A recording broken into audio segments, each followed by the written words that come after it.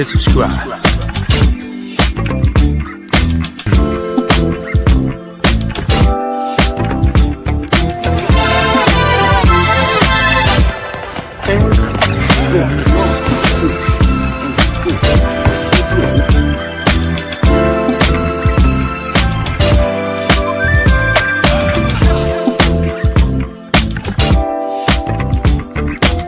Subscribe to my guy, Uncle D.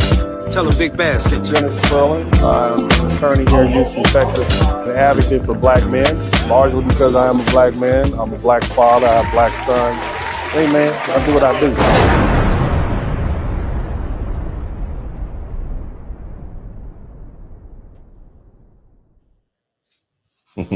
What's up, everybody? Welcome to the broadcast. Shout out to everybody in the chat room. I see my man, Mr. 43TX, and welcome, Virgil Mitchell. You are a new member.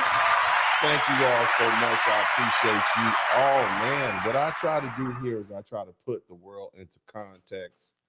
I try to help people understand what's really going on. And tonight, this discussion is going to be why are immigrants being targeted and what kind of America are we becoming? I mean, isn't that interesting? Where'd all this come from? Here's the thing. Since returning to office, President Trump has launched an unrelenting campaign against immigrants, both undocumented, legally residing here, it does not matter. And it's just been, how many was it, July? Has it been 6 months?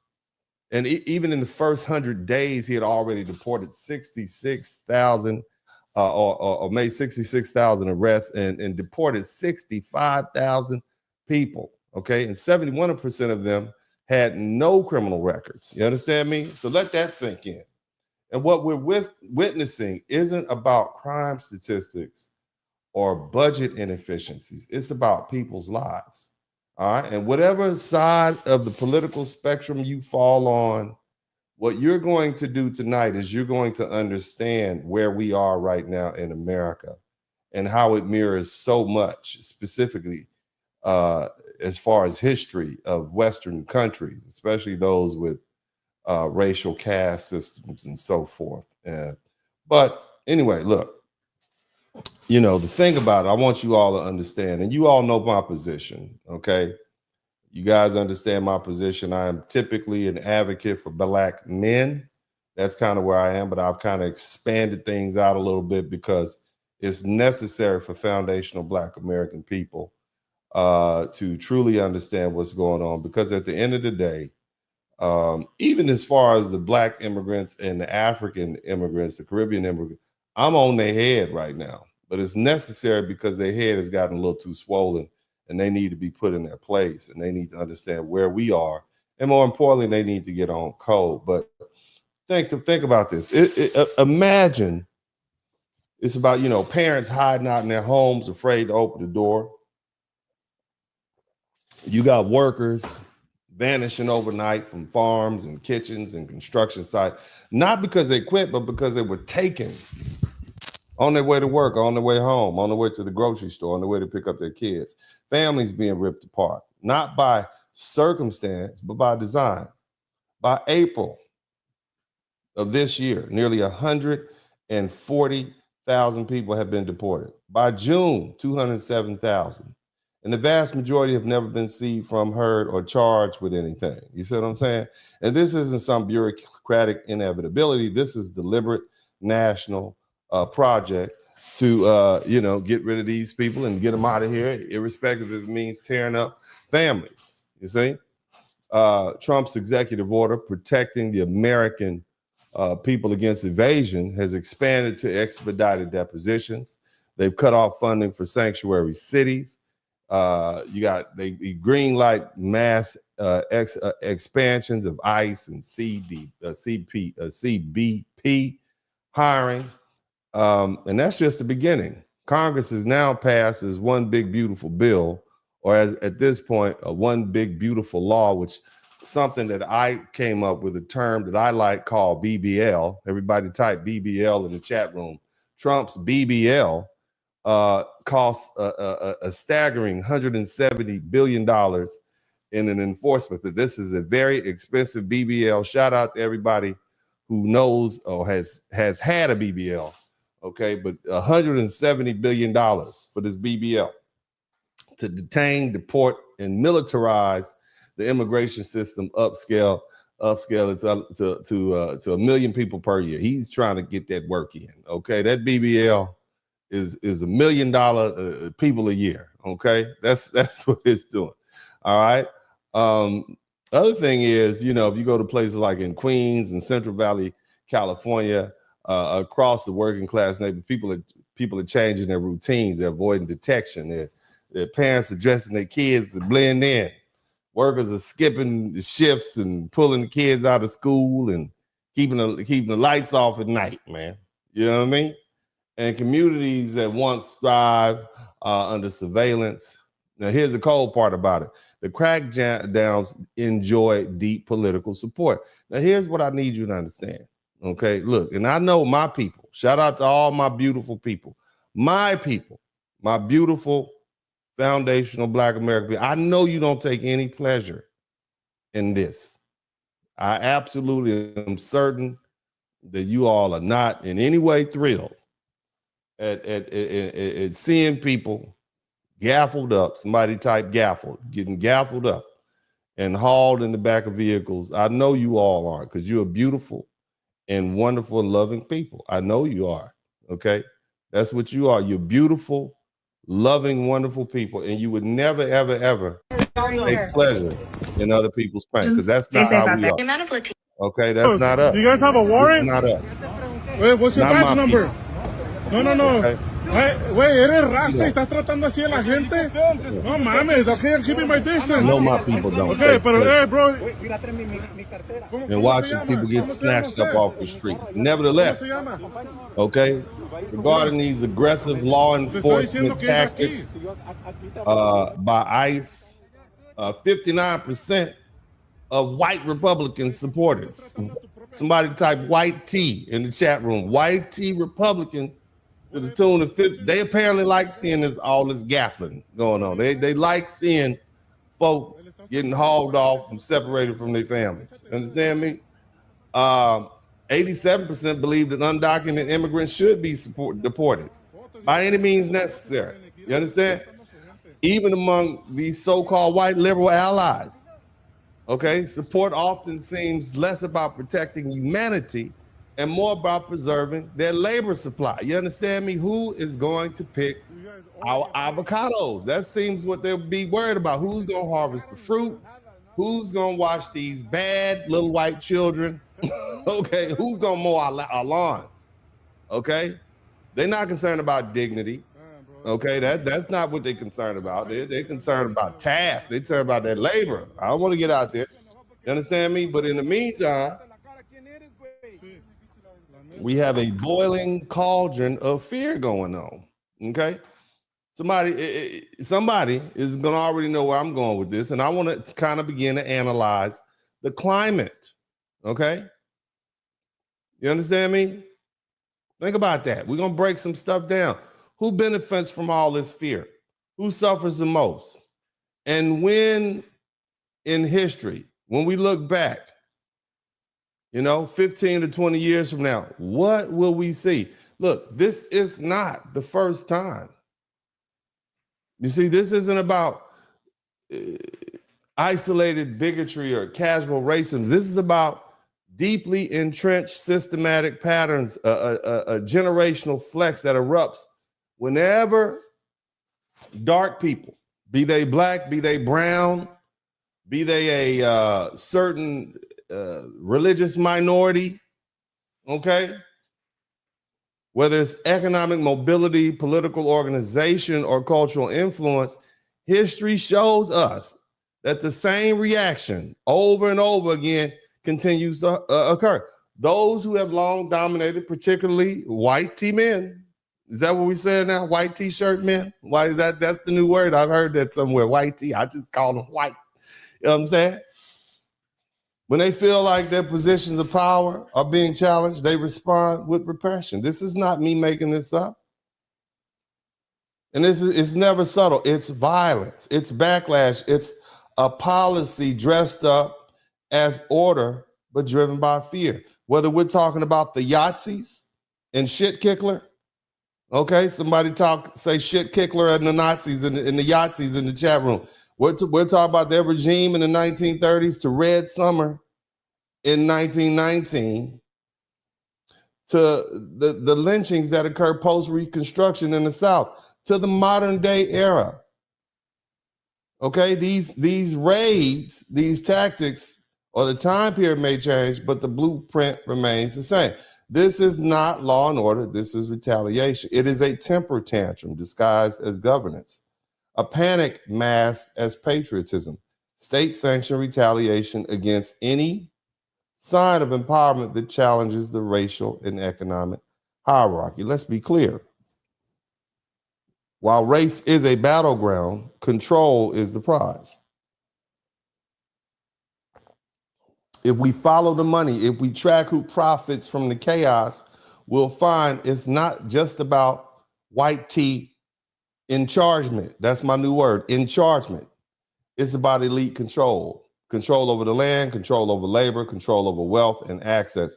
Racial scapegoating is a distraction. It's a smokescreen. The real game is keeping the working class people divided and desperate so that the powerful remain unchallenged. Today, we're pulling back the curtain on the machinery, on the fear, on the rage. We're going to trace this pattern from the rise of fascism in Europe to the racial apartheid in America, to what's happening right now, as the immigration laws are weaponized to affect a political necessity. This isn't new. The tools are slicker, the language is sanitized, but the intent remains the same: to reassert racial dominance under the pretense of restoring law and order. So we have to ask, how did this happen? Okay. Now, let's talk some numbers. I want you all to listen to me, okay? Now, if you learn something, I should earn something. If you learn something, I should earn something. That's my rule. If you don't learn anything, you don't have to give me anything, okay? But I do believe when we finish with this broadcast, you're going to know a lot more than you know right now, okay? Now, let's start with some numbers, because beneath the policy, beneath the propaganda, this is about population, prosperity, and perception. And when you dig into the demographic data, when you begin to understand why fear among white Americans has metastasized into rage, then lights will begin to click. Now, let's start with the Hispanic Americans, so Latino, Hispanic, now the largest minority group in the United States. Back in the 1960s, Latino families were overwhelmingly poor, uneducated, and politically, they were invisible. It was a black and white country. But over the last 6 decades, that picture has radically changed. Between 1970 and 2020, the Latino population has exploded from 9 million people to over 60 million, now comprising 1/5 of the US population. The median household income, $62,000. Okay, that was back in 2023. They're outpacing white economic growth in many states. Latino entrepreneurship is booming, particularly in places like Texas and California and Florida, where immigrants and their children are no longer just filling jobs. They're creating jobs. They're owning property. They're influencing policy. They're no longer just the cheap labor America once expected. They are becoming the economic backbone of entire regions of America. Then there's Black America. Shout out to all my FBA brothers and sisters. Shout out to all the Africans and all the people of African descent. Okay? All right? The path has been a lot steeper, okay? And the obstacles greater, but the progress is undeniable. In 1968, only 10% of Black men held white collar jobs. Today, it's over 40%. In the 1980s, college graduation rates among Black Americans barely hit double digits. Today is 25% of Black adults under 35 hold at least a bachelor's degree. Black-owned businesses grew by over 30% between 2017 and 2020. And the engine of much of this progress, right? I mean, let's just keep it 100. A lot of the progress comes from Black immigrants and their children.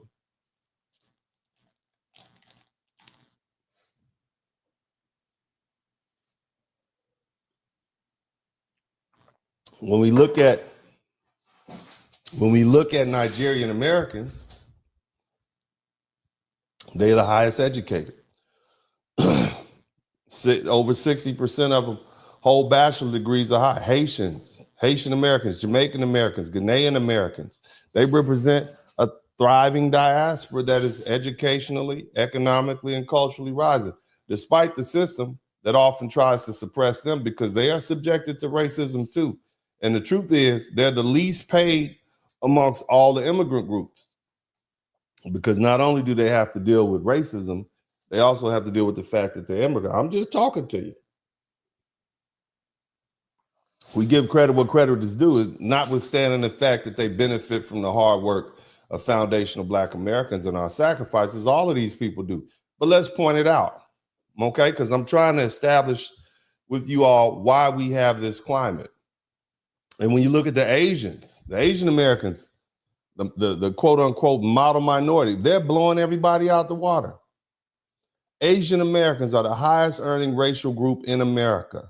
The median income sits at $95,000, and over 54% of them hold bachelor's degrees. So 54% of Asians, Chinese, Indian, South Korean, Philippines, they come here and they build generational wealth, not because of handouts, but through the mastery of education, entrepreneurship, and elite professions. Indian Americans in particular are now some of the most influential players in tech, medicine, and politics. These people are running billion-dollar companies and holding cabinet-level positions in Washington, D.C. They aren't flukes. These are patterns of success that challenge this white superiority. So what does all that mean? Well, what it means is the old racial hierarchy, the one that told white folk that they're inherently superior, is collapsing around them. Or at least it looks that way to those who once sat comfortably at the top of the pile. And for white Americans, especially white men, okay, in rural and working class communities, this represents an existential crisis, and it's real. Birth rates have fallen below replacement level amongst white folk. The fertility rate for white women is now under 1.6%, not because they can't have children, it's because they don't want to. You see? But nevertheless, it's far too low to sustain generational growth. Look at the opioid epidemic that has ravaged white communities with over 70% of the drug overdoses in 2023. 70% of the people overdosing on meth is white folks. You understand me? And it's mostly middle-aged men. You understand? Their education rates are falling, especially among white males who now trail behind Asian, Latino, and even Black immigrant males in college. Think about that. This is a country that was allegedly white men were brainwashed to believe this is a white man's country. And they're not doing so well. You understand? Here's another thing. Economically, you got entire white rural towns. They call it the Rust Belt. They've been hollowed out. They've been replaced by automation and global competition and the collapse of the industrial economy. And culturally, the loss feels even sharper. America no longer dominates the world stage. We've lost wars. Have we even won a war since, Vietnam? Have we even won a war since World War II? Vietnam was not a winner. All these skirmishes we've been having don't look so hot. We have had a line of weak presidents from Barack Obama all the way through to Joe Biden, George W. Bush, and we've become punchlines abroad. Even more, the most visible heroes, our athletes, our entertainers, our influencers, our innovators no longer look like the old poster boys of American greatness. And so what happens is this myth of white male supremacy, this is the bedrock lie of American exceptionalism, is cracking under the weight of reality. And so here we are, a multicultural nation where the future no longer resembles the past. And for many white Americans, especially white men, this is like betrayal. I'm trying to get you all to understand where white men are coming from. And I know how y'all are. Everybody's against white men. I get it, but I just want you to understand the best way to understand somebody is put yourself in their shoes. So I'm trying to paint you a picture. It's an exercise. It's an exercise that many black folk and people of color, you don't ever want to empathize with the white man. I know. In your mind, he's the worst thing that ever happened. I know, I understand, but still, put yourself in the mind of these white men, because remember, they've been subjected to some brainwashing. Okay? Right? The power they believe they were born into is slipping away. And with nothing left to lose, many are choosing to reassert themselves through policy, through politics, through force of violence. And not just here, but everywhere. Look around. Okay? We're seeing it in the streets of France and in Poland. You got refugee policies of the UK and anti-immigrant rhetoric in Australia and at the borders of Israel. This isn't just about American white rage. It's Western white panic, a last desperate grasp for a world minority with falling birth numbers to try to control the world. A world that's finally moving on after 500 years of white domination by Western countries. Look, and if you don't understand this dynamic, if you don't name it and confront it, it's going to consume everything in your path. Look, roll with me on this, man. Roll with me on this, man.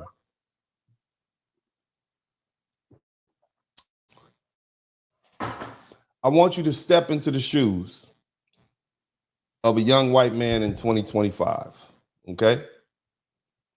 Raised in a culture, sometimes subtly, sometimes explicitly, and told him this country belongs to him.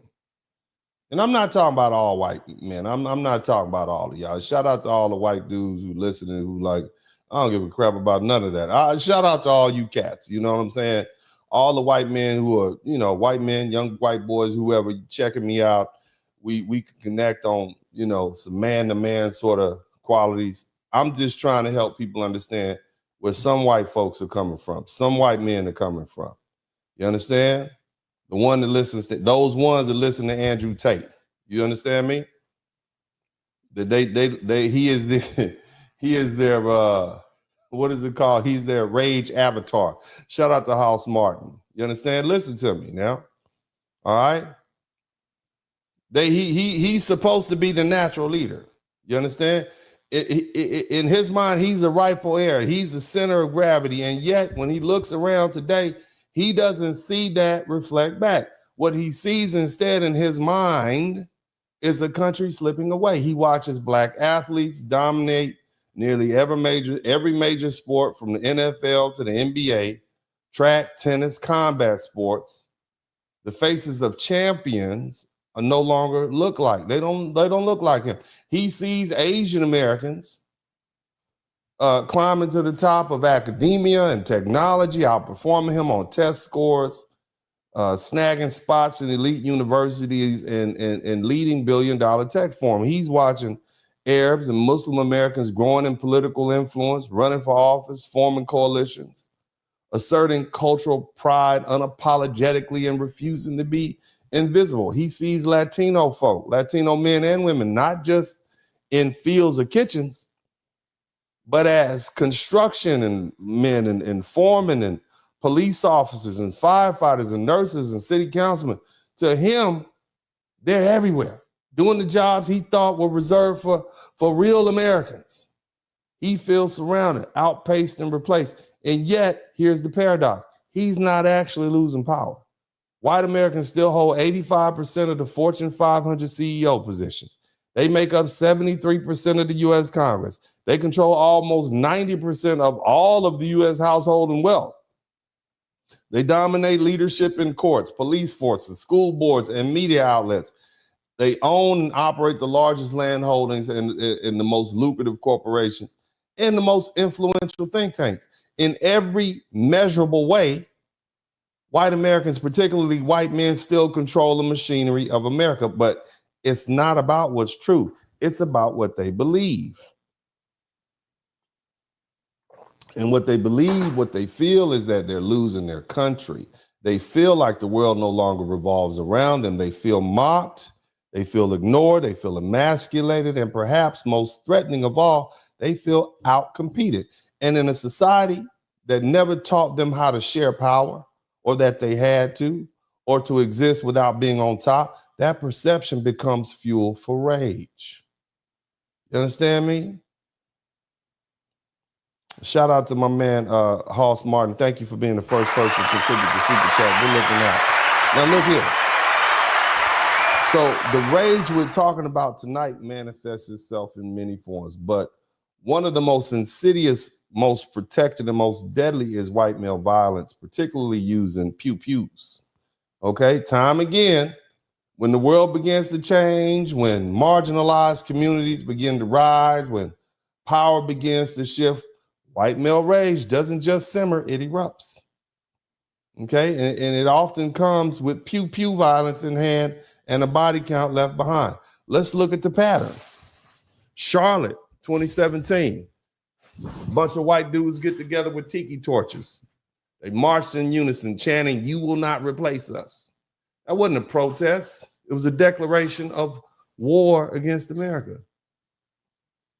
What about this guy in Las Vegas, Stephen Paddock? You guys know who that is? You guys know who Stephen Paddock? I think I have some video footage on this. Let me see if I can get this video footage up for you guys so you guys can remember who this cat was. Stephen Paddock. Let me see if I can find this video for you guys. This is the guy, you hardly ever hear about it. Okay? Barely ever is ever mentioned. All right? But this is the guy who, let me see if I can get this up. Listen to this, fair use. I can hear the gunfire. You hear those are gunshots. Sounding like firecrackers out there. Those are gunshots. You understand? Listen to this, man. I could see everybody. That's the Mandalay Bay. I could see my own body laying down there. The thing I know was that my dad and my two brothers and my uncle. And it was so beautiful. It was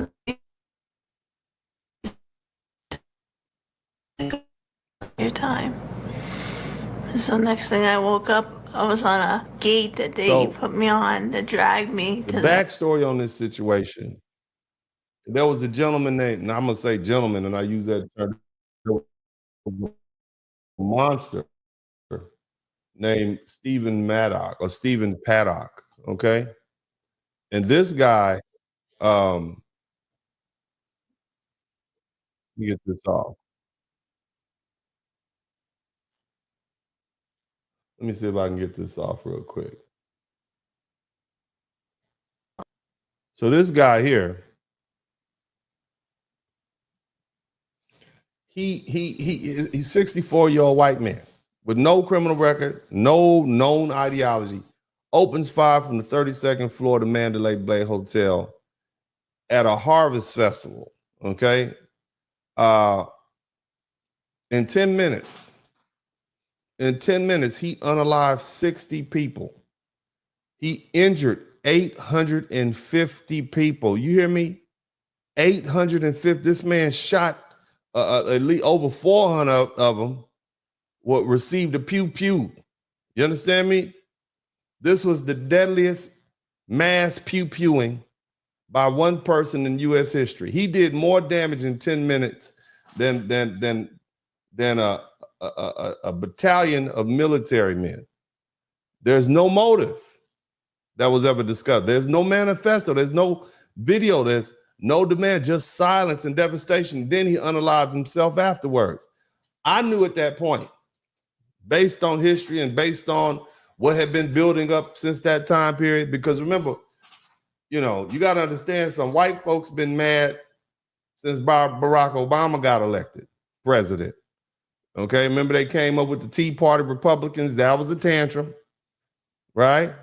But George Bush had done so bad that they said, well, let's get a black dude. But some people didn't like that. That seemed like a loss of power to some folk. You understand? And so it had been building. By the time we got to 2017, old buddy is letting off this rage. What about in El Paso in 2019? You had a white gunman walk into a Walmart and unalive 23 people targeting Latinos. Okay?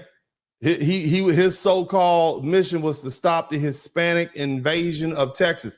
He posted a manifesto echoing these far-right replacement theory before pulling the pew-pew. In Buffalo, New York, you had a little white teenager. He drove hours to a black neighborhood and gunned down 10 black people in a supermarket. Again, citing this replacement theory. You had another white man in 2021, unalived 8 people, most of them Asian women at a spa. You see, his response was, sexual temptation. You understand me? He was attracted to these Asian women, and that was somehow his fault in his sick, twisted, perverted mind. But what that does is it reveals the intersection between racism, misogyny, and entitlement. You understand me? And see, this isn't a coincidence. It's a pattern. It's a reaction. It's a cycle. And whether you like it or not, when you look, and I don't care what your political affiliation is. That Capitol insurrection back in 2021, when white folk didn't get their way and Donald Trump lost, right? That was another temper tantrum. It was a riot. It was a rebellion. You can call it what you want to. Nevertheless, this is a pattern. It's a reaction. It's a cycle. And what makes it even more disturbing is how frequently it is excused and minimized and pathologized. They will tell, he just must have had some mental issues. At a certain point, these are not mental issues. These are a pattern. Okay? When the shooter is white, we ask about mental health. We dig into his childhood trauma. This dude, Stephen Paddock, he's got a Wikipedia page. Oh, he was on medication. He was depressed. He didn't have his father. He was raised by a single mother. You know what I'm saying? We wonder if he just snapped. This can't be normal. He's a millionaire. Oh, but when it's a black shooter, when it's a brown shooter, right? When it's a Muslim or immigrant, there's no waiting. The motive is presumed. The threat is named. He's labeled something bad. Okay? But when you have a white male, right, who is clearly politically motivated, it's ideologically rooted, it's historically patterned, and it's been fueled by generations of white men who've been brainwashed, who've been taught that the future doesn't, that the future belongs to them. You see? And when they see black athletes and Latino workers and Asian entrepreneurs and African immigrants and Muslims succeeding, and they feel personally attacked. You see? They're watching the world diversify, and they interpret it as a loss. They're not just angry; they're armed and they're acting. You understand? And when I saw that happen in Las Vegas, at that moment it seemed random to many, but to those of us who understand the long arc of white reactionary violence, it was a sign of what was to come. It was a symptom of the need to reassert white dominance, white male dominance by force if necessary. And what followed, it wasn't an anomaly. It was the beginning of a violent new chapter, one we're still living in right now.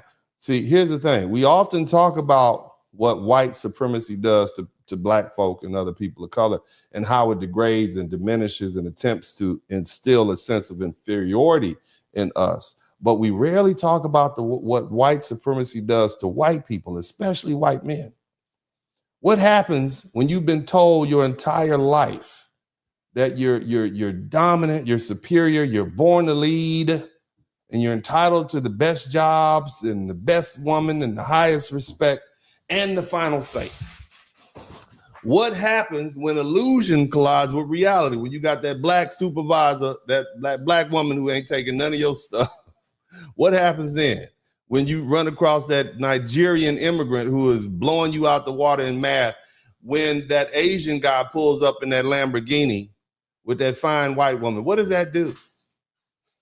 Well, there's a sociologist, his name was Michael Kimmel, and he calls this aggrieved entitlement. It's a condition where white men believe they're owed social, economic, and cultural dominance. And when the world doesn't reflect that back, when others rise, they feel like something's being stolen, not earned by others, but taken from them unjustly. It creates a crisis, a kind of identity collapse. You know, that sense of superiority they've been fed since childhood doesn't match what they see going on around them. They're not on top. They're not special. You are not a special snowflake. And when that illusion starts to shatter, it doesn't always result in quiet reflection. It often leads to rage. This is what happens when this white supremacy meets reality. Okay? You're not supreme on the basketball court. You're not supreme in the boardroom. You're not supreme on the football field. You're not supreme on the baseball field. You're not supreme in the computer lab. You're not supreme anywhere. You're not even supreme on the military front. See, this is not just political problem. This is psychological. When you see the social hierarchy that places whiteness on top offers more than power. It offers comfort. It offers a sense of order. And when that order starts to shift, when so-called marginalized people begin to gain visibility and influence and prosperity, it triggers a response in those who internalize the idea that their dominance is natural and permanent.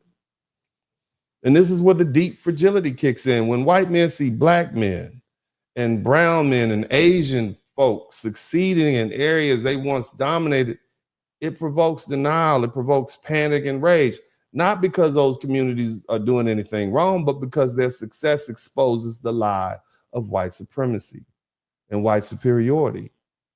And it's not just that others are rising, it's that their rise calls into question everything certain white folk, white men especially, have been brainwashed to believe about themselves.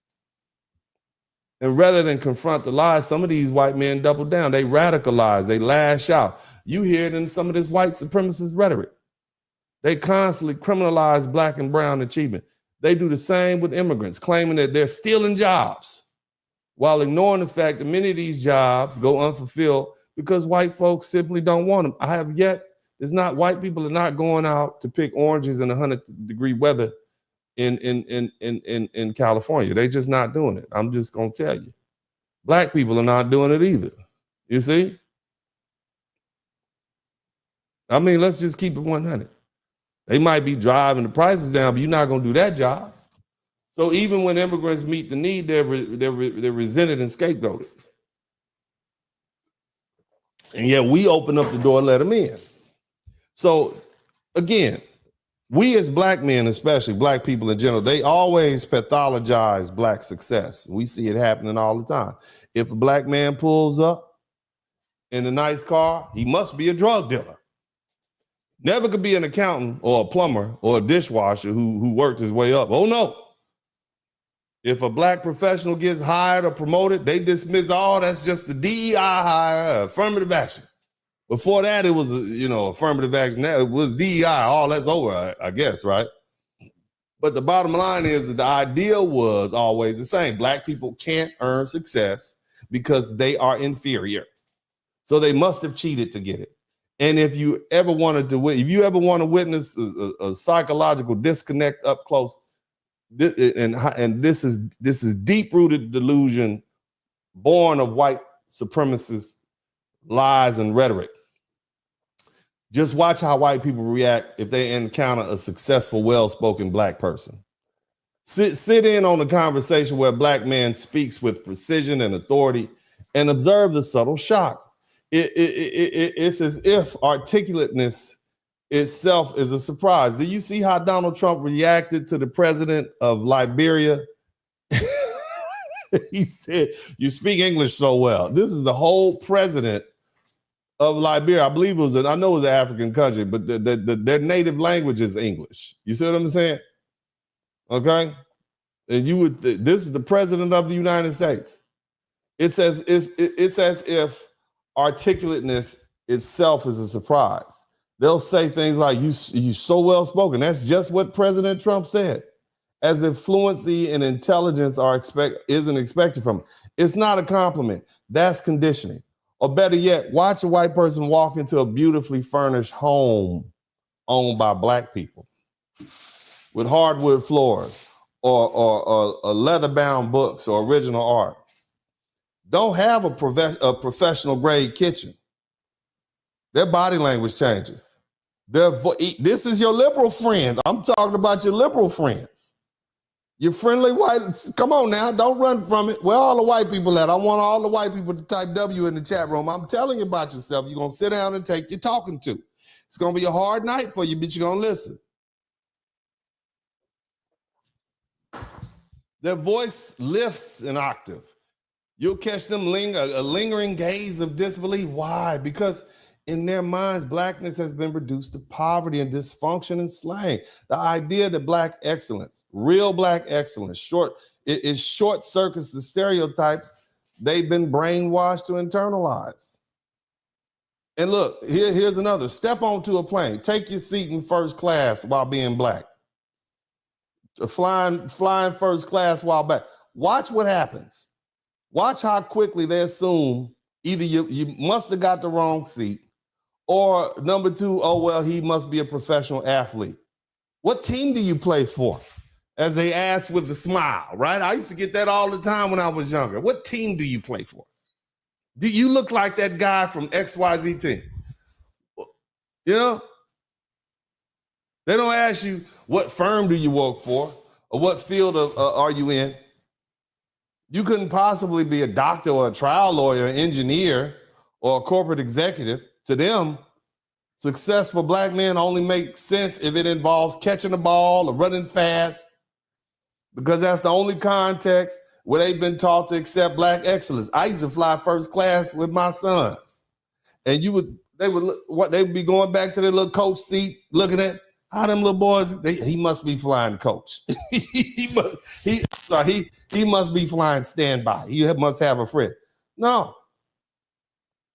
See, this isn't just racial bias. This is the fallout of this white supremacist brain framework that not only dehumanizes people of color, but infantilizes white people. It robs them of their intellectual capacity to see our humanity and complexity. Think about it. You still got white people who swear up and down that Egyptians must have been white, even though when all those beautiful pyramids were built, white people hadn't even showed up on the planet yet. The first white folks showed up about 3,000 years ago. According to the DNA, the first light person with white skin and blue eyes just showed up. I'm not making it up. Just read the journals. Read the science journals on DNA, they'll tell you. No offense to white folk, I'm just telling you, that's what they say, so you couldn't have possibly been there. Hell, even the Romans that you cherish and say this is the pinnacle, this is the start of Western, they were olive-colored people in the Mediterranean. They used to call the folk in Germany and in the UK, what we call, they were the savages. They were the piffs. That's who you were. I always find it ironic when they have Northern Europeans playing Roman generals and emperors, because that wasn't it. Okay? Nevertheless, when the illusion is shattered, when they're forced to confront the reality that we are just as capable, just as brilliant, and sometimes far more accomplished, it doesn't always lead to humility. It doesn't make them want to work harder. It leads to resentment. It leads to rage because now the lie is being exposed. That the myth of white superiority is bleeding out in the aisle of the first class cabin.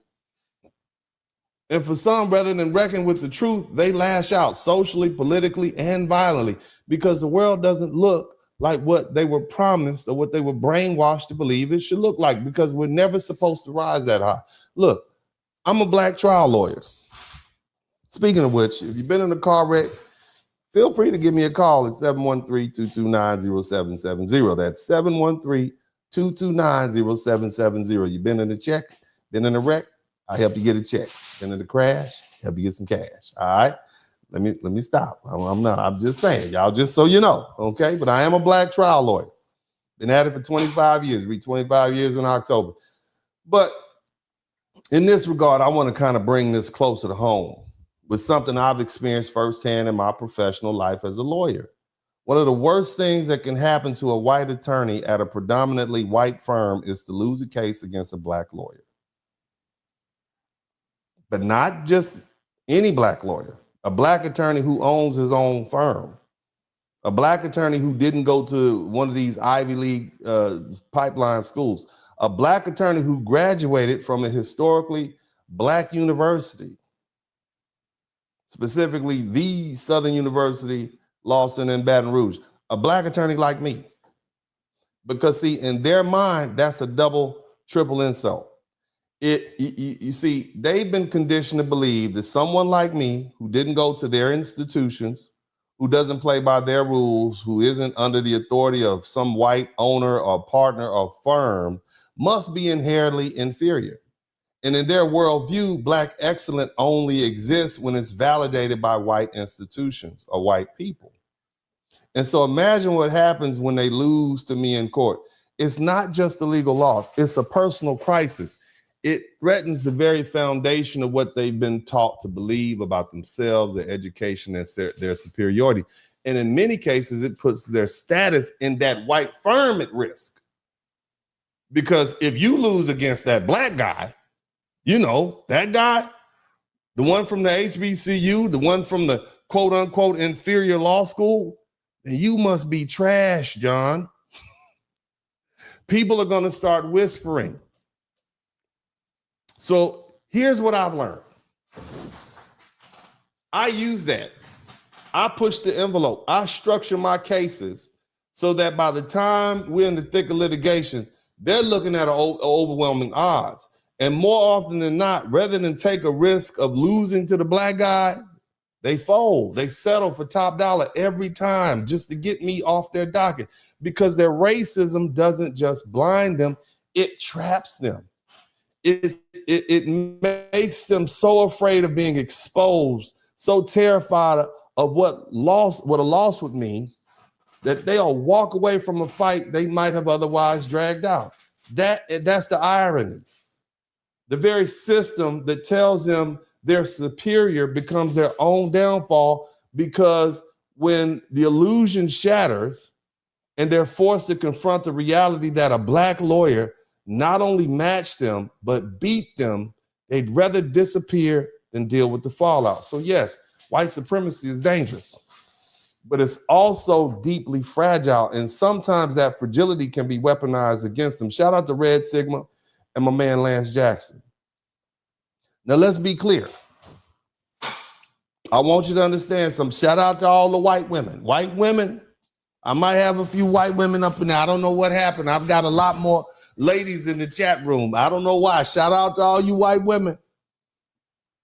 See, before white supremacy was globalized through colonialism and slavery, it was first tested on white women. White patriarchal supremacy, the ideological and legal system that elevated white men above all others, it first asserted its control, not on foreign lands, but on the bodies and lives of white women. In pre-modern Europe and early America, white women were legally and socially treated as property. What does that sound like? Shout out to FSK. Thank you for the super stick. White women and white children at that, but white women were the first property of white men under their legal system. under the doctrine of coverture, which was rooted in Anglo-American common law. A married woman had no separate legal identity from her husband. She couldn't sign contracts. She couldn't own property. She couldn't initiate a lawsuit or even retain custody of her own money. There was a famous writer. His name was William Blackstone. He explained in 1765, by marriage, the husband and wife are one person in law. The very being of her legal existence of the woman is suspended during marriage. In other words, she don't even exist no more as an individual. What does that sound like? Until the mid-19th century, that's about 1850, most Western legal systems, Germany, France, Britain, Ireland, America,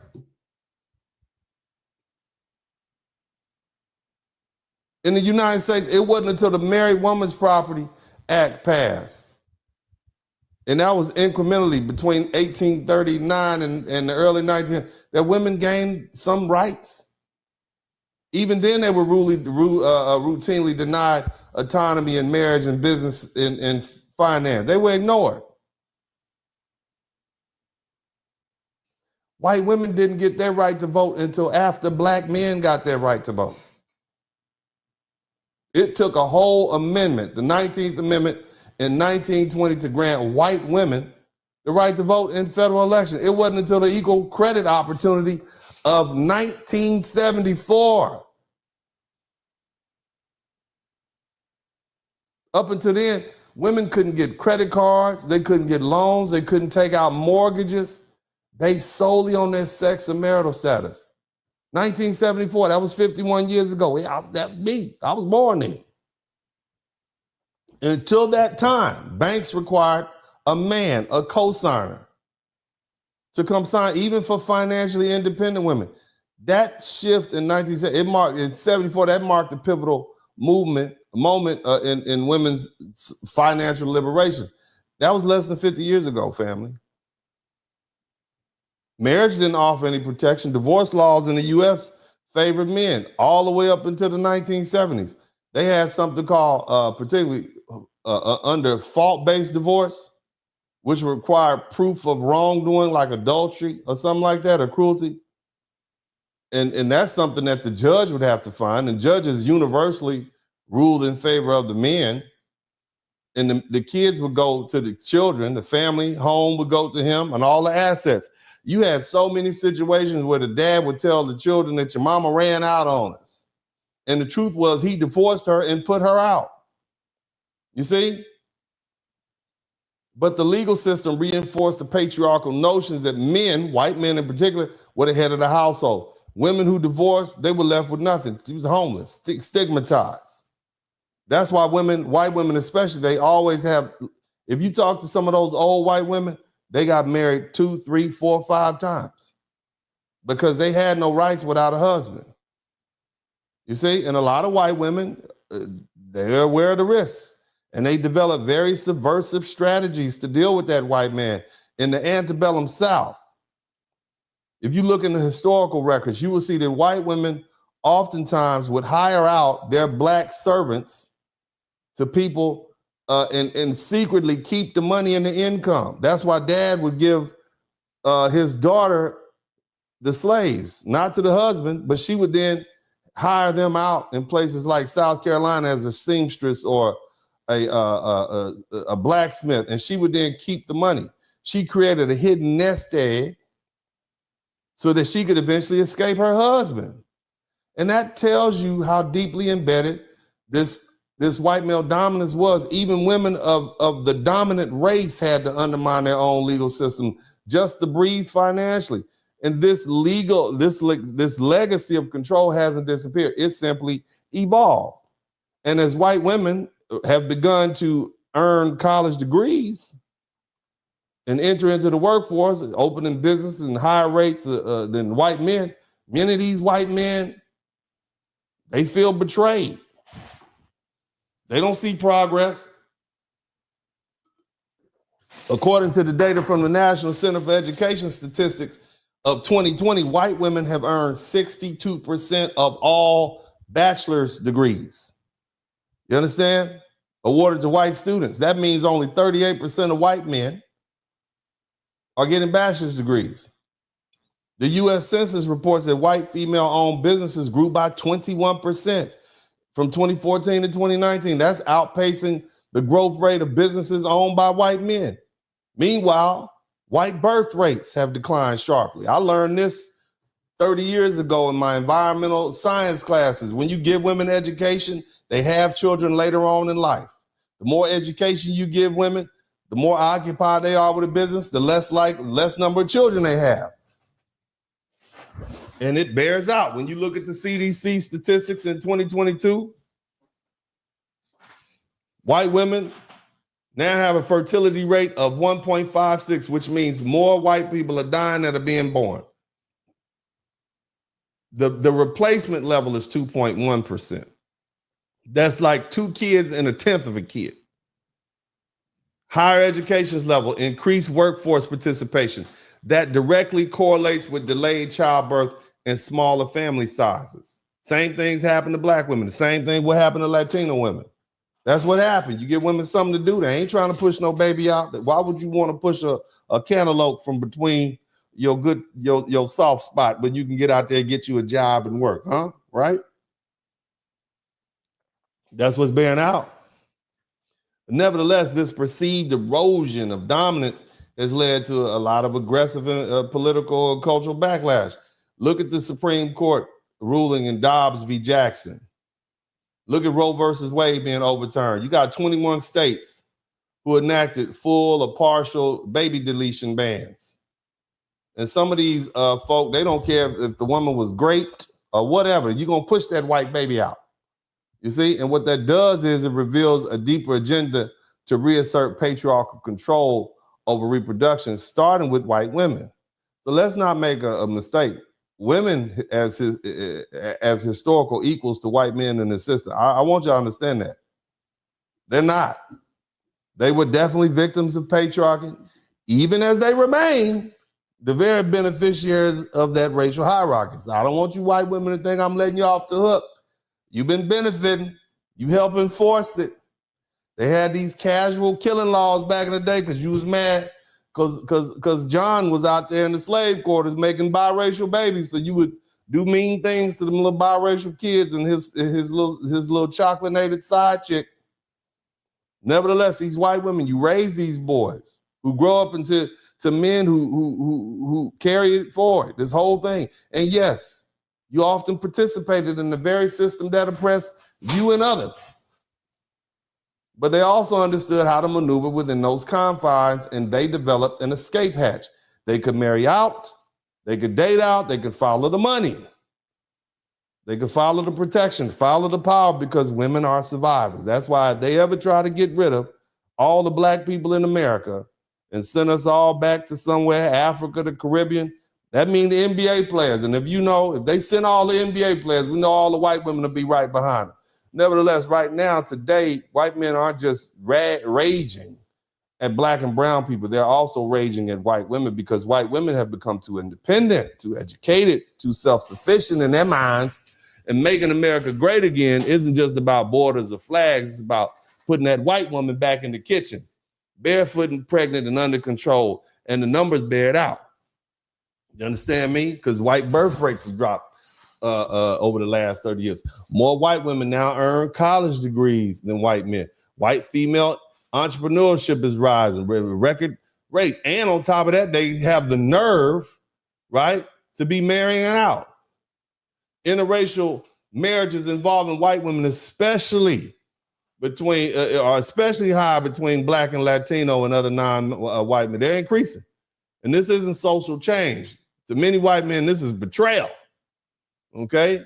And these were the women who were supposed to uphold the legacy of white male dominance, and instead they're building lives without them.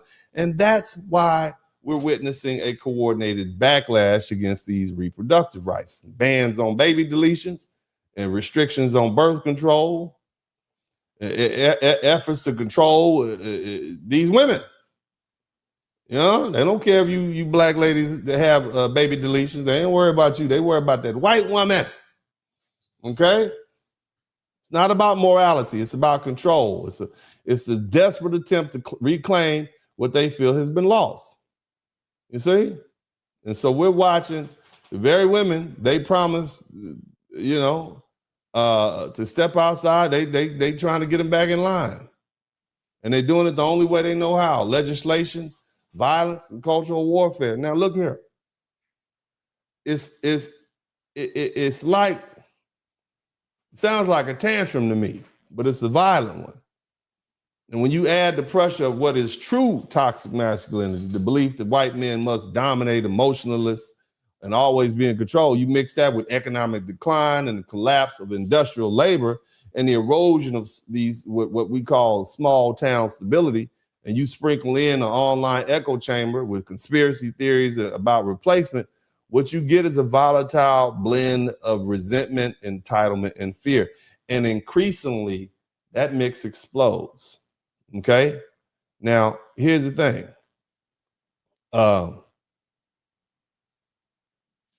We really need to understand where this came from. You understand? And so we're going to take the opportunity to really dig into it. All right, you guys are with me? Hit the number 1 button. Let me know if you're with me. We're about to dig into it. I want to introduce you all to some subject matter. And we are generally talking about white rage, where it comes from. And we're going to get home. This is going to be a long flight. All right, all my truck drivers, all my people who are, you know, up on those first class flights, headed 8 hours, all the fellas, all the passport bros headed down to Brazil.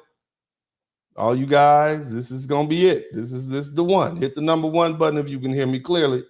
We're about to take off.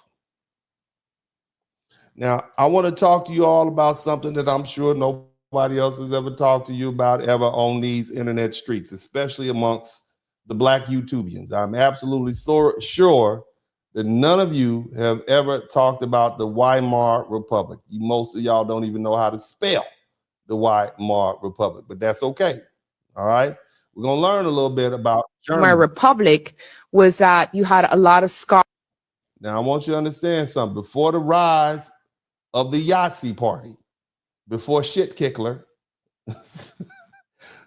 before he became, you know, who he is, the chief Shit Kickler. Okay, he don't like you either. All you black folk who think, nah, he don't like you. Somebody type the Shark Island in the chat room. Look that up. For all you black folks, all you so-called conservative blacks. Shit Kickler didn't like you, and neither did the Yahtzee party. Look up Shark Island before you take your black behind over there and think you got a friend somewhere. You don't. All right, but the Yahtzee party, shout out to Micah L, thank you so much. In Germany, or specifically Berlin, experienced periods of significant liberalism. Okay, when I say liberal, I'm talking about they was very gay. Okay, they was gay. All right, the Weimar Republic, it refers to the German government that existed between the collapse of the imperial regime. In other words, Germany had a king in 1990 and 1918, and the rise of the Yahtzee party in Germany in 1933. And this period was marked by some very intense political turmoil. You had widespread violence. You had economic hardship.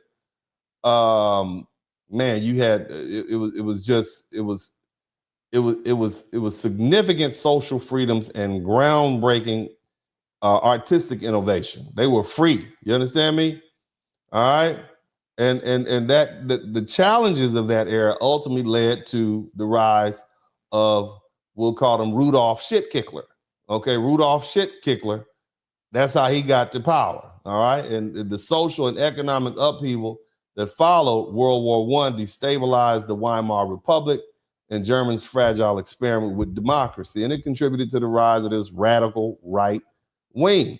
Okay, many of these Germans didn't believe that the military had lost the war on the battlefield, but rather they believed that they were stabbed in the back Okay, they thought they were stabbed in the back by civilians.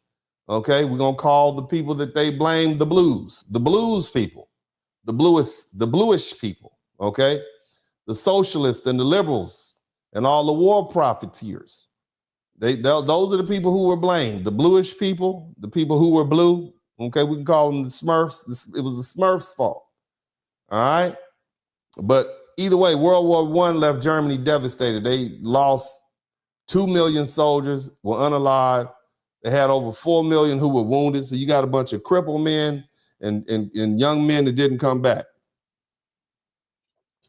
That was about 1/5 of the male population, probably the young men of marrying age who would keep it going. And the civilian population suffered from severe malnutrition because they had blockades. They were starving, literally. And it claimed a lot of lives. In 1917 alone, Germany saw over 560 strikes by workers protesting the condition. It was bad. You see, it was really bad. And they signed some bad treaties, the treaties of Versailles. It dismantled the German army, so they were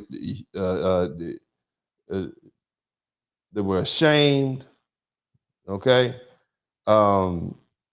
they had to pay reparations and war costs. You know, from the cost of living was expensive, and the solution of the German government was to print more money. And all that did would cause the collapse of a currency to collapse and hyperinflation. They literally had to wheel out a barrel of money just to pay for a loaf of bread. They have $1 million German Weimar bill, $1 million. I mean, you see what I mean? And the formal middle class that they had, they found themselves in power. So they went from doing well to being broke. Despite this turmoil, the Weimar era, it witnessed a flourishing cultural, social transformation. You understand me? The Germans experienced their own version of the Roaring 20s. That was a time period in America where they were just free and living their best life, particularly in cities like Berlin. It was a vibrant urban center. It was filled with opportunity. And in Berlin, the most of the socially liberal cities in Europe, they had a nightlife, but none had a nightlife like Berlin. Let me tell you, I want you to pretend. Name the city that you're from. I want y'all to name the cities that you're from. Okay, what city are you from?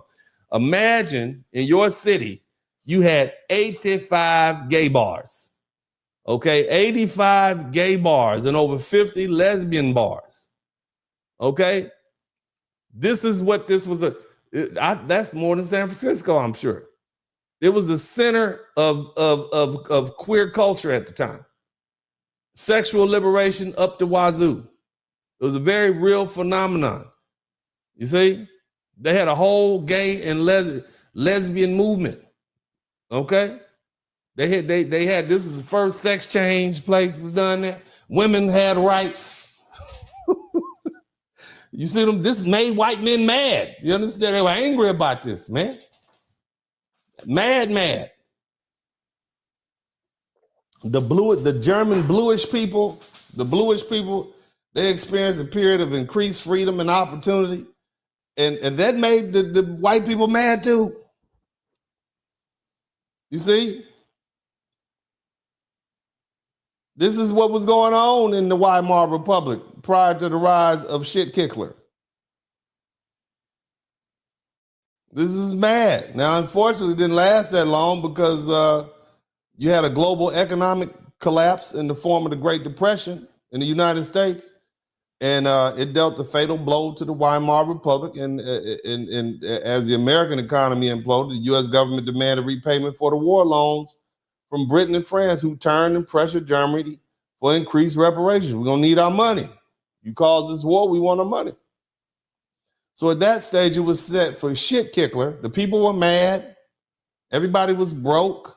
So Shit-Kickler, okay, right, with this political economic dissatisfaction, he rose. You understand? He consolidated the fringe groups, brought them all in. He won enough seats to take political office. Okay? The conservative leaders, they thought, well, we can control this guy. They thought they were going to be able to exploit his popularity. And they brought him into the government.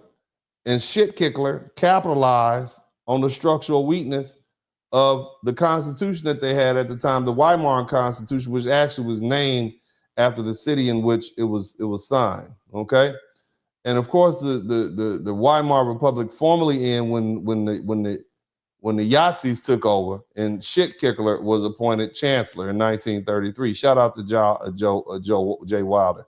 Now I'm gonna let y'all look at this video so we can do a little play. You had a lot of liberal arts, and so the culture was extremely degenerate. Okay, all the art was just as dark as Balenciaga. You had a lot of drugs. You had a bunch of cabarets for LGBT people. You had transgenders. The first transgender surgery was happening in Weimar, Germany, in Berlin, and then you had underage prostitution because they had normalized pedophilia. You see that? They had degenerate. This is what was going on before Shitkickler took over. This had white men running hot. You understand me?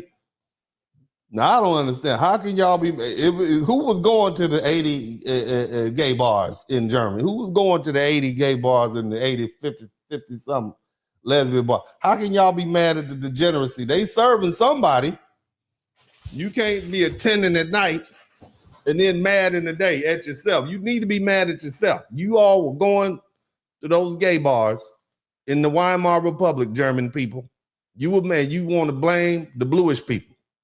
You out here blaming the bluish people because this is what you want to do. You out there shooting the dope and whatnot. But let's keep listening to this young lady talk about this. So you could go into a pharmacy, what they would call it a pharmacy. You guys can look this up after we're done with this podcast and see that I'm not lying. You can actually order, like you would actually, the way that they would order was like you talking about ordering up, kids. This is what these sick people were doing. This is what these sick people were doing. Say that you wanted like a redhead girl, right? Look at that. And they would say that you needed like a red prescription. Like they had keywords and they knew the language. Okay, you want a 13-year-old redhead? We got it for you. Go to the back. Bad people. Sad. You see? So the whole thing that we have never been in this place before. The world is getting worse. No, it's not. We're repeating. This young lady is saying is that degeneracy is something that reoccurs, which confirms to me what I already know. That we as human beings are inherently degenerate and we have darker selves and darker sides.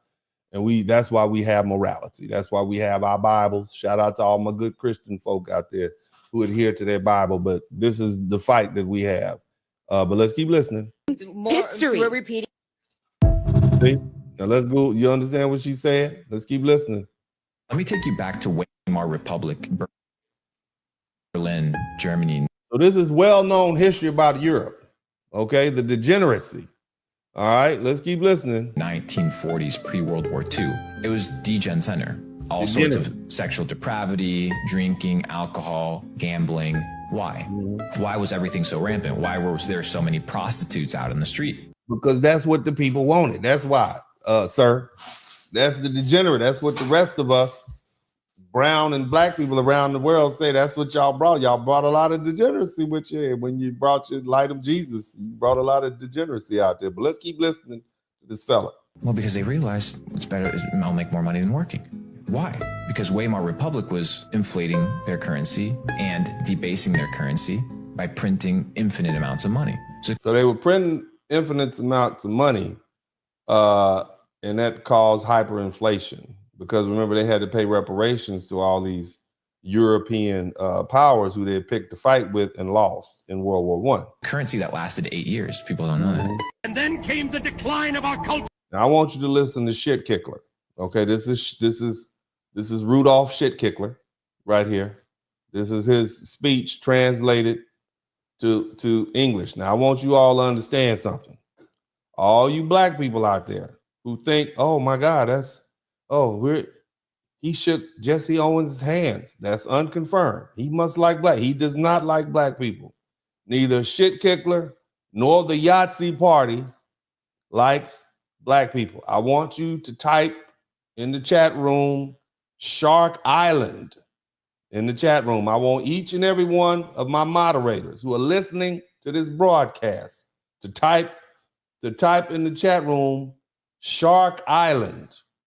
Shark Island was the precursor to what happened to the bluish people in Yahtzee, Germany. You understand? Shitkickler and the Yahtzees did to the black Africans on Shark Island what they did to the bluish people in Yahtzee, Germany. You understand me? That's where they perfected their skills. They do not like your black behinds.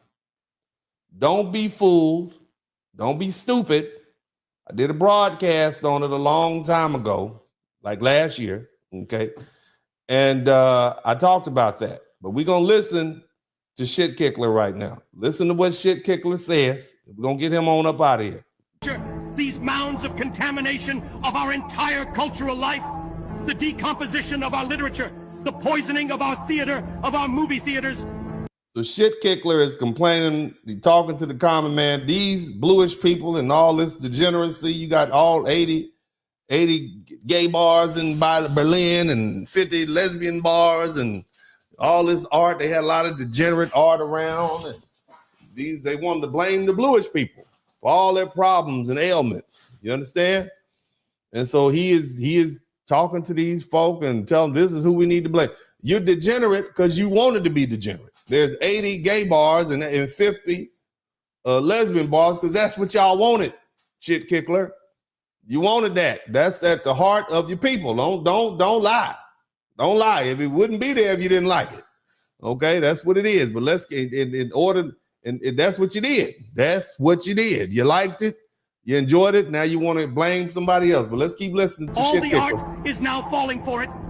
Millions of Germans no longer participate any longer. It does not appeal to them anymore. This art was not born from our people. It is foreign to us and will remain foreign. He blaming other folk for giving them what they asked for, but that's okay. Let's keep listening. Has nothing to do with the German character and did not come. Yeah, that's like blaming OnlyFans and porn on somebody over somewhere else. That's what you're watching. You want to watch it. Okay, let's keep on listening.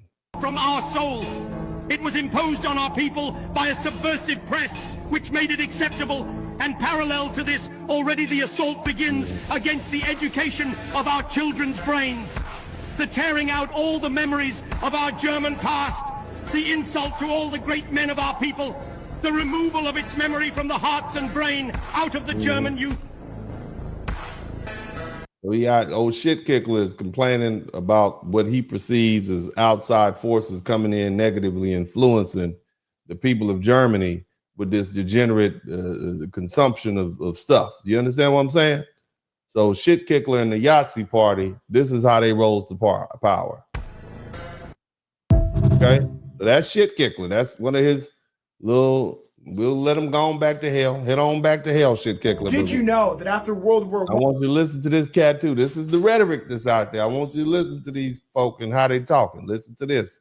Watch them place blame on somebody. Germany had to sign the Treaty of Versailles that pretty much crippled the country, leaving them in debt, ruin, and in chaos. Most people couldn't survive. So they looked for other means of their survival as the Bolsheviks. They couldn't survive because they picked a fight and went to war with some people that whooped up on them real good. Okay, that's what happened. They got whooped on in a war, and they end up having to break themselves for losing the fight, for starting the fight, for being stupid. Okay, let's not place blame. You picked a fight, you lost, you got whooped on, and now like, okay, now you got to pay up. That's what happens in war. But we don't feel sorry for the German people before World War I. You picked a fight, you got whooped on, and there you go. But let's keep took control of Germany over the 1920s, and it became the So he's complaining about the bluish people. You understand? He's complaining about the bluish people, the Smurfs, That's placing blame. It's always somebody else's fault, not your own degeneracy and desire. Center of degeneracy, perversion, and just immoral behavior. The Bolsheviks took over much control over all of Germany, over its art and cinema, over the newspapers. So he's blaming the bluish people from the art that they're selling to people who want to buy it. Over any media outsourced, controlled most of the governments. And while the country was suffering, they took this opportunity to push their ideas of perversion and subversion onto the culture. You telling me that the white dudes in Germany that was there, they wasn't perverted at all? Because I'm looking at these information, and it said y'all had 80 gay bars in Berlin alone. I ain't never been to Berlin. I don't know how big it is, but if you had 80 gay bars and 50 lesbian bars, sound like y'all had the perversion there. That's what it sounds like to me. Sounds like the perversion was there already, and somebody just opened up a store for y'all to come in and consume the perversion. To me, that's what it sounds like to me. Sounds like a little blame shifting to me, but let's keep listening. Society devolved at a very fast pace, and common people had to do things like turn tricks and give their services. I'm sorry, did you say common people had to turn tricks? You telling me common people they wasn't turning tricks before? In that little 8-year time period, that's the first time that the tricks were being turned. Is that what you're trying to say, sir?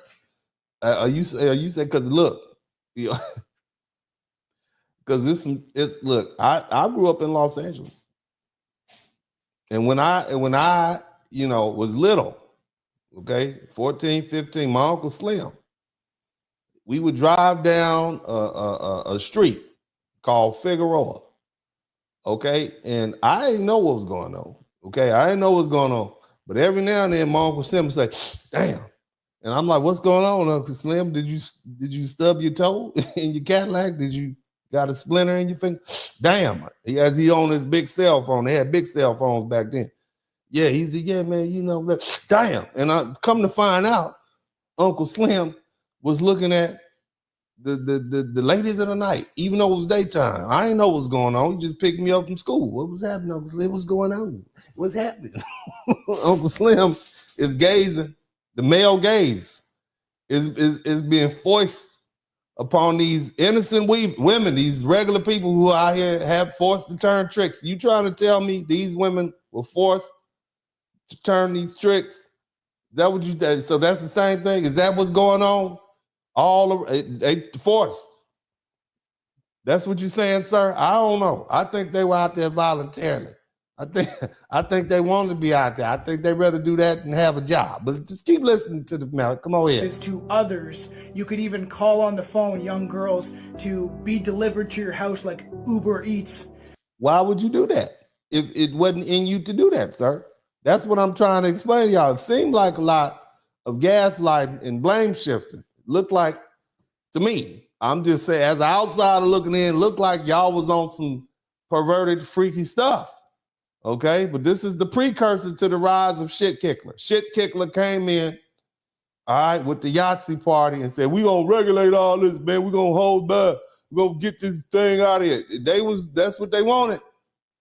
That's what they wanted. And then you pay for their services along with people doing disgusting and degenerate acts with pregnant women, mother-daughter duos, and not to... That's what y'all doing now. That's what y'all doing right now.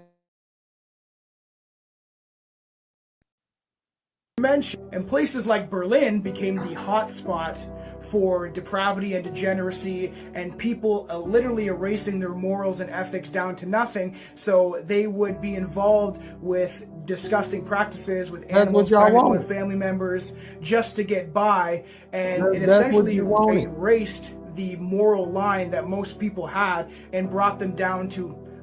Now you see how similar this sounds, the stuff that they saying right now here in America, they blaming everybody else.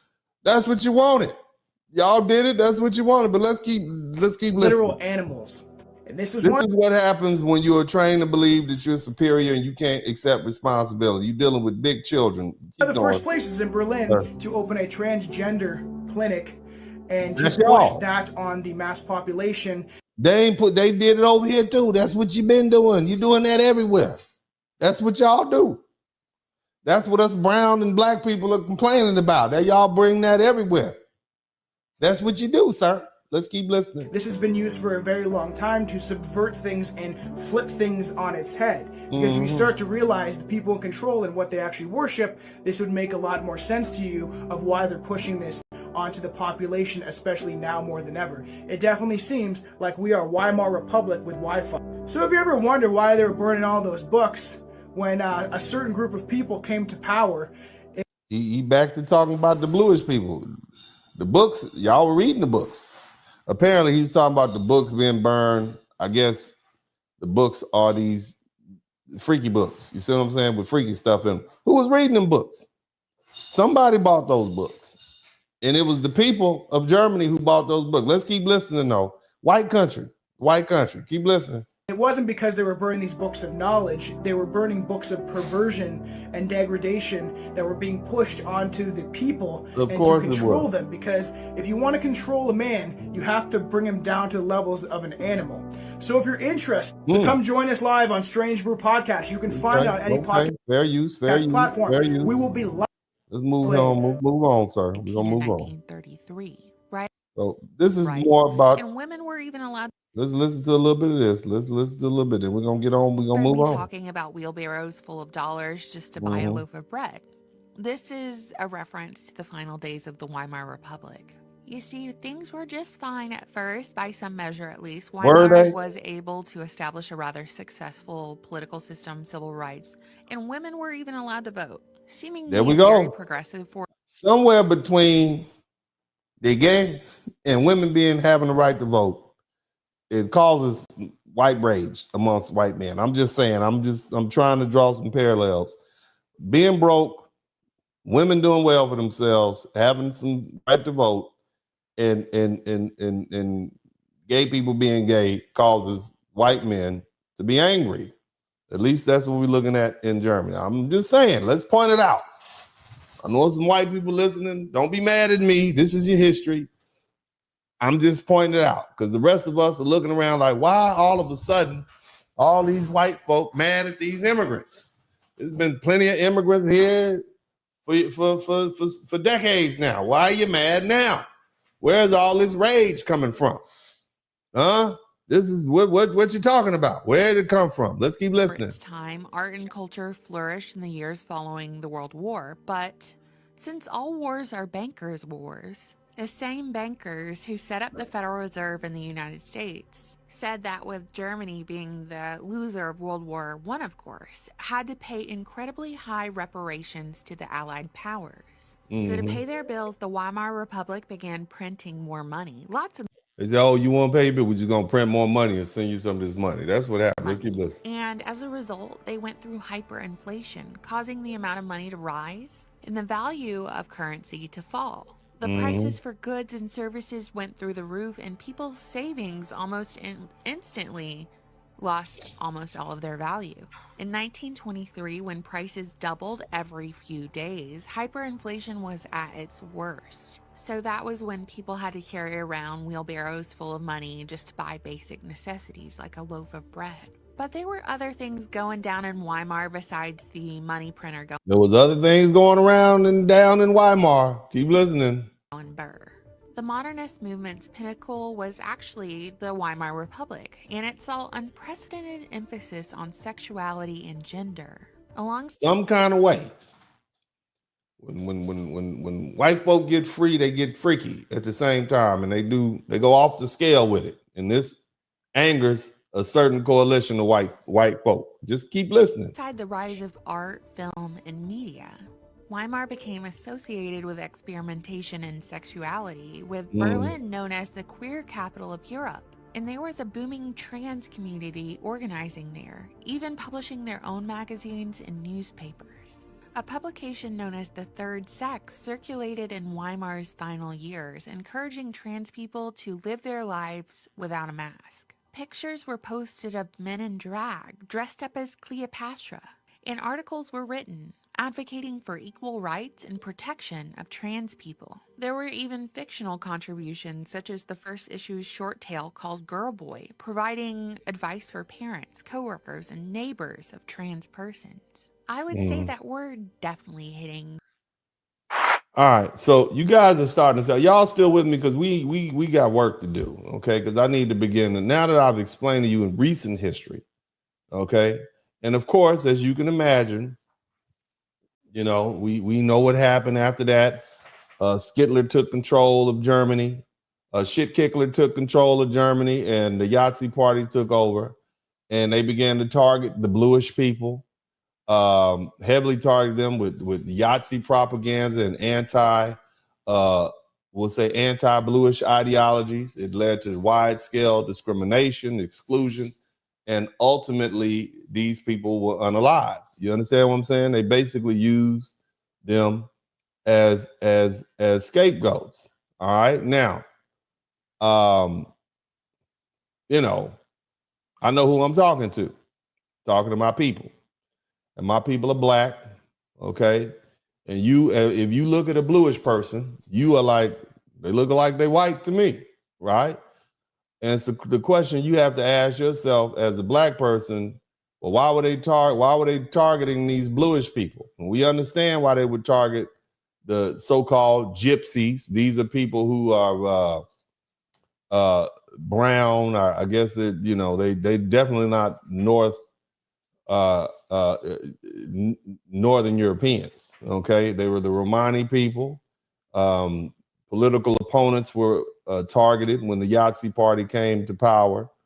Of course, the LGBT were prosecuted. Even intellectuals were prosecuted. People like Einstein had to flee Germany because he was not only an intellectual, but he was also a bluish person. All right. And in the context of Yahtzee ideology and policies, liberalism defined broadly as a support for democratic governance and civil liberties, okay? And individual freedoms and all that stuff was incompatible with the Yahtzee regime and authoritarianism and totalitarianism, all right? You're gonna do what I say when I say do it. Now, here's the other thing you gotta understand, and I wanna talk to my black people specifically. The reason that they target the bluish people, right, is rooted in the combination of racism and ideology and conspiracy theories, and this long-lasting anti-bluish precedent. The Nazi regime officially justified their actions with a lot of false and harmful reasoning, but the bottom line is we got to look past that and understand that white folk, the Yahtzees, saw these people as they call them. First of all, they weren't considered white. Okay. In fact, I've talked about this on numerous occasions on this particular channel, where I explained that white people that we consider white now weren't always white. The Irish weren't white. The Polish weren't white. The Jewish people were not white. And, the Italians definitely were not white. They were considered inferior races, and they were incompatible with the so-called racial purity of this Aryan master race. You understand me? That's where they were at with it. They wanted to keep this social purity popping off. Okay. And they argued that in order, under the false pretense that the bluish people were responsible for the moral decay and capitalism and communism and all that, they began to do horrible things to them. Okay. Again, the real reason, the true motivation behind the Yahtzee party targeting the bluish people was racial hatred and ideological fantasyism, if we'll say. It's no different than the same reason they targeting these brown and black immigrants that they're running up out of the United States right now. I'm telling the truth. You know, I'm telling the truth, because I don't see them rounding up these Canadians and shipping them back to Canada or sending them to Uganda or El Salvador. It's the truth. You understand me, family? We're going to deal with the truth, or we're not going to deal at all. But that's what's going on. Now, here's the thing.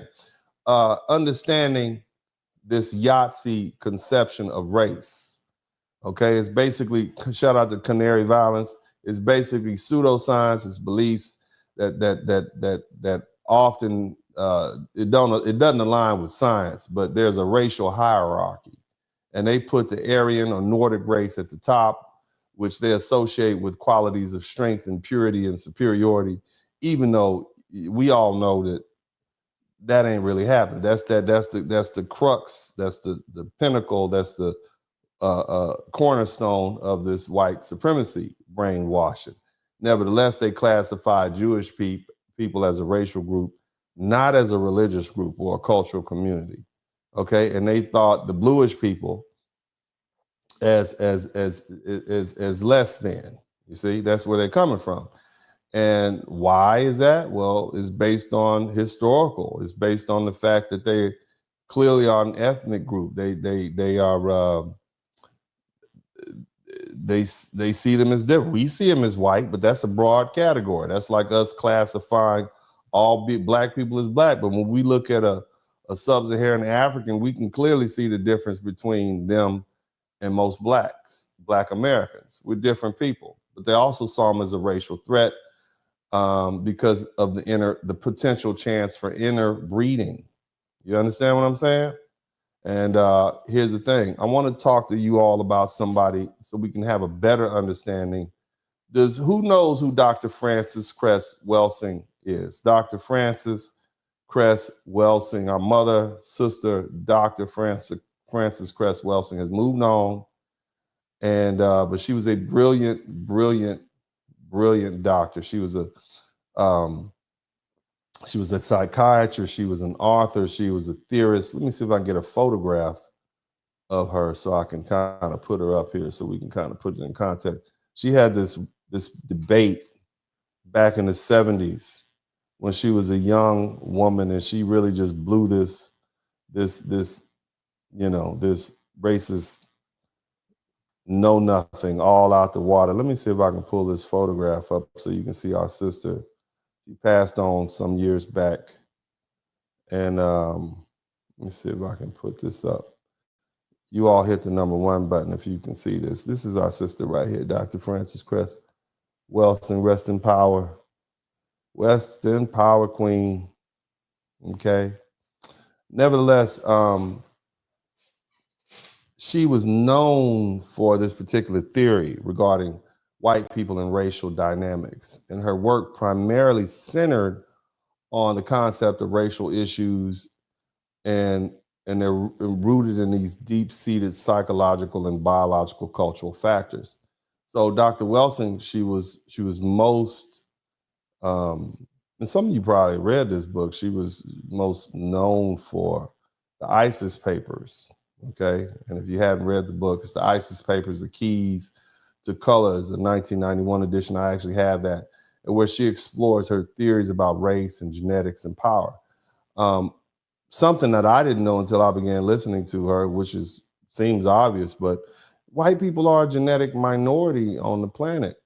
And Dr. Welsing argued that white people are, because of their racial minority status in the global context, they originated from a small group of Europeans who migrated out of the larger population of dark and black people, brown people, and they got lost and isolated. They left in small numbers, and because of their environment, because of their habitat, they developed psychological and behavioral adaptations to maintain power and control. Okay, they were people that were stuck in an environment that was hostile. And so they had to adapt culturally and physically to deal with that, So some of the things that these behaviors that white people from Northern Europe had to deal with caused for them to be who they are. She actually theorized that white people's behaviors and attitudes, such as racism and violence and the need to dominate, are driven by deep-seated fear of extinction or being overwhelmed by populations. According to her, this fear is rooted in their genetic origins and their desire to survive. You understand? And that leads to this racist actions, of what we perceive to be racist actions to maintain dominance. Now, I want you all to understand something real quick. Okay, let's talk about it. If you were in a room with 93 people and you were 7 deep, you and your family members, and all of these people surrounding you, some may wish you harm, some didn't, but your job is to survive, right? What would you do to survive, right? I'm just pointing it out. What would you do to survive? What sort of pressure would you be under if you were a tiny group of people isolated and stuck in a small room with limited resources? You do everything you possibly could to survive. And that is the source of white supremacy racism, based on what Dr. Frances Cress Welsing has taught us in her many years. So this is, I'm trying to help y'all understand. You see, one of the keys of understanding is being able to put yourself in the mind of folks so you can really get it. Nevertheless, her theory posits that the systematic racism and white supremacy are driven by these underlying fears of basically being overwhelmed and being bred out of existence. And so she saw racism as a manifestation of collective fear leading to these oppressive behaviors aimed at maintaining racial dominance so they can survive. Here's the thing. Dr. Cress Welsing's theory about white folk revolves around the idea that they're genetically and psychologically distinct, okay?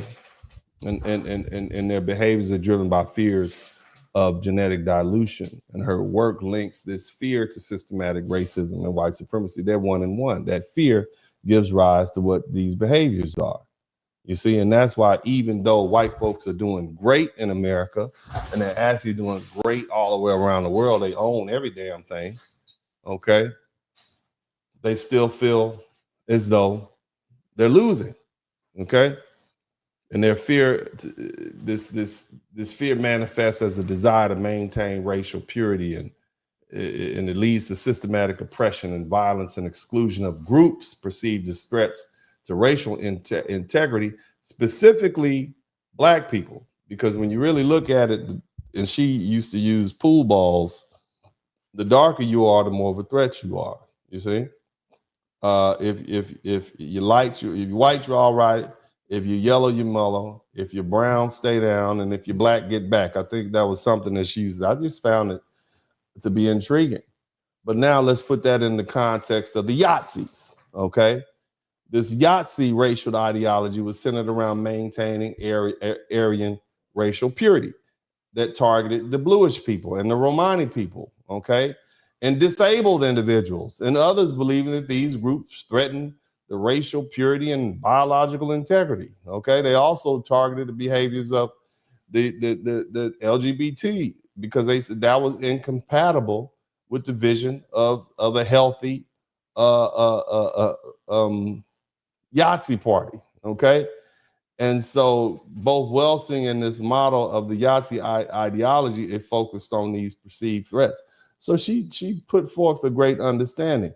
So now the Yahtzee saw interbreeding and cultural mixing, and shout out to David Johnson, as a threat to racial purity, which aligned conceptually with what Dr. Welsing was trying to explain.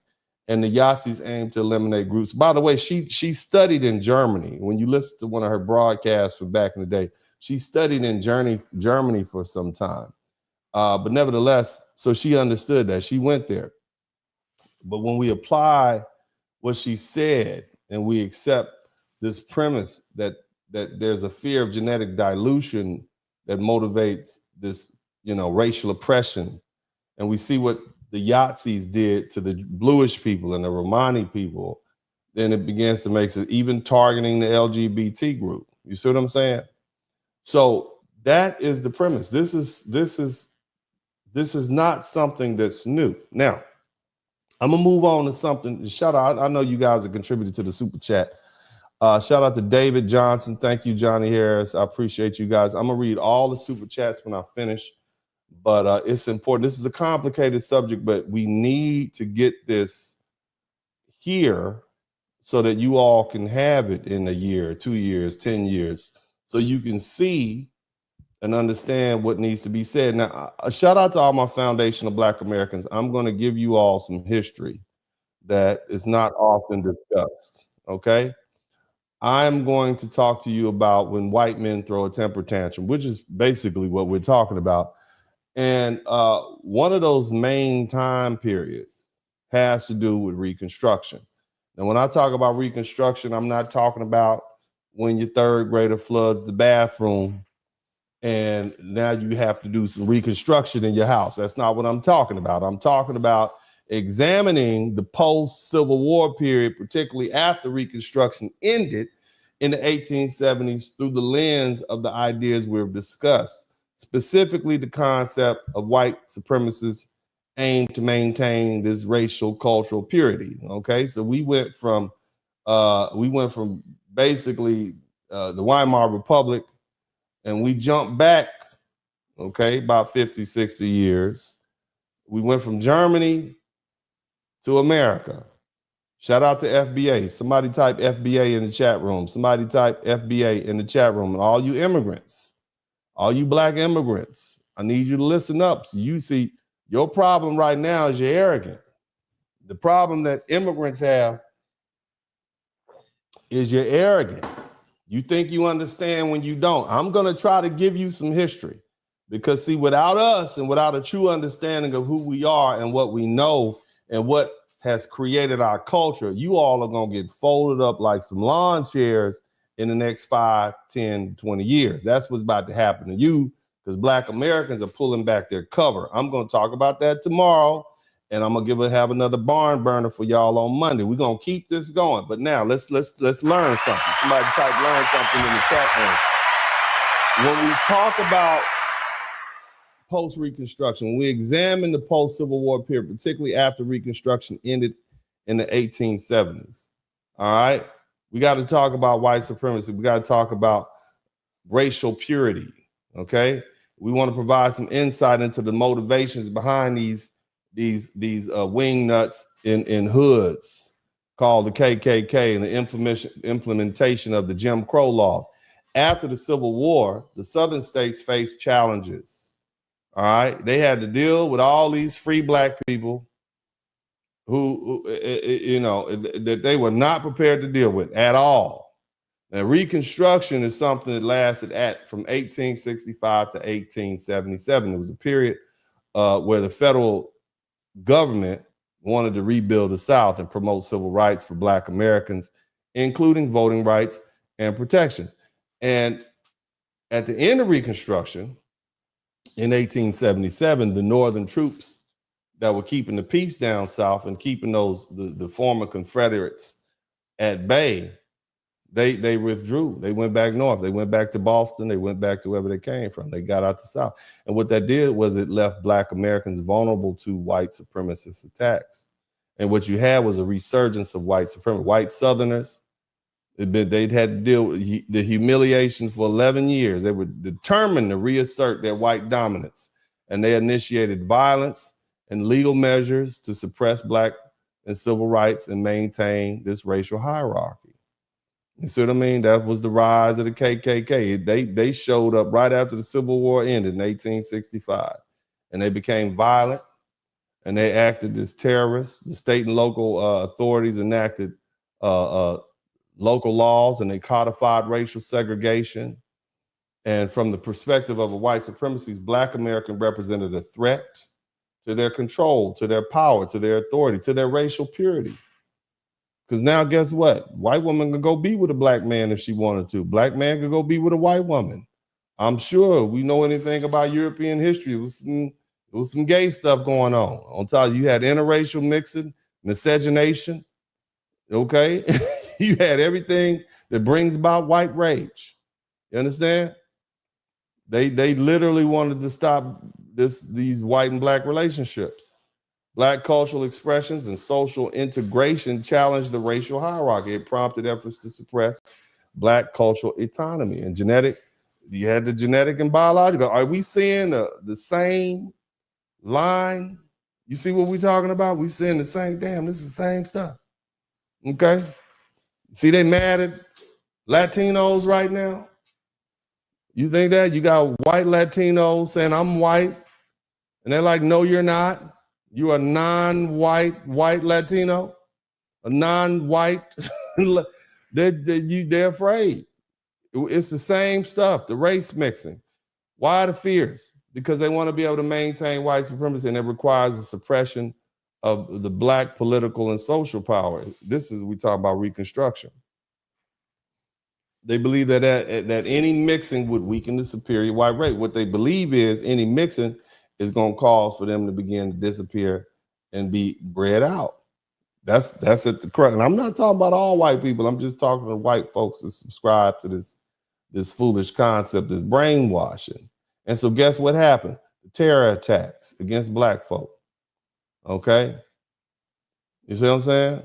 Even the white allies, they reinforce the racial boundaries to intimidate black Americans from asserting their rights. You see? This is very similar to what the Yahtzees did. Both of them were based on pseudo-scientific ideas about race and biology just to justify the violence and segregation. Both aimed to prevent mixing, whether cultural, social, or biological. You know, it was a time where if you went to a concert, the black folk had to sit on one side and the white folk had to sit on one side. That's how serious these people were. They wouldn't even let you come in the front door to walk past white people when you would go to a concert where a black person was singing or performing. Okay? And so the post-Reconstruction era, you had these white supremacist backlash. You know, it could be understood through the same lens as the Yahtzee party. It was even driven by fear. You see? The same fear, racial, cultural, biological dilution. These white Southerners were motivated by their racist beliefs, and they wanted to enforce this racial segregation and suppress black political. There was a time when we had vast amounts of land. I want you all to understand something. Matter of fact, let's check this video footage, y'all. Y'all hit the #1 button, and we're going to talk about it, okay? We're going to talk about it. Hit the #1 button. Everybody in the chat room, let me know if you can hear this clearly. We're talking about Reconstruction. Check this out. Carolina is a city known for its picturesque waterfront and rich history, but beneath the surface lies a dark and violent past. In 1898, Wilmington was the site of one of the most brutal acts of racial. 1898, this is right after Reconstruction ended. Well, not right after, but Reconstruction ended in 1977. Listen, this is what they did. You immigrants who swear up and down, all you got to do is work harder. We did work hard. We've always worked hard. And they came in and tore our stuff down out of jealousy. Black people had land. We had farms. We had money. We had wealth. We had our own towns. This is what white folk did. Okay. Violence in American history, known as the Wilmington Massacre. The growing influence of black voters and politicians threatened the power of white supremacists in the city.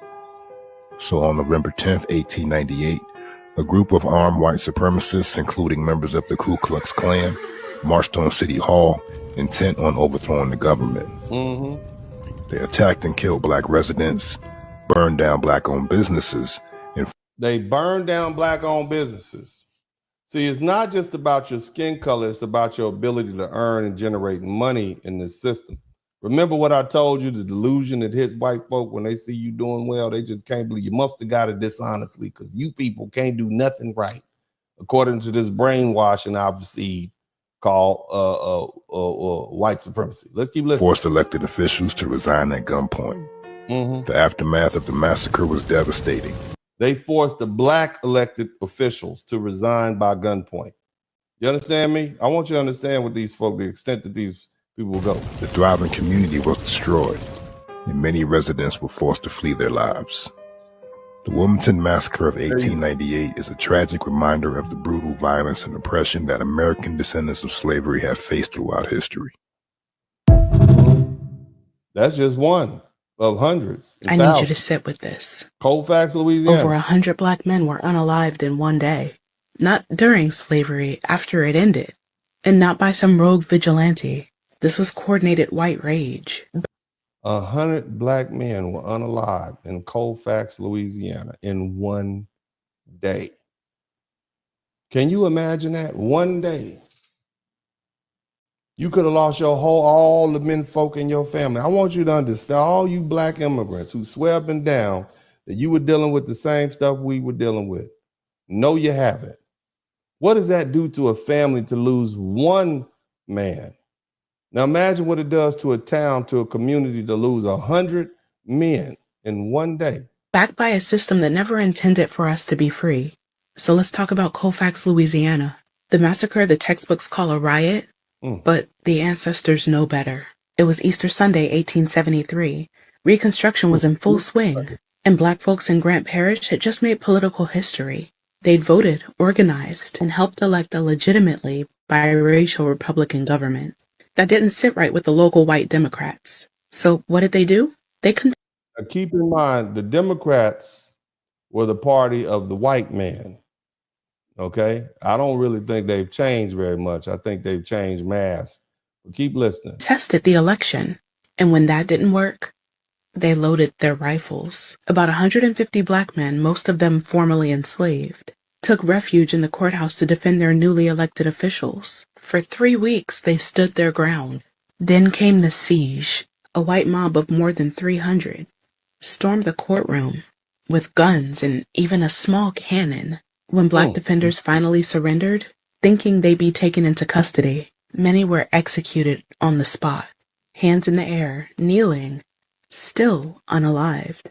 And here's where it gets even more sickening. Only 3 white men were ever tried. Only 1 was convicted. In the Supreme Court, they overturned it because they said the federal government had no right to prosecute private citizens for violating the civil rights of Black Americans. So let me say that again.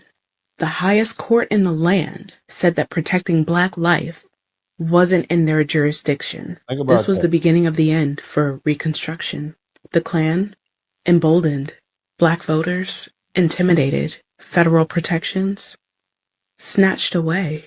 So the next time somebody says, we've come a long way, ask them if they've heard of Colfax. Ask them why the mass unaliving of Black people was treated like a misunderstanding.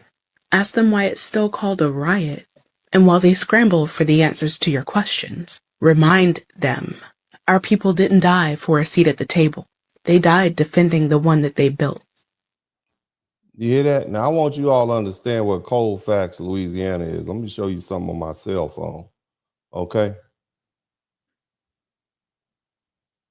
I want to show you something. Look at this. You see that? Now, that's Colfax, Louisiana right there. If you see right above, there's a little town called Ruston. Just to the west of that town is a place called Grambling State University, about 6 miles to the west. That's where I went to school. You understand me? So invariably, that's part of that town's history. You understand? This is how close this is to me. And on top of that, I went to school in Baton Rouge. Let's keep listening. So this is our reality as Black Americans. You ever heard of Sundown Town? Somebody type Sundown Town, and that's clearly one of them. Hit the number 1, but let's keep listening.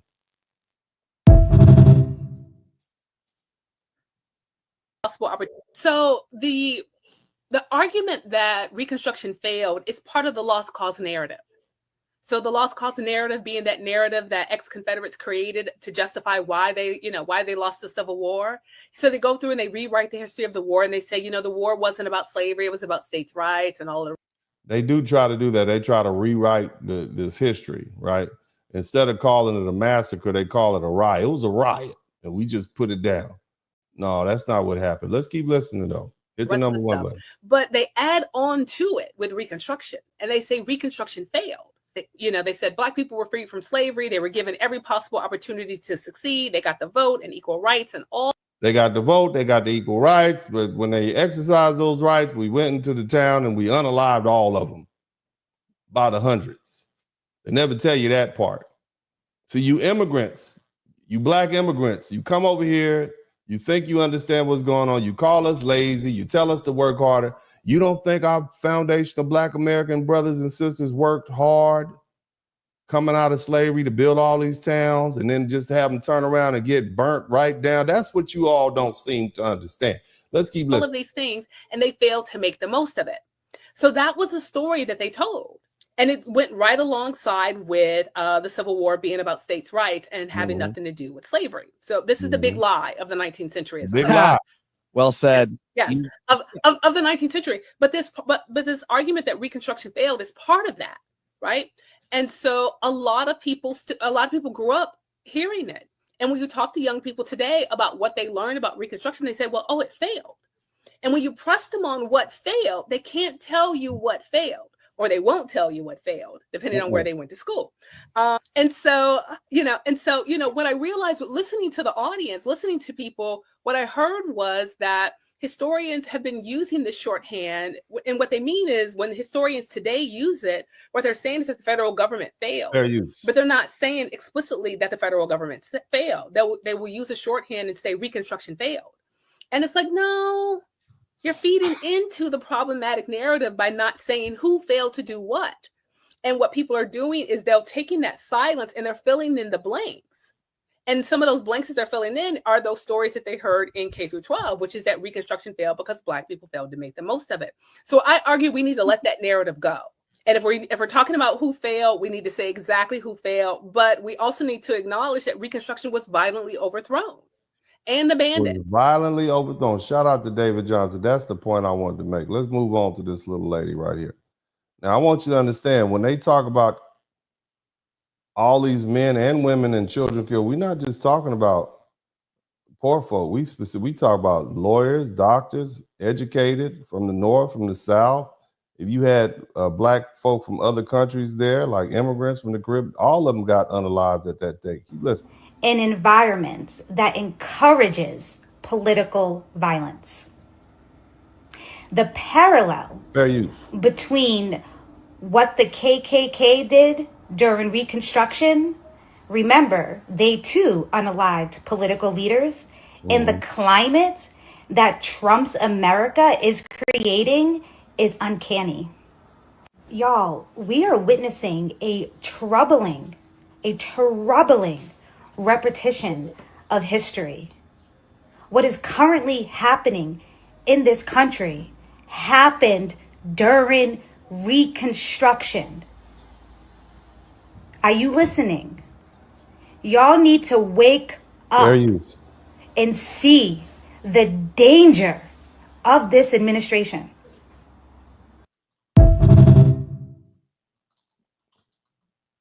So I started doing some digging into this soldier right here, George Alonzo Thomas. George grew up in Atlanta, Georgia, where his father worked for the government. In September 1906, the Thomas family's life was altered forever. For 4 days, white mobs took to the street in an orgy of death and destruction, attacking Black civilians and destroying Black-owned businesses, including taking the life of one Black Civil War veteran, George Union Wilder. Fortunately, the Thomas family survived and joined over 6 million Black Southern refugees seeking safety in the North. The family lived at this house at 65 N Street North. You hear that? 6 million Black people had to leave the South. Now they talk about the first. I'm gonna talk about that too. But you understand that this is what's going on. This is what's going on with Black folks. Okay. This is what we had to deal with. All right, let's let them keep talking. West in Washington, D.C. After returning from World War I in 1919, George and his family would live through a second race massacre during the Red Summer of 1919. He would go on to work for the War Department while his dad worked for the Department of the Interior. I'm going to talk about that a little later, but keep listening. George is buried at Arlington National Cemetery. I guess it's time to make a trip to bring this photo to his final resting place. And that's your Black History Fact of the day. All right. In the mid-1800s, during Reconstruction, Forsyth was a mixed county where Black people made considerable strides. By 1910, 10% of the population was Black, with Black families owning 200 to 300 acres of property individually. 2 years later, in the midst of the Jim Crow era, an anti-Black campaign led 2 neighboring counties to expel its Black populations, inspiring Forsyth to do the same. The catalyst was the alleged rape and murder of a white woman by 3 Black men in the town of Cumming. After the lynching and hangings, white mobs terrorized Forsyth's Black residents. A Black man would open his front door in the morning and he would see a bundle of sticks tied with string just laying on his front doorstep. And that was all it took. Because that was saying, next time it'll be dynamite. I want you guys to conceptualize what was just said right there. You have worked your entire life. You built yourself up. You've done all these great things. You've built a home for your family. and and some white folks decide it's just time for you to leave. And so they put a bundle of sticks at your doorstep. A bundle of sticks at your doorstep. And in that, they threaten that they're going to literally blow up your house. This is what black folks had to deal with. They basically confiscated people's land. Did y'all hear that? Did you all hear what was said? We had done well after Reconstruction. Black Americans, foundational Black Americans, have always done well when left alone, but white folk won't leave us alone. These were doctors, these were lawyers, these were business owners. These are the type of people that own things, just like many of you listening right now. They own things. They did great. Their children were educated. You understand what I'm saying? We had colleges. We had universities. This is what we did. So when you all say that, oh, you just need to work harder, you act as if we hadn't. And those of you all who don't know our history, it's insulting to people like me who do know our history and know our legacy. But let's keep listening. There were 48 families who were documented landowners in Forsyth County at that time. Black 48 documented landowners at that time. In a matter of days, 1,100 Black people were displaced, eclipsing any wealth and progress they'd made during Reconstruction. They had to. Did you hear that? You hear how many Black families were erased? Families, not people, families. 4, 5, 6, 8, 10 people just removed. Think about that. What if somebody just came to your neighborhood, said you got to go? You got, that's it. Nothing else. Everything you work, leave everything, and the next thing you know, it's some white folk living in your house. Think about that. Leave Forsyth County, regardless of what you had, what you owned, you had to leave. Elon Osby is a descendant of one of those families. Her grandfather owned somewhere between 60 and 80 acres of land in Forsyth. I have a home here that's on an acre of land almost, and you're really proud of that, you know, and to think that my grandfather had 80-something acres, it's staggering. It hurts, it's sad, and I can't imagine what my grandfather must have been feeling. Land was more important than money in the bank. And I'm sure that he was very proud of himself as a Negro man, you know, to have property like that. See that hatred firsthand. Now, I want y'all to understand, this is not before the end of slavery. This is after the end of slavery. Some of you all, especially if you're my age, some of my Generation X people and the people who are baby boomers, your grandparents were alive at this time. Your grandparents dealt with this. You see what I mean? So when these people come in and tell us what we haven't done and what we can't do, that's why we like, all right, just hang around. And to know that this is still happening, that these people still feel this way, it was just very scary to me. And still, it you know, it just pounded it home even more. You don't go there. Does it bother you that Forsyth is now one of the wealthiest counties in Georgia and the country? When I first heard that several years ago, it bothered me. Basically, these people, these white folk, confiscated by force these Black people's land. They sat on it for a couple of generations, and now it is one of the wealthiest enclaves in Georgia. I want y'all to understand that.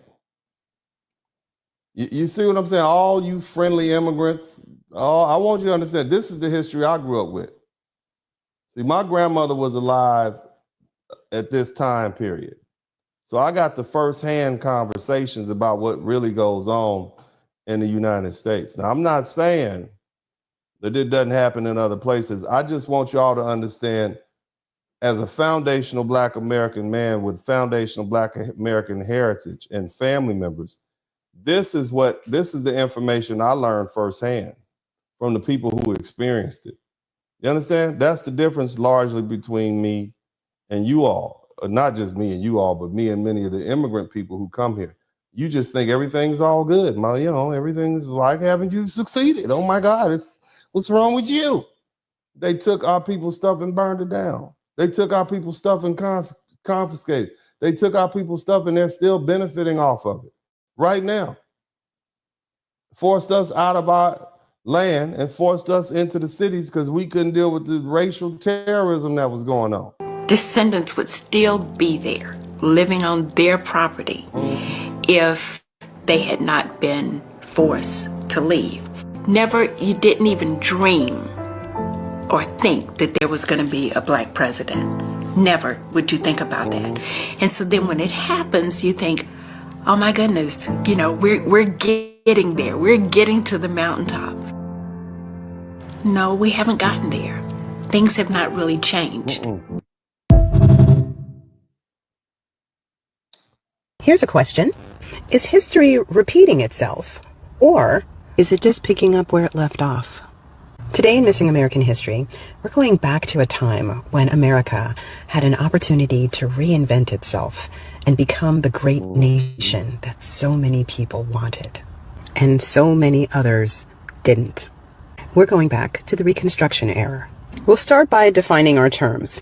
Impunity is exemption from punishment or freedom from the injurious consequences of an action. A massacre is an indiscriminate and brutal slaughter of people. A riot is a violent disturbance of the peace by a crowd, and a mass shooting is defined as an event in which one or more individuals are actively engaged in killing or attempting to kill people in a populated area. If you've been following my posts, you may have noticed that Mondays have been reserved for massacres, riots, and mass shootings. I already had something planned for today, but thanks to recent events, I thought I would change up a little bit. This map shows the nearly 2,000 lynchings that occurred between 1865 and 1876. That is... I want you all to look at that. Let's look at this. I'm going to blow this up. I want you to look at this. These are lynchings. This is the terror that black people were subjected to. Look at that. Look at that. This is what we had to deal with. This is what was going on. And a lot of these folk that were lynched were business owners. They were upstanding members of the community. This is who they were lynching. You understand what I'm saying? Not just some poor sharecropper out there with no money. They were business competitors. Let's keep listening to the sister. Nearly half of all recorded lynchings. This map shows the 34 massacres or race riots. 34. Why don't we ever hear about this? Now, I want you to understand this stuff happened in the 1920s. This is your grandparents were alive back then. And of course, just like most old people, they don't like talking about it. I wouldn't want to talk about it either. It's traumatic. Some of you all, got in a fight in the 5th grade and you don't want to talk about it. You could understand why our ancestors wouldn't want to talk about this. But it's our job so that we can understand and have a historical context of what's going on right now to make sure we unearth these things. Otherwise, we're doing ourselves a disservice. But let's keep listening to the sister. If you prefer, that occurred during the same time. White mobs attacked black people in their communities because of politics, people marching because they want the right to vote, people exercising their right to vote because the weather changed, to reaffirm white supremacy and put blacks in their place, because they couldn't wait for them to go to trial, so they dragged them from... Look at the stuff. Trenton, Tennessee, New Orleans, 1874, Alabama. Look at that. Their jails? All you folks who wondered why your people moved north, why y'all end up in Detroit, why'd y'all move from Alabama, why'd y'all move from Arkansas? This is why. This is why they had to get up out of there. It was intolerable. This is in a time, this should be something you can fathom. You understand? A time period. This is not 200 years ago. This is in the time of your great grandparents. Keep listening. Because they had a black sheriff and they didn't want a black man telling them what to do. Shout out to Michael J. Sometimes it was just to terrorize folks. This is had a black sheriff and they didn't want a black man telling them what to do. This is the sheriff. Shout out to David Johnson. David Johnson, thank you so much, brother. I appreciate you. You understand what I'm saying? This is the power. This is the one sheriff out of all of these folk, and you want to go do all these things to undermine that little one person. I want y'all to understand that. This is the mindset that we're dealing with. It's what losers who can't get over it do. And pass on to their grandbabies and great-grandbabies who travel to black churches, grocery stores, and black neighborhoods to pick up where history left off. You woke yet? Yeah, I hope you immigrants up front, I need you to understand a little bit about black history. And see, the cold part about it is happening right now in front of your face. It's happening right now. It's only going to be a matter of time before things escalate. You understand what I'm saying? It's happening right now. Now, if you guys are enjoying this, I hope you all appreciate the work I'm doing. I'm actually moving pretty fast. I didn't know I was going to be able to get through all this material this fast. This is complicated, okay? But let's keep on moving. If you guys are with me, I'm going to keep on pushing. I want you to understand something.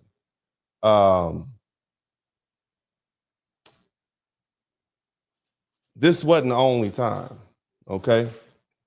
This was not the only time. I want to talk about a time called, and I'm going to call it Red Summer. Somebody type Red Summer in the chat room. Somebody type 1919 in the chat room. Somebody type Red Summer in the chat room. So here's what's going on, okay? World War I, which raged from July 28th to 1914, okay? July 28, 1914 to November 11th, 1918. It was transformative in that it evolved. It was the first time the whole world had been at war, so to speak. It involved a vast network of alliances and all these major European powers, and it drew nations from across the globe, including the United States. And the war reshaped borders, it toppled empires, and it triggered a profound and political and social and cultural change around the world. Amid this global struggle was Black men from the United States, foundational Black American men. We answered the call. Shout out to all the veterans. They served, they faced harsh racial discrimination at home, but they served, even over abroad they served. And the service in World War I stands as both a testament to our patriotism and our pivotal chapter, and it was a pivotal chapter in the fight for racial equality in America. It's the veterans that pushed the civil rights forward. We got to get these people rights. Look what they're doing for. They're sacrificing for the country. So mind you, we just stepping out of Reconstruction. And despite the segregationist policies, we're at the height of Jim Crow, and you had tens of thousands of Black men enter into the draft, or they volunteered to serve in the United States military.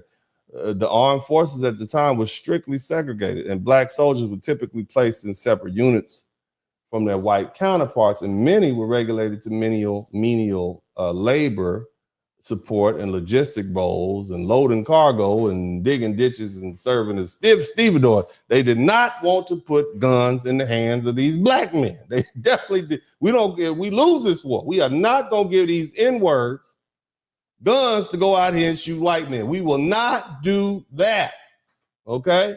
Nevertheless, as necessity requires, a number of Black men and their regiments were deployed to Europe, and they engaged in active combat. Most notably, the 369th Infantry Regiment is famously known as the Harlem Hellfighters. This is an all-Black unit, Harlem Hellfighters, all Black unit,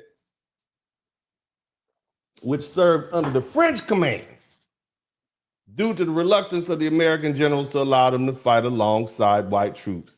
They earned widespread acclaim for their courage and battlefield effectiveness in the Western Front and France. Let me give you the backstory on that. Okay, so the The white soldier said, we hell no. Hell no. You gonna give N-words? Hell no. We're not fighting next to them. So the French said, pardon me, bring them to me. We will fight with them. Come and you would have these. So the French general said, we'll take them. Bring them over here. So the brothers went on over there. They fought. They called them the Harlem Hellfighters. And they received accommodations. I'm sure they fill of French women. I'm sure they had all of them had a French girlfriend. Okay, they got that pee empowerment, that vagina, I'm not gonna say the word because it's family friendly. Somebody type family friendly, but they were empowered over there. They realized, hold on a minute, I can pop white men and bang his woman. Oh my God. All right, nevertheless, that's a perspective. Come from the perspective over here. I want you to move back to the United States. We just came out of Reconstruction. A lot of these young men grew up doing that. The post-Reconstruction period, all that fear. Now somebody gave them saying black men a gun and said, you can go out here and unalive these white. They got to get off all their frustration and anger. And I'm sure that made them hold on a goddamn minute. Are you giving those black Americans guns? You're gonna send them home after this war. They're gonna have some mighty highfalutin ideas about racial segregation. Goddamn, you gonna give them guns? Oh hell no! So of course, right? Never. This is what these white generals and these American soldiers got in their mind. They're like, oh hell no, hell no, Bob. Gotta get it. But the French took them. Shout out to the French. Nevertheless, the Harlem Hellfighters spend more time in continuous combat than any other American unit. Okay, and they were widely praised for their resilience and fearlessness all across the world. The black man from America, he's a fighter. He helped the save France. So they was getting all the poontang, all the French poontang. I mean, they had French fries for them. Okay, they had all of it, everything French. The French fries. What else we got? French toast, French wine, French women, everything. France opened up the doors and let the black men come in, and the brothers kept fighting. All right, and so the soldiers and imagine, shout out to Kate Ferguson. So imagine these white soldiers from America saying, "Damn, darn it!" Right? They were awarded numerous accommodations. They call it the Cross the Cross of War. This is France's highest military honor. Can you imagine if you the white president of the United States, when you looking at this, the French just gave all our N-words, all our niggers, they just gave all our niggers the goddamn highest cross. Damn, they're gonna send them back over here. But nevertheless, the performance in battle, it shattered all these prevailing delusional racist myths about black inferiority, okay, as we thought it would, okay, and it proved beyond any doubt that black Americans were capable, brave, and committed to national service as anyone else, as if they didn't know that, because we had fought in all the wars leading up there. It seemed like every time we got close to a war, they said, oh no, we blacks, you're no good at war, you're scared. Y'all just had us fight in the Revolutionary War, the Civil War, the War of 1812, okay? And now here we are in World War II. You think we've changed?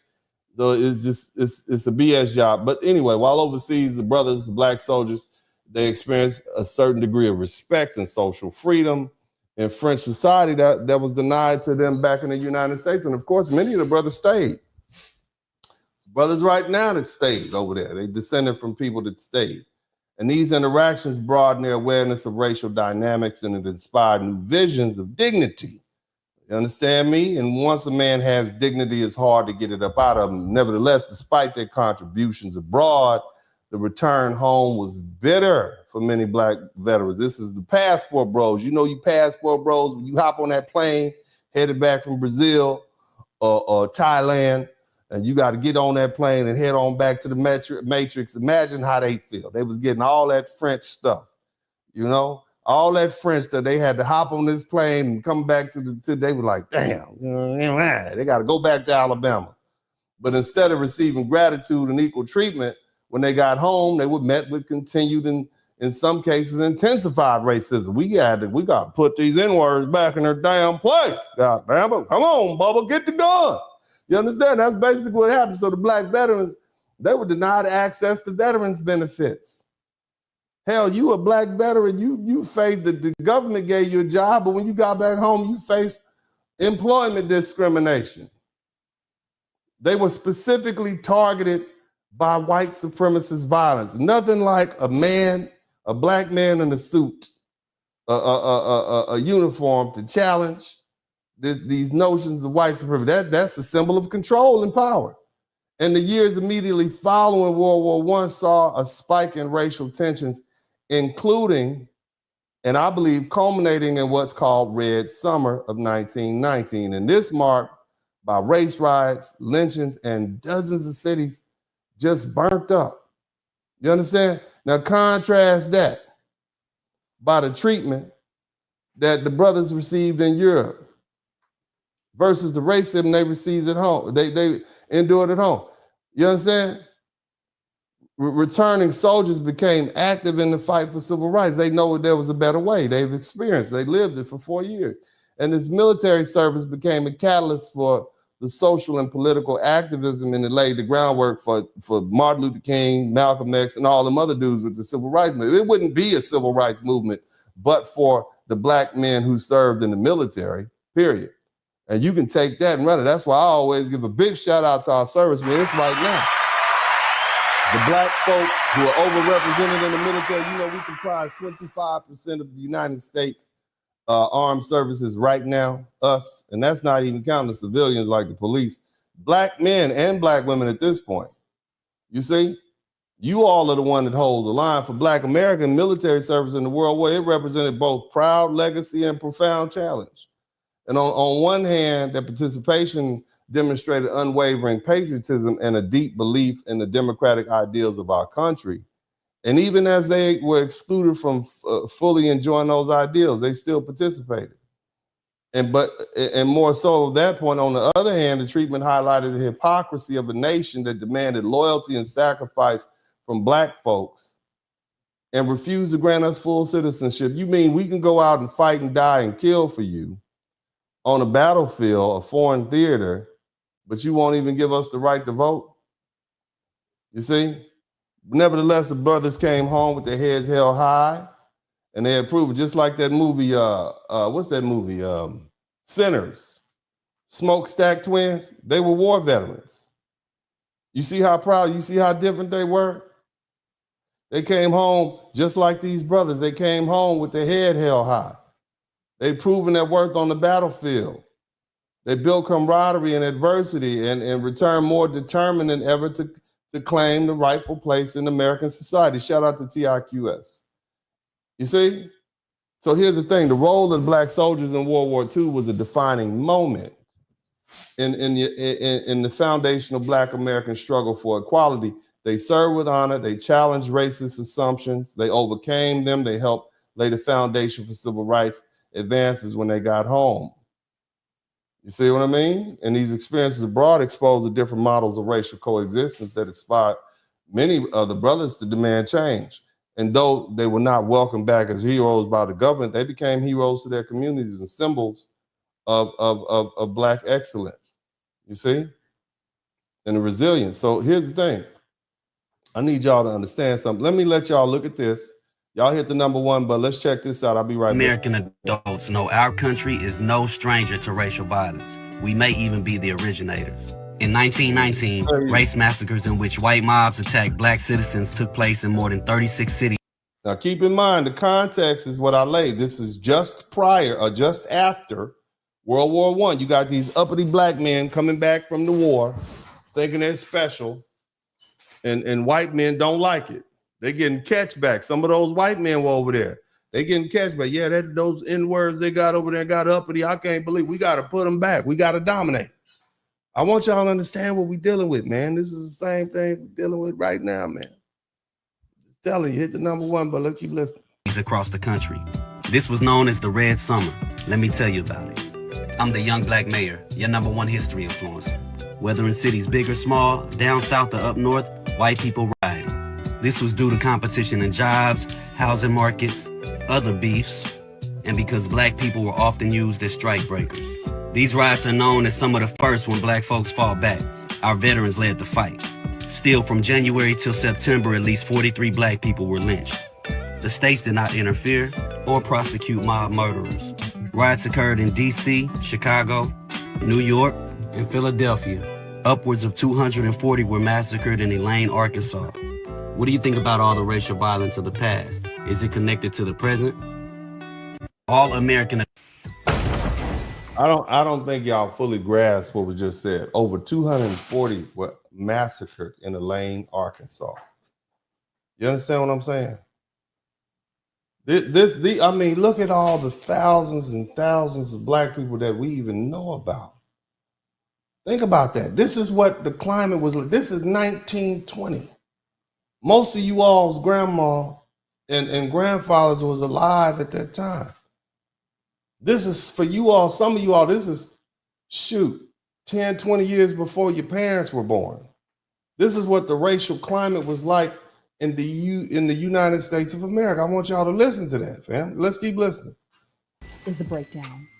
Both black and white soldiers were returning from having served overseas in World War I. Since 1910, there had been a mass exodus of over 1 million black people from the South. They were escaping the humiliation of Jim Crow segregation and the lack of job opportunities. When white soldiers returned from service, they were dismayed to find that black workers had been hired for many of the factory jobs that they had once held. The economy was in pretty bad shape, and they found themselves competing with black people for adequate housing as well. The newly reestablished Klan was also making a show of itself, conducting a record number of lynchings, the victims of which were overwhelmingly black. All of those factors came together to make a perfect storm of resentment, economic insecurity, white supremacy, and fear.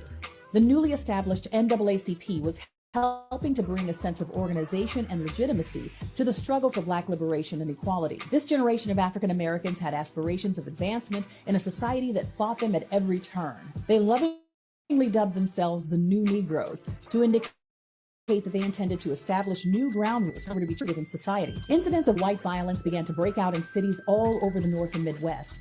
American textbooks have problematically termed these incidents as race riots, when in reality they were exhibitions of white rage in response to black advancement. If black people were perceived to exercise 380,000 black Americans served in World War I, only to return home and be treated like terrorists. The year is 1919. The First World War has ended and the soldiers are returning home. White Americans were furious. But why? During the war, while soldiers were overseas and fighting, black families were migrating up north and out west and taking industrial and labor jobs that were left behind by soldiers or by striking white workers. On top of all that, just the sight of black soldiers returning home in their uniforms with pride and a sense of accomplishment left these white Americans enraged. This increase in racial tensions led to a rise in lynching numbers. Just think about that. The idea of a happy, confident black man who's proud of himself evokes something in these insecure white supremacists that they feel like they got to lash out. I just want you to think about that. Okay, let's keep listening. Revival and record membership numbers for the KKK. Black veterans being assaulted and even killed in uniform. Racial riots and massacres in over 36 U.S. cities. This is what we now refer to as the Red Summer of 1919.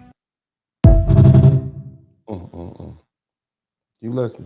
America was a very racist. In the early 1900s, America was a very racist country that saw riots break out in 8 major cities. White America was, quite frankly, displeased with black progress as more self-sufficient, self-sustaining black communities sprung up all over America. Black progress, okay? Black progress. Think about that. Black progress has made these folk want to lash out. What do we see happening right now? All these black immigrants and these brown immigrants doing well for themselves. You understand? It's not about what they have. They're still pocket watching you. You understand what I'm saying? They see these Latinos doing well for themselves. These African immigrants can't help but tell everybody, we're doing it better than everybody else. And so now you getting that work. We've had to deal with this time and time again. Look, we had to deal with 200 and some odd years, almost 250 years of chattel slavery. We got out of chattel slavery. We had 12 years of Reconstruction where we were protected by the United States military, and then they left. And after that, from 18 1877, all the way up through 1955. We would build and they would tear it down. We would build and they would tear it down. We would buy land and they would take it from us. They would take our houses. This is what we've had to deal with. They would unalive us. They would literally unalive us by the hundreds. Over the past 100 years, 150, that's what we've been dealing with. And now you all are saying, oh, well, y'all just need to work harder. Somebody type work harder in the chat room. Work harder in the chat room. That's what the nerve to tell us that. But let's keep listening. Again, we're talking about Red Summer, 1919. Black people saw the importance of owning land and building their own institutions. Scholars point out also that having a big black heavyweight champion who legally beat up on white people had a lasting effect on the attitudes of white America. But on July 27th of 1919, the unfortunate killing of a 17-year-old black heavyweight champion got them mad. A black man beating up on white people, white men in a ring, has them angry. Think about that. How insecure are you? This is the fragility of this white supremacy thing, man. But it's real, because as real as the bullets and the ropes they use to unalive you with. So it is what it is. You can judge all you want to, but this is the reality that we're dealing with right now. Boy named Eugene Williams sparked the Chicago race riots. Although the killing was labeled a drowning, he was actually murdered by whites who threw stones at him as he swam in Lake Michigan beyond the unofficial barrier separating whites and blacks. Let me explain how cold-blooded this is. So Lake Michigan, Chicago, you guys have been out to the lake. Basically, there's this unspoken line back then. Well, black folk had to swim. You couldn't drift over. If you drifted over, you were on the white side. So now we segregating the ocean too? You mean if I pee in the ocean, my pee is not supposed to drift over to your side, or you're gonna be mad? Because that's what I'll be in there peeing right at the edge every day. Everybody just stand here and pee that way so we can get on the white people. If that's how we're gonna be, we just gonna pee. You're gonna be swimming in this Negro pee. That's what's gonna happen. I mean, just think about that, man. How stupid some of these rules are. Now keep in mind, the white man has been dibbling and dabbling in the chocolate and the watercolors since the first black woman was brought over here. Matter of fact, since the first European invaders slid down out of the north into Africa and invaded, they've been sliding in the watercolors. You want to integrate in the bedroom, sir? What are you talking about? You see what I'm saying? This is how hypocritical and silly and goofy this is. But you got to take it serious. Let's keep listening. The killing sparked immediate anger and retaliation from blacks on Chicago's South Side, and mob violence broke out. Chicago's Irish and Italian street gangs joined in mob violence against blacks. At the time of the riot, the street gang, the Irish and the Italians, there was literally signs up that said no Irish, no Italians. They were dealing with prejudice. But in order to buy their way into white advocacy or white adjacenthood, they said, well, we'll help you. The street gangs, the criminals participated. The white and Italian criminals participated in racist attacks towards honest, hardworking black people. You understand what I'm saying? So they were being treated like trash anyway. The Irish were considered like less than dogs. No Irish, no dogs, no Mexicans, and yet they wanted to foist that racial oppression on us. I want you to think about this, man. This is honorary white people. These aren't even the real whites. These are honorary. Italians, they as white as I am. You understand me? Not at all. The olive-colored people. Let's keep listening.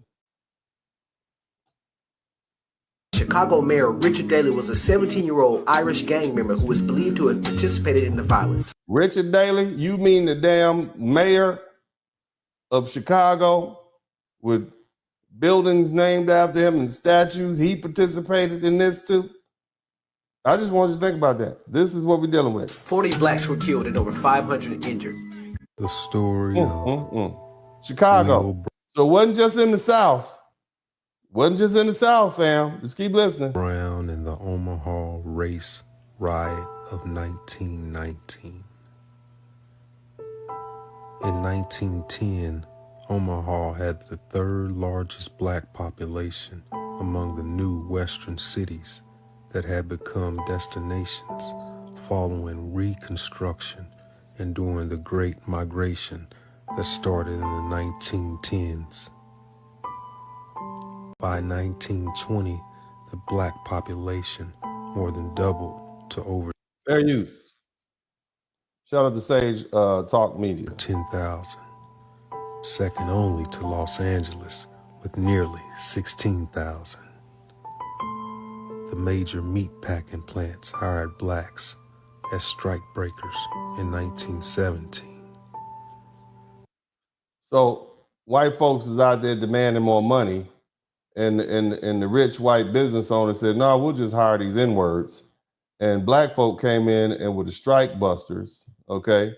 And so they would attack the black workers who were working in place of the white folk. I just want you to think about that. But let's keep it let's keep listening. South Omaha's working class whites showed great hostility toward black strike breakers. By this time, the ethnic Irish, the largest and earliest group of immigrants,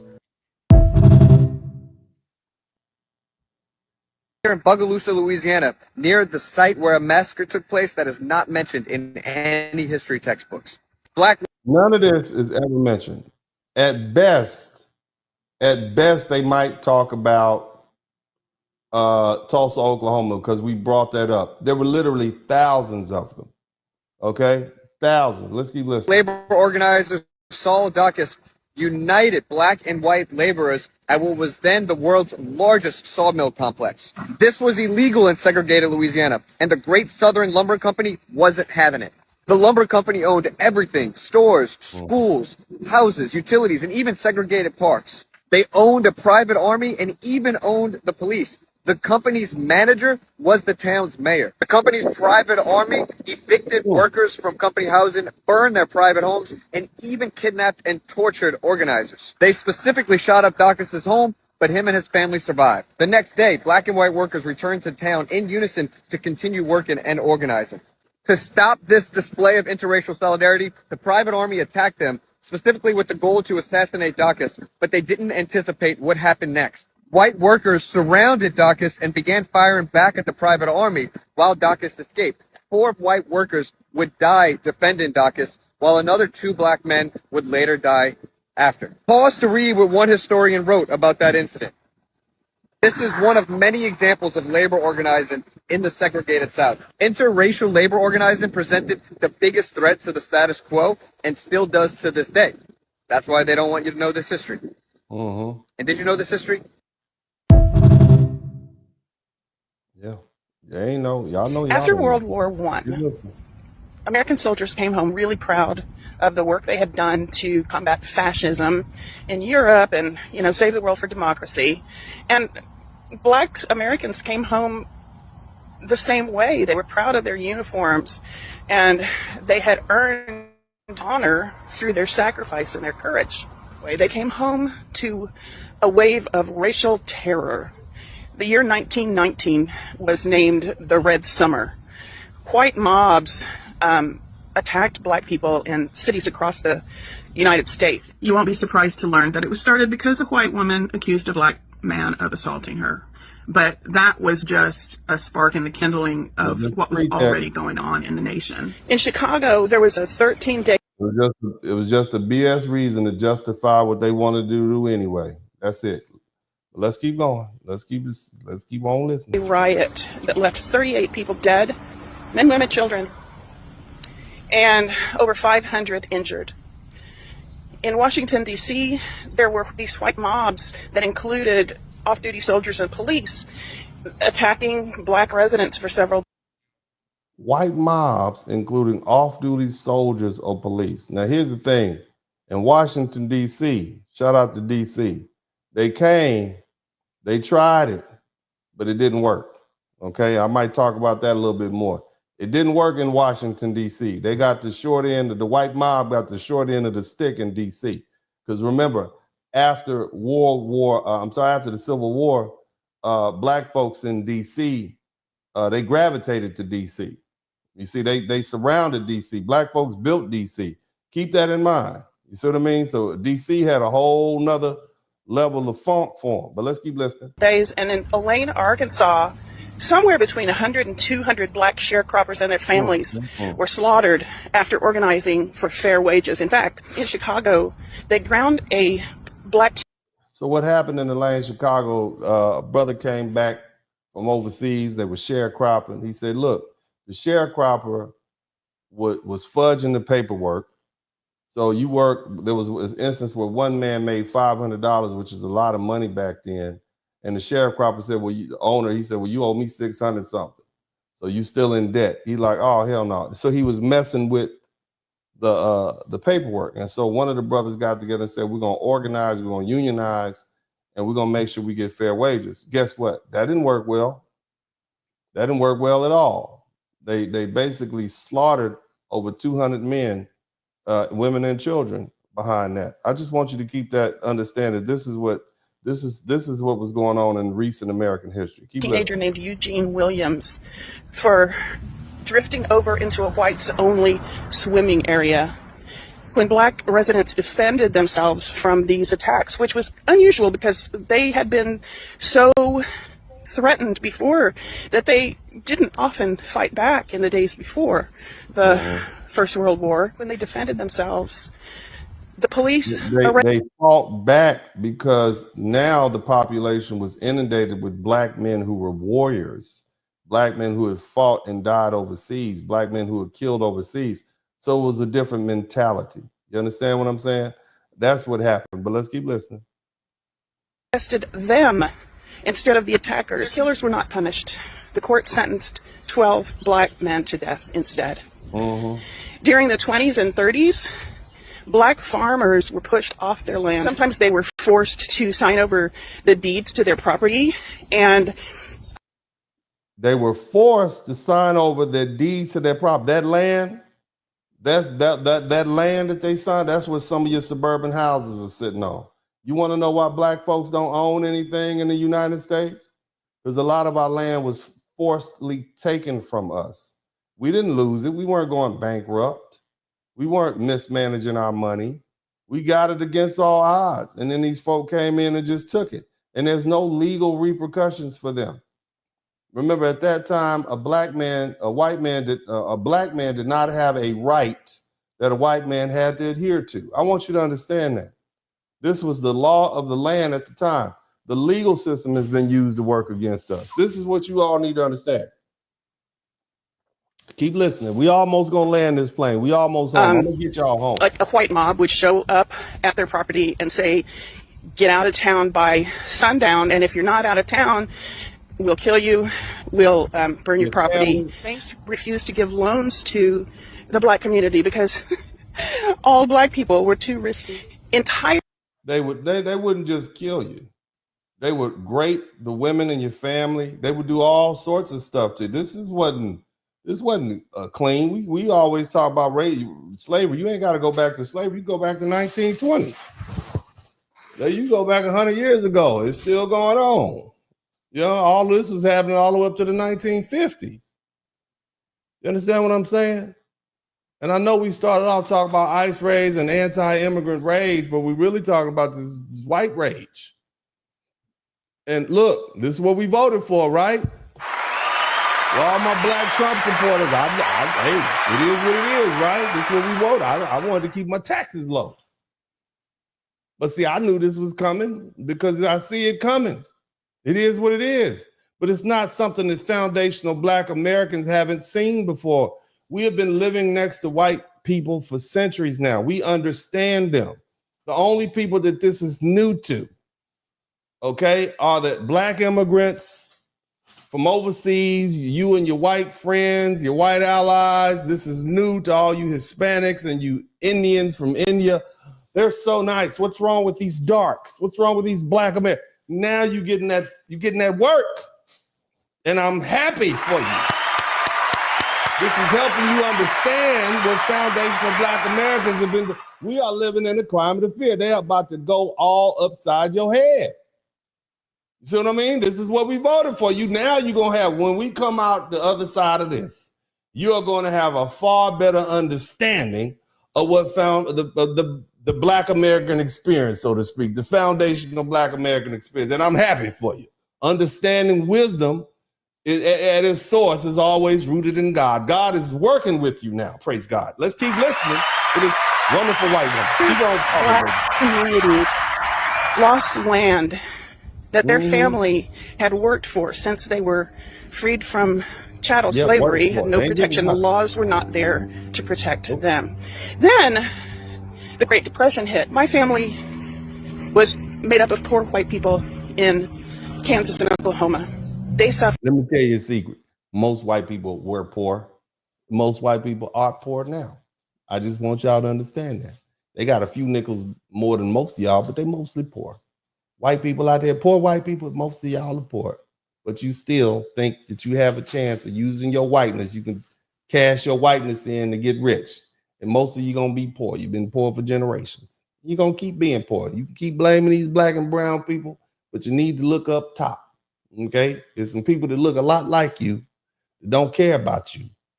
That the reason why you're poor. Not the poor black dude and the brown dude. It's never been like that, but we'll talk about that another day. Let's keep listening. But they got the New Deal. They got Social Security. They got things that black families were locked out of. Social Security was not available to agricultural and domestic workers. Now, who do you think the majority of agricultural and domestic workers were? They were black people. The Federal Housing Administration wouldn't back mortgages for black families in black neighborhoods. This created the redlining maps that still shape our cities today. In the book 1984, George Orwell said, "Who controls the past controls the future. Who controls the present controls the past." Hold on, why don't you sit down for a minute? You look like you out of breath. Sit down now. I don't want you to pass out. I want you to have your seat. You ain't got to go on, take your little nap, get your little chair out, because you look, you don't, calm down. You moving too fast, baby. Little waddle, I see a little waddle. White people, I'm asking you to do one thing. Little waddle, calm down. Share I appreciate the information that I'm posting with one other white person so that the truth. White people already know. We don't ever have to educate white people on racist stuff. They know they got an uncle they can talk to. It's a granddaddy that left notes. They know we're not educating white people on their bad behavior. They know what they've been doing. It's just black people. And it's really these new black people. Shout out to all the new black people. Where are my new black people from overseas? Welcome to America. This is the America, new blacks. That we shouldn't call them immigrants anymore. Let's call them new blacks. Why do we have to change our names? Let's call them new blacks. All you new blacks who just got here, first generation, second generation, third generation, all the new blacks. This is for you. This is your edification. This is my exegesis on bringing you up to speed on why we are the way we are. You wonder why black Americans had to be violent. We had to be, because the white folk was doing all kind of stuff. We had to be able to defend ourselves. Y'all keep on going. Let's keep listening. Can regain control of the narrative. Next time I'll be talking about World War II and the Great Generation. Get curious. We need to get her like a little breathing machine. 1919, historians say there were more than 24 race. You need a little CPAP machine or something like that to help her breathe. Don't run out of breath. Riots around the country. But DC's proved to be different. It's believed to be the only one with more white casualties than blacks. Yeah. And that may be one of the many reasons it's buried in history. They didn't want to talk about that. They went up there and tried to fight them brothers and sisters in DC, and DC sent them back. But keep going. Trying to cut off avenues of approach. Historian Carol Gibbs says the defensive blockade protecting DC's prosperous black LaDroit Park neighborhood marks the epicenter of black resistance in the July 19th, 1919 riot. Black military veterans coming back from the war actually were on rooftops. They were on throwing bricks. If they didn't have rifles, then they were or pistols, then they were throwing bricks. Weeks leading up to it, the press stoked anger and fears about black men assaulting white women in DC. The local NAACP. Always the white woman. Look, white women, y'all need to stop letting white men use y'all. Stop hiding behind them white women's skirts. We're here to protect white women. It ain't, look, cut it out. Everybody knows that's what you do. It's exposed. You just did something to a white woman. Now you just gonna go burn down the town. That's it. You're hiding behind, that's nothing. That's not manly. But let's keep listening. CP wrote to the newspapers, say, listen, y'all cut this out, including the Washington Post, the Washington Times, the Herald. Stop these inflammatory headlines or there's going to be trouble. They didn't pay attention. They were making money. This is one of the bound original Evening Star volumes. And that's the problem with the mass media. They're in it for the money, not to report the news. And in order to get people to purchase their paper, or these days to click likes, they will sell you the most inflammatory statements, and they keep this mess ginned up, okay? So, but let's keep listening. Let's keep listening.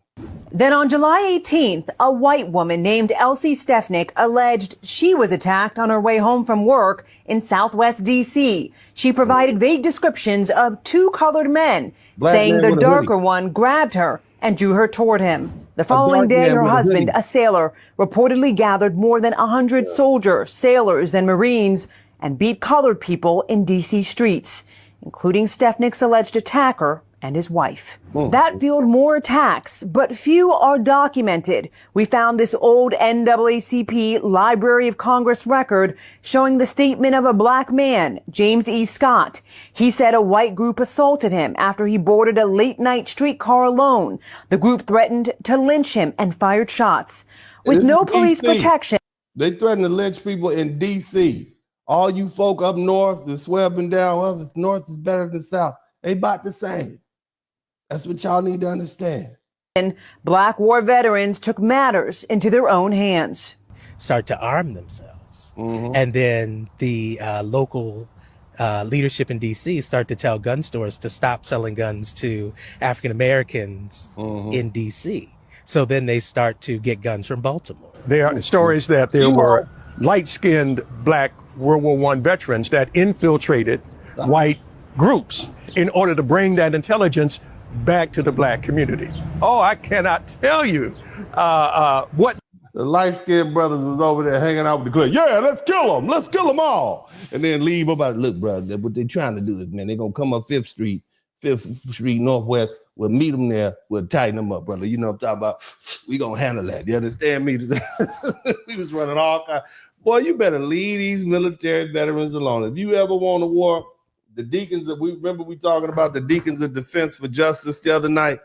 I promise you, family, we do not give our black military personnel, our black military veterans enough credit. It has been the brothers who are willing to put it all on the line for our country, who have come back and said, if I can do it for a country that don't love me, I damn sure can do it for my wife and my children and my family and my community. Shout out to the military veterans, Army, Navy, Air Force, Marine Corps. Shout out to all of you guys.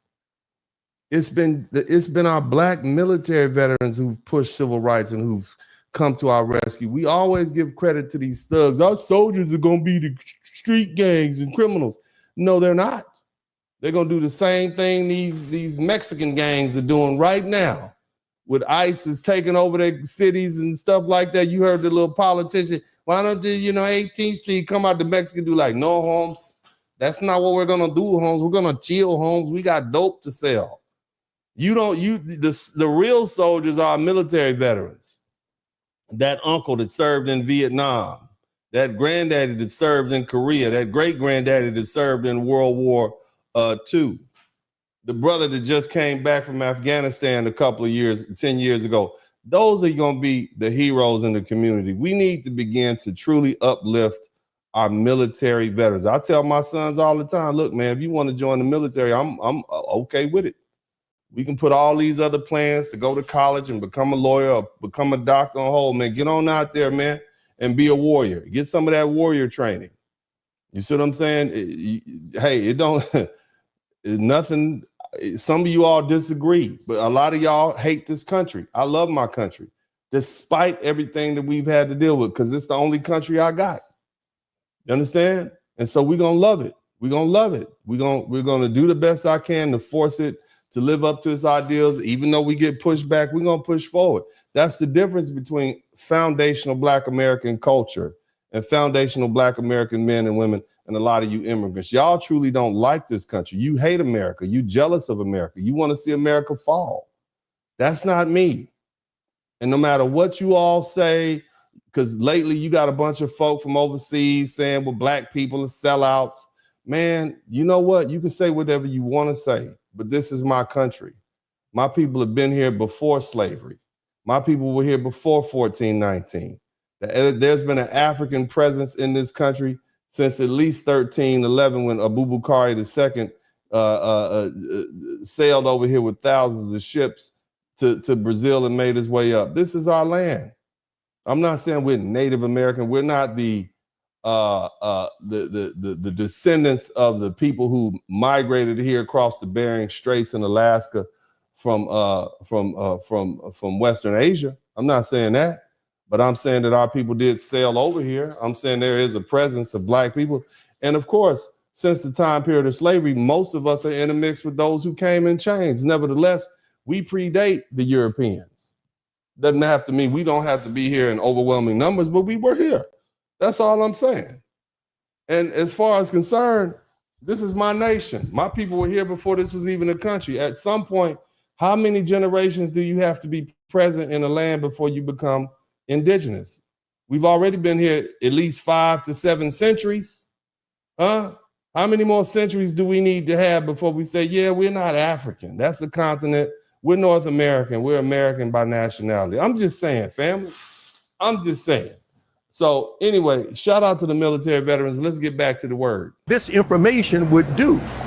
Gibbs says rioters fought along 14th and Florida Avenue, 11th and U, 7th and T, and simply by chance, nearby Howard University was on summer break. It's really a testament to the community that surrounds Howard, that they protected this hollow ground. Black veterans leaned on their trained combat skills from fighting overseas to now defend themselves at home. And black women took arms too, like Carrie Johnson. A sister. She's only 17 years old.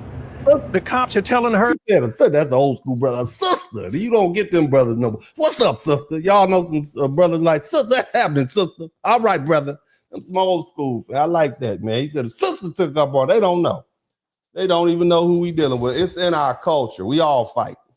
And we got a bunch of misguided people out there who have taken on our culture and perverted it.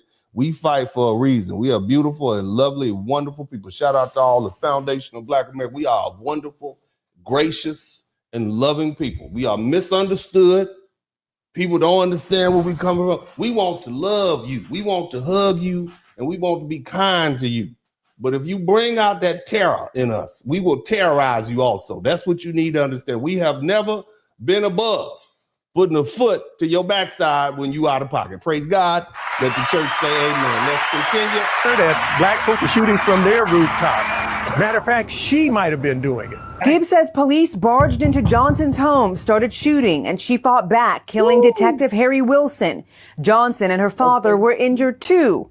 Ultimately, charges were dropped based on self-defense. Another victory. Little mama bust back on her. She said, come on in here. I got something for you. Bow. She came back with it. For the black community. That's why you really don't hear about it. It doesn't really fit into the helpless victim narrative that African Americans are sometimes painted in when you talk about American history. History that the government wanted swept under the rug. But allies of racial justice, like Howard University's president, a white man, wrote a letter months after the riot. He stressed the cause, old racial hatred and new jealousy over the undeniable success of colored troops in World War I. Racial jealousy over the undeniable success of colored troops. You see how black success seems to bring out the worst in these folk. I just want y'all to understand that. And this is why culturally black folk will typically play down their success. Shout out to Johnny Harris. Black folk will play down their success. We don't tell you how well we doing. I'm just making it. Well, you ask, well, how you doing, man? I want to be like you when I grow up. That's what a brother will tell you. We go out of our way not to tell you how successful, man. What you driving over there, man? That's just old hoopty, man. That's the old bucket I done picked up down there at the used car lot, man. Go out of our way. The only time we truly shine is when we in our personal spaces with our own people. When we on our own black spaces, you gonna have a nice watch on, nice car, but we don't do that everywhere. We recognize that these people, when they see us, it brings out just the same thing I talked about earlier. You sitting in the first class seat, you're doing well, you're dressed nice. It's a problem. We know that. That's part of our culture. I explained that the other day when I was talking about foundational Black American culture. We know better. But a lot of you African immigrants, you come in, we're doing great. We are doing, what are you doing? What's wrong with you? We are great here. We are, look at me, I'm beautiful. Okay, you setting yourself up for the do-love. But anyway, let's keep listening. Nobody else was writing about it. So I wasn't going to not write about it because I was white. I mean, I felt like white people needed to know about it as much as Black people, maybe even more. Keep my language, family friend. You need to tell them white folks about that ass whooping they took, because they getting mighty uppity around here. They got that L. Washington Post reporter Jefferson Morley says the end of the riots did lead to one major reform effort: new gun control laws aiming to keep guns from Blacks. They started enacting gun control. Hold on one goddamn minute. This Second Amendment, not for those N-words. We can't let them have the guy. Hell no. Isn't that somehow the laws change when they start working in your favor? Anyway, let's keep listening. Morley says unsung heroes like civil rights activist Osceola McCain and Boston newspaper editor Monroe Trotter deserve to be recognized in American history. 1919 was the collision of Black political aspiration and these white supremacist forces represented by Jim Crow and President Woodrow Wilson. Mm-hmm. Woodrow Wilson was one of the racist presidents. He allowed Birth of the Nation to be played in the White House. That was one of the most racist movies ever. But let's keep listening. You know, 100 years later, Black aspiration is strong. Kamala Harris has been elected vice president. Okay, I'm gonna let him slide. President, and you have a white backlash, a violent white backlash, which says that a violent white backlash. That's what we talk about. This is intolerable to us, and so the same thing happens. And as the United States, and he knows it's the same thing I'm saying. It didn't hard to figure. We talked about the Weimar Republic. We talking about post Reconstruction. We talking now. We're up to 1919. I see repeat offenders. States grapples with cherry picking its history. We asked DC's Congresswoman why there's no marker acknowledging the contribution of Black Washingtonians of the past, and if she'd be willing to change that in the future. I would think that there should be at least a marker to commemorate this very unusual event where Blacks whoop that ass. Stood up for themselves when nobody else would. Seems to me it's the kind of marker that would be particularly appropriate today when we're trying to get statehood, to say, look, we defended ourselves when nobody would. You need to acknowledge that ass whooping. Go ahead. Now, we're using the legislature to defend ourselves. Let's remember when we were defenseless. So what did help end the race war here in D.C.? It was a combination of federal troops and Mother Nature, a rainstorm that kept folks inside. As for the accuser, Elise Stefanik, Morley says she later recanted her story. In Washington, D.C., the white woman recanted the story. Boy, I tell you. Both to Imam for BNC. Oh, man. All right. So let's get back to the business. Look, fam. So when the Black soldiers came back, right, from World War I, they were stationed in Europe, and unlike the United States, with segregation and racism were deeply entrenched, France had comparatively open society, and they accepted, it was an accepting racial environment. You had places like Paris. Black soldiers found themselves with respect, courtesy, and even admiration because they were saving this country from the enemies. You see, so the civilians appreciated having the military around. They were eating in people's houses, being treated well, and this was a striking, eye-opening contrast to what they had experienced. And so, for many, it was the first time that simply they were seen not as a Black man, but they were seen as men, equals who were worth respect, right? And not just simply determined by the color of their skin. And these interactions, it fostered a new awareness and realization among Black men. Racism was not inevitable. It was a universal condition. there were societies in the world where race didn't dictate one's value, where a black man could walk freely without fear of some racial slurs or exclusion or violence. And the realization was deeply empowering. I'm surprised many of them came back, but of course they came back because they had families here, you see? Now, when they returned home to the United States after the war, it was jarring. You know, they came back to this hostile reality. Instead of being welcomed like heroes who helped save the world, for the first time, they were met with racial hostility and violence and exclusion, and they had escaped momentarily. And worse still, you know, this newfound confidence and assertiveness, it was viewed as a threat by white America, by white men. And white women played right along with it, you see? And this white supremacist is fearful that black soldiers are uppity, right? They're gonna upset the racial hierarchy, right? So what did they do? They launched a complaint. They launched a campaign of suppression. The war ended in 1918. By the summer of 1919, right? The nation erupted in racial violence, and you had these black, white folk around the country, like they got a mass text message and they just start attacking black folk. You see what I'm saying? It was a violent backlash. This is crazy. You see? See, these men were not merely returning soldiers. They were living proof that of the lie of black inferiority. And it could no longer be sustained. And more importantly, it was the lie of white supremacy.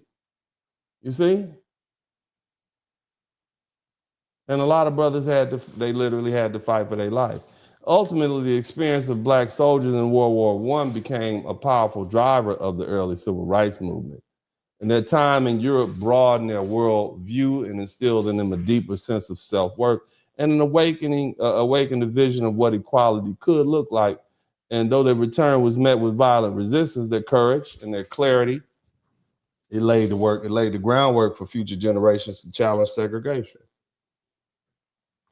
And as a result of that, our people demanded justice and full citizenship. Their wartime service and their post-war struggle exposed the contradictions of American democracy, and it planted the seeds of change that eventually blossomed into what we have now, the 1960 Civil Rights Bill, and the doing away with of all of that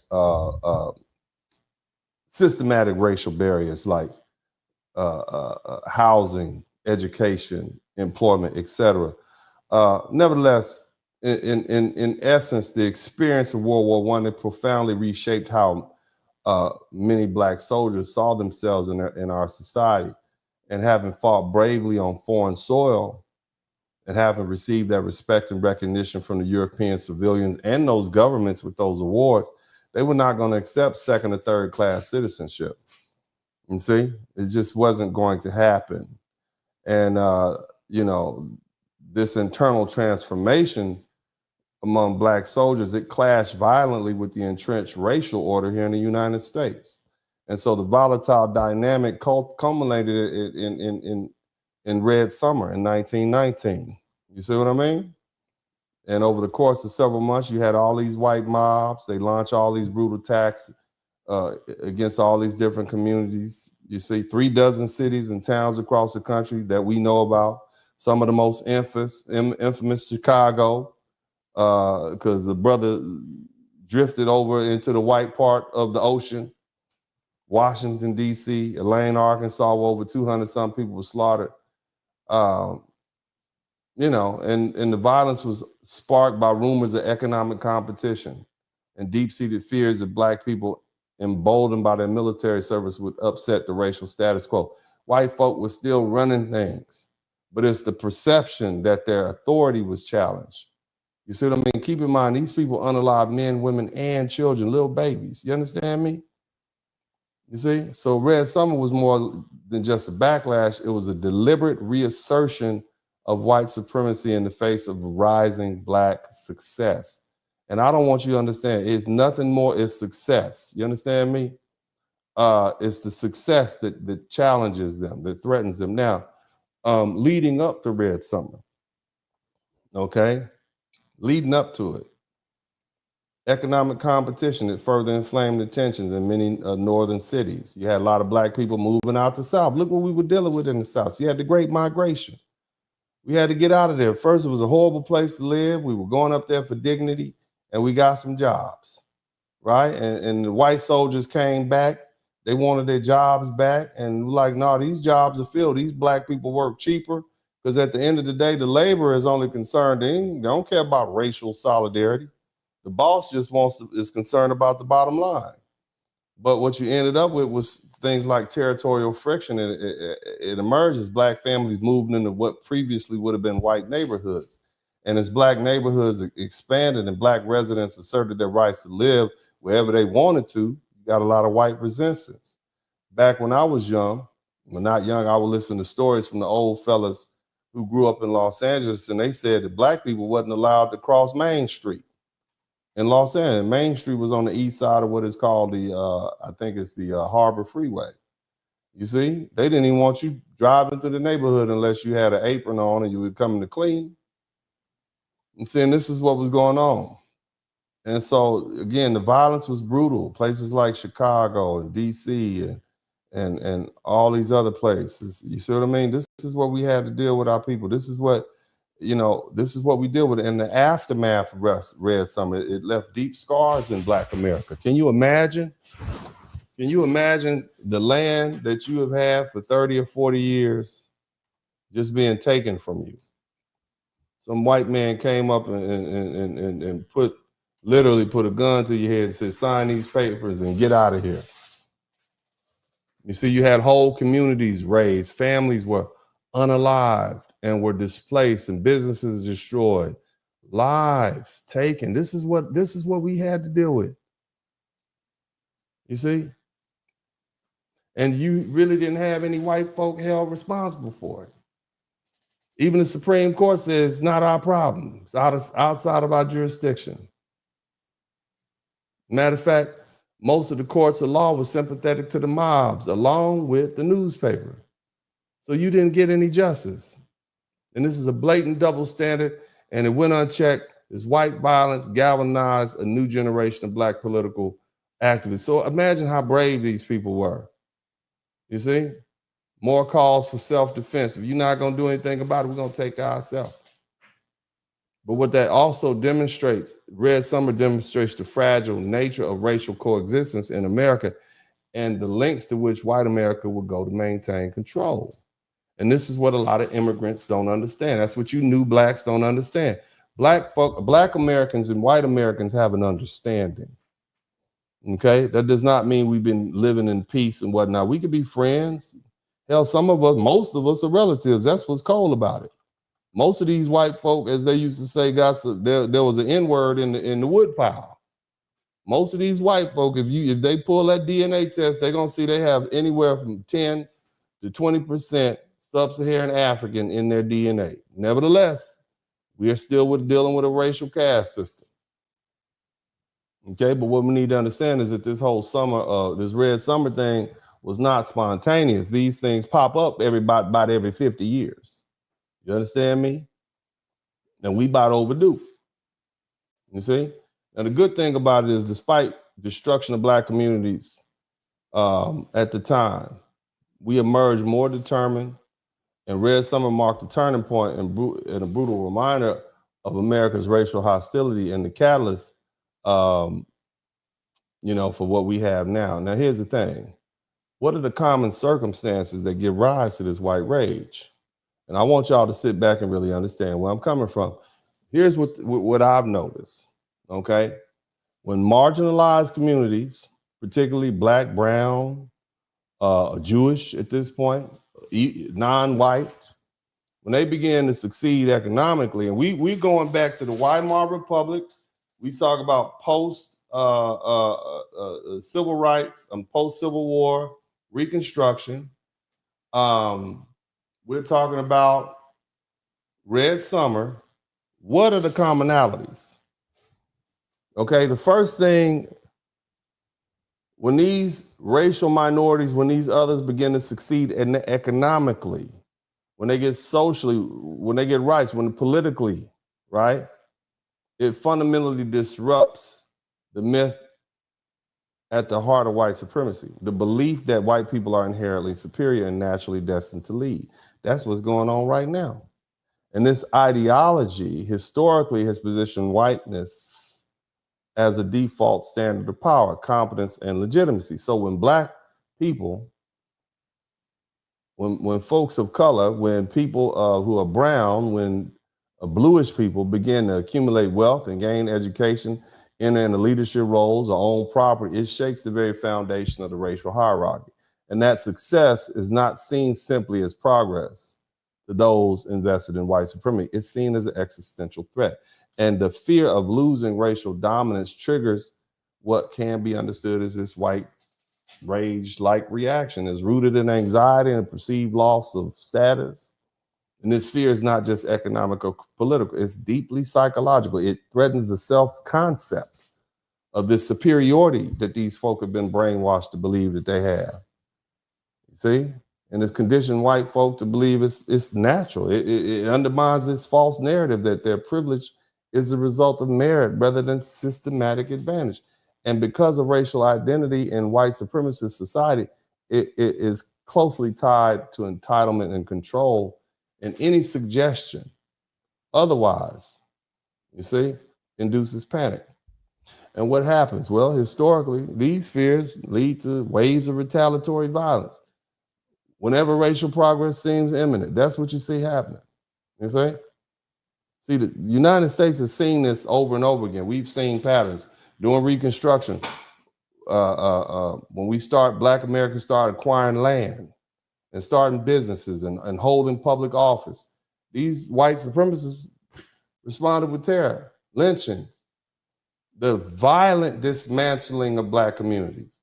Whether we talk about Colfax, whether we talk about Black Wall Street in Oklahoma,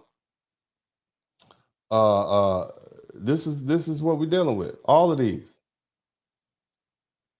You know, between 1882 and 1968, more than 4,700 Black people were lynched.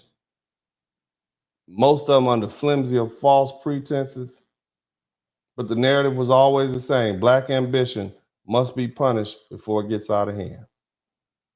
Okay, see, keep in mind, as I said earlier, your success is always pathologized. You can never have got it the right way. You must have stole it.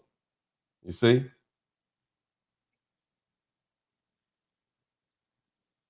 Laws are enacted to enforce unequal outcomes, and that ensures white society is protected, while Black progress is criminalized. And this is what's been going on for generations, all the way up until the 1960s, actually.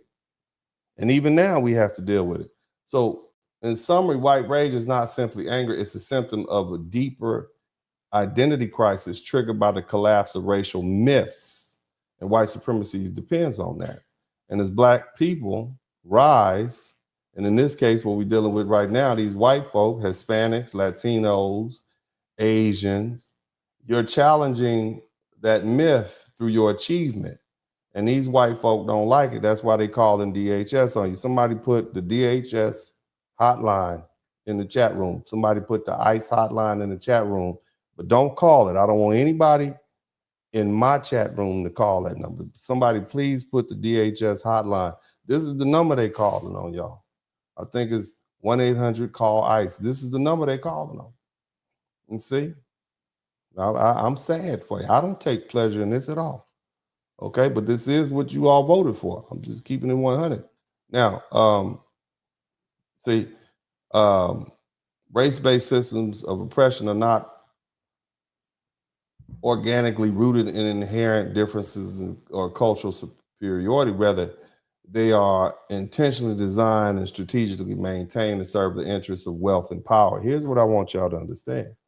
See, throughout history, race has always been deployed as a tool of division, a psychological and social wedge used by the ruling elites to fragment the masses and stifle collective resistance and ensure that those at the top retain economic and political control. There have always been situations where Black people and white people have gotten together and formed, I would say, coalitions to fight against the rich landowners. It started even before this country was born. Even in recent times, black people and white people got together and said, hey, you're going to have to pay us more wages. And what they always do is they offer a few trinkets to poor whites and say, hey, white man, come on over here. You're just like us. Don't side with those dark people. You see what I'm saying? Don't side with them. Come on over here. We'll treat you a little better. We'll let you sit in this room and force them to sit out back. You're different. And then that's how they divide and conquer. And see, one of the most enduring tactics of the powerful has been to use race to implement and divide and conquer. It's a strategy by fostering this racial animosity, by telling poor white people, particularly those that hey, you're superior. You're superior just because you're white. All that did was successfully divert attention away from their own exploitative practices. See, when most white people didn't own slaves, most of them white boys who got drafted into the Civil War, whether we talk about for the North or the South, they didn't own a damn thing. Many of the Irish had just got here. They were dirt poor. Nevertheless, what they did was they convinced poor whites to fear and resent and blame black people, brown people, or immigrants, the bluish people for their economic hardship. You see? And see, when you do that, that means that makes them less likely to unite with those communities against the very structure and institutions that keep them all impoverished and disenfranchised. In this way, the racial division becomes a tool of class warfare from the top down. And the primary beneficiaries of a system of racism are not the average white folk. It's the elite. It's the class. It's the wealthy industrialists. It's the landowners. It's the corporate executives. It's the political power brokers. These actors maintain their dominance through a racial caste system that ensures a cheap, disorganized labor force. Racism justifies wage suppression. It justifies land dispossession and mass incarceration and resource exploitation. It ensures that marginalized groups remain too divided to mount a united challenge to the concentration of wealth and power. And as long as the working class and poor white people are stupid enough to believe that them rich white folk really like you, and that you preserving the racial status is somehow going to help you one day get to the point where you can be as rich as Donald Trump, then you're going to be the damn fool that keeps walking down that long, or you're going to die broke and poor. More importantly, the system is going to remain unthreatened. I mean, look at history. Throughout history, poor white people, you've been mobilized as the enforcers of racial hierarchy. They give you a badge and a gun, you see, and they send you out there to risk your life for $35,000 a year. Your wife don't like you. But you don't really materially benefit from slave patrols to segregationist mobs to anti-immigrant movements, to law enforcement practices. The state and its propaganda and apparatus have cultivated the illusion that whiteness alone is a shield of privilege. And poor whites have been promised this cultural superiority and social status in exchange for defending a system that exploits them economically. And when you see successful black people, when you see successful Asians and Indians and Africans, it makes you want to lash out, because the reality is, you know, you being lied to by them rich white folk. They don't even like you. They call you names. Your loyalty is not bought with prosperity, but with an illusion of racial exclusivity. And see, this whole thing of racial purity and cultural preservation, they're just more tools of manipulation. These calls to protect American culture or Western civilization, they're rarely about values or tradition. They're about preserving the dominance of a narrowing ruling class that fears demographic and ideological challenge. I challenge you all on this. When has America ever been a white country? Because as I look up, the first inhabitants of this land that you all encountered in 1492, whether we talk, well, actually we'll say in Jamestown, were brown people. Brown people of various tones, colors, and hair textures that clearly were not white. So it was a dark country then, and it's a dark country now. When has this ever been a country of white? It will never be. But the thing you all have to focus on is the narratives distract from the central issue of class and inequality, and it consolidates power by stoking fear of the other. And they shift focus from economic exploitation to cultural paranoia. And it ensures that anger and anxiety are aimed downward, not upward. When racial myths begin to collapse, when Black and brown communities achieve economic mobility or powerful political power, white supremacy reacts with violence. We've seen it time and time again. Historical acts of terror include destruction of Black towns during Reconstruction, lynching, riots, Red Summer, and that they were strategic acts of suppression and calculated to restore a fragile racial order and protect the economic interests of the elite. Similarly, when we look at the Yahtzee regime under Schittkickler and their racial ideology and that genocide, it were underpinned by fears of losing economic and cultural dominance, masked by, or should I say, as concern for purity and national survival and a fight against degeneracy. In every case, systematic violence serves to terrorize and marginalize communities and reinforce existing hierarchies. Ultimately, racism serves as a smokescreen to protect the underlying structure of class domination. It is no accident that periods of Black economic and political achievement are met with sudden upticks of racial hostility and violence. What happened after Barack Obama was elected president? And this dude ain't even the foundation of Black America. What happened? You had the rise of the Tea Party. You had senators saying they had a meeting and they said, no matter what happens, we will not cooperate with this man. Just think about that. This is the president of the United States. We got to look, whatever you think about Donald Trump, this man is an unarticulate, he's too much. But even the most unpatriotic of people wants to see him succeed, because otherwise the economy crash, the gas prices go up, and the eggs will be too high. You understand? But what you see happen after Barack Obama was elected is what you see all the time. This is a reaction. It's emotional. It's designed to preserve an unjust distribution of power. And propaganda plays a central role in this process, and it creates false narratives about criminality and laziness and moral deficiency of Black folk, all people of color. You see what I'm saying? Now, across history, systems of racial oppression have served as instruments of economic and political control, carefully engineered to protect the power and the wealth of the elite minority.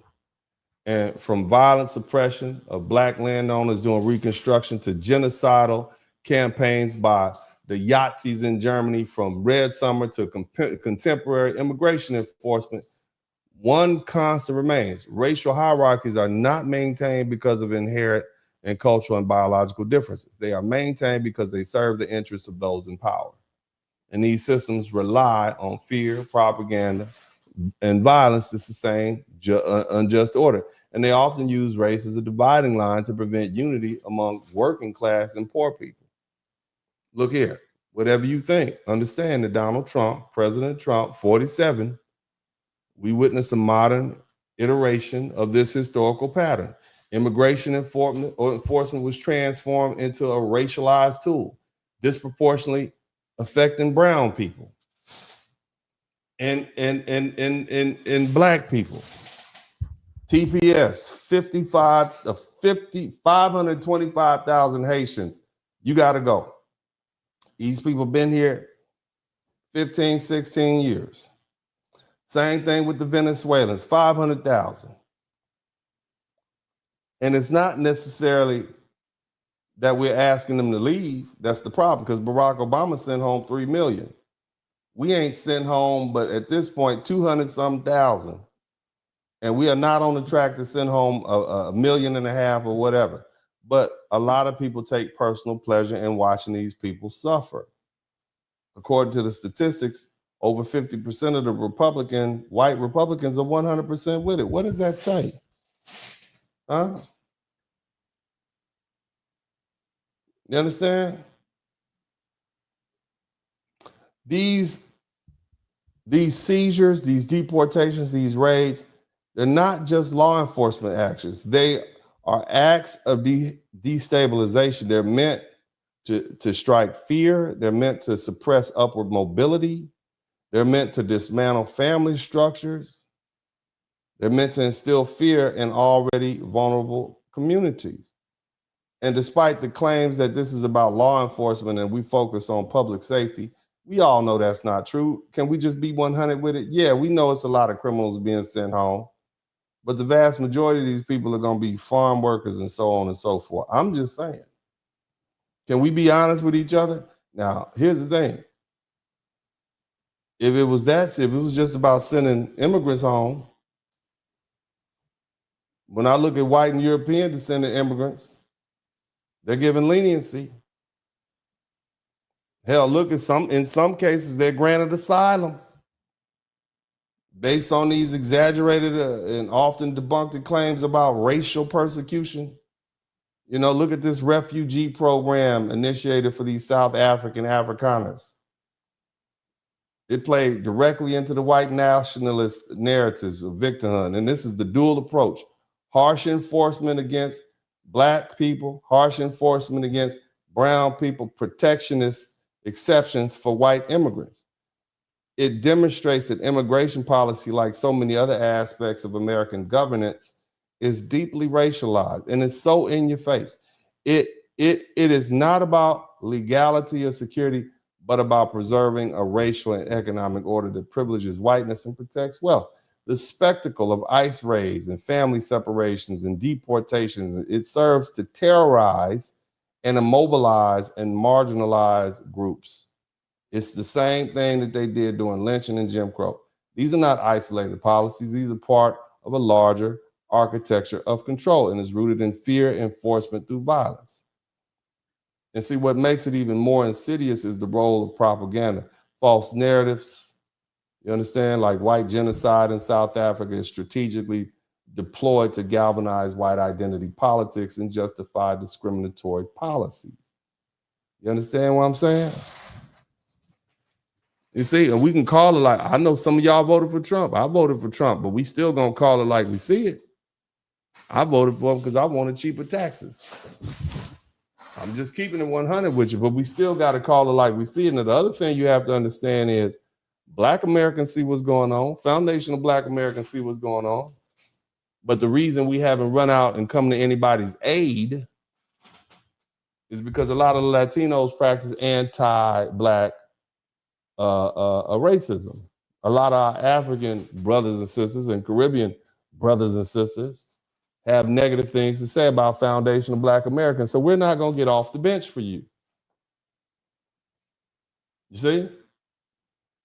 We're going to keep letting these poor white Americans and everybody who wants to be white, because I've noticed a lot of these immigration enforcements are Latino dudes, so you white adjacent, so want to be whites. We're going to keep letting them do what they do, and we're not going to take to the streets. You see? And it's these same poor white people that are bombarded with messages that their culture and their jobs and their way of life is under attack, not from the billionaires shipping the jobs overseas and outsourcing labor and hoarding wealth, but from the immigrants and the minorities taking over.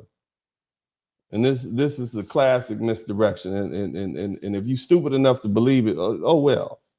You see what I'm saying? Oh well, it's not my problem. Now, family, I want to thank everybody. I have some more to say. I got a closing statement for you, but you know, I want to make sure I acknowledge my folks who contributed to the super chat. Man, we only got 19 super chats. Golly. Y'all didn't learn nothing tonight. Nothing tonight. Y'all didn't learn anything tonight. Oh, well, I guess I'll try to do better next time. Let's go ahead and read these super chats and cash apps first, man. Y'all didn't learn much tonight. Oh, I guess I got to do better.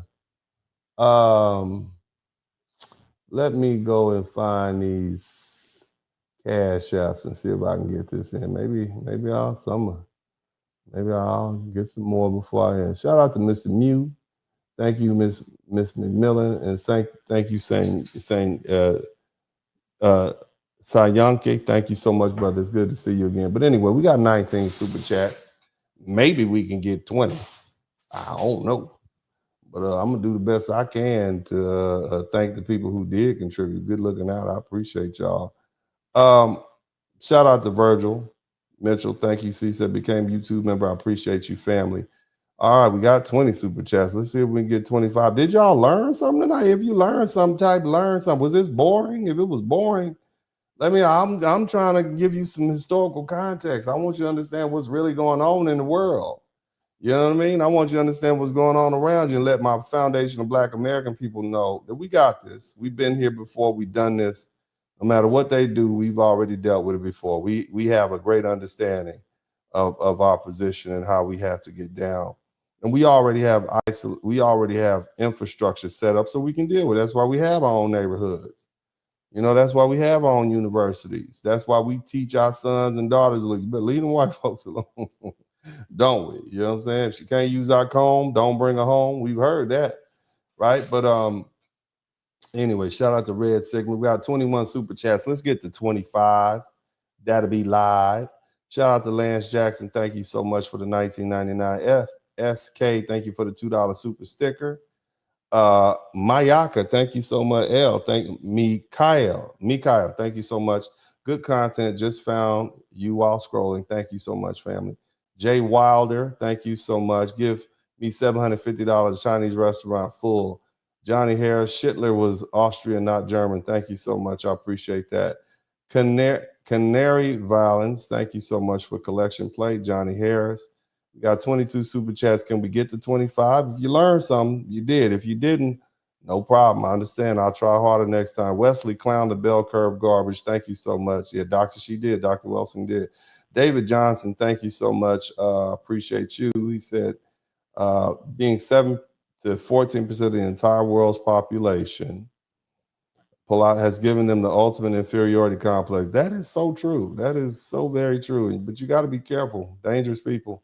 Who are living that much fear. You know, it's not all white people. I'm not castigating all white people, but we got some problems that we need to deal with in that white community. Y'all need to work that out and come on back in and join the human race. Nature always wins. Shout out to Michael J. Thanks for he said masterclass. I appreciate you. We still got 23 super chats. Maybe we'll get to 25. I don't know. My man David Johnson. Every time we got ahead, they sabotage us. Still haven't answered for any of their crimes against humanity towards FBAs, with the last time being them putting crack in our neighborhood. I didn't even get to that point yet, brother. But you're right. That was another one. You know, that was another one we had to deal with. Isn't that something?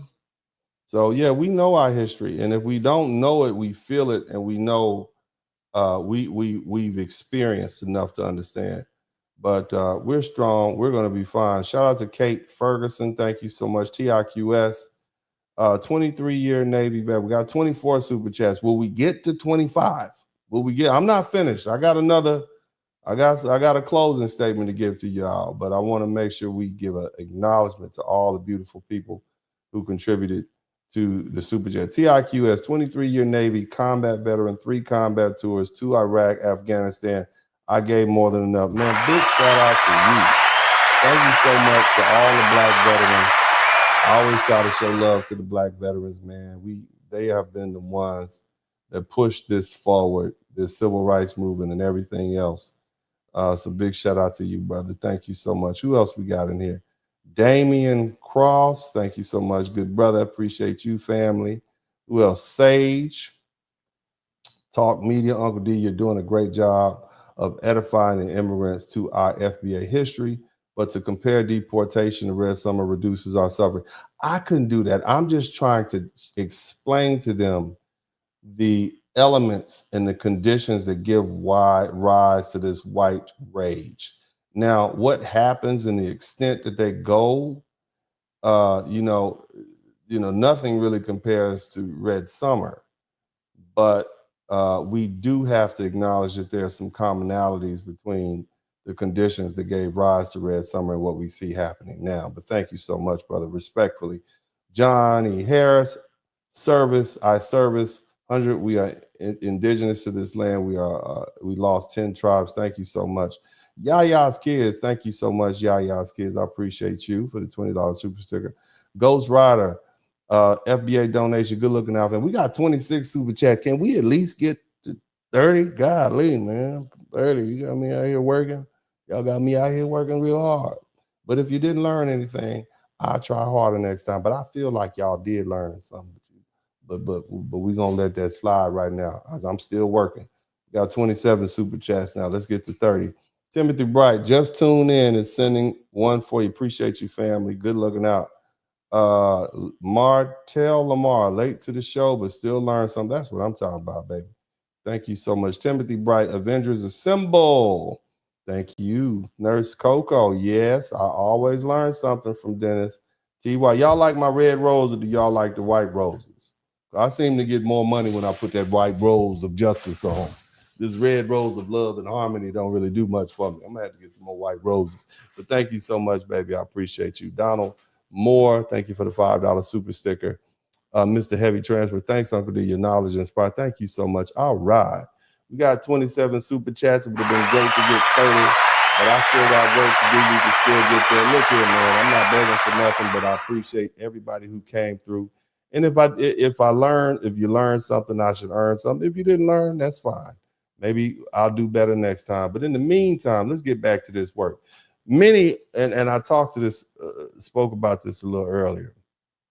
The whole point of this exercise, okay, is that many of the elements that gave rise to that white rage in modern America were present during the Weimar Republic in 1918 and in 1933 in Germany. And in fact, the collapse of the Weimar democracy and the rise of Nazism offer one of the clearest historical patterns for understanding how economic instability and social change and propaganda makes the white folks mad. Okay, the first catalyst was economic collapse. When the money get tight, somebody typed the money is short. All right, in the situation during the Weimar, you had hyperinflation between 1921 and 1923. That basically rendered wages worthless and it destroyed savings, and you devastated the middle class. And the Great Depression in 1929, it deepened the crisis and it created mass unemployment and it worsened social despair. Same thing happened in the United States in 2008 after the recession.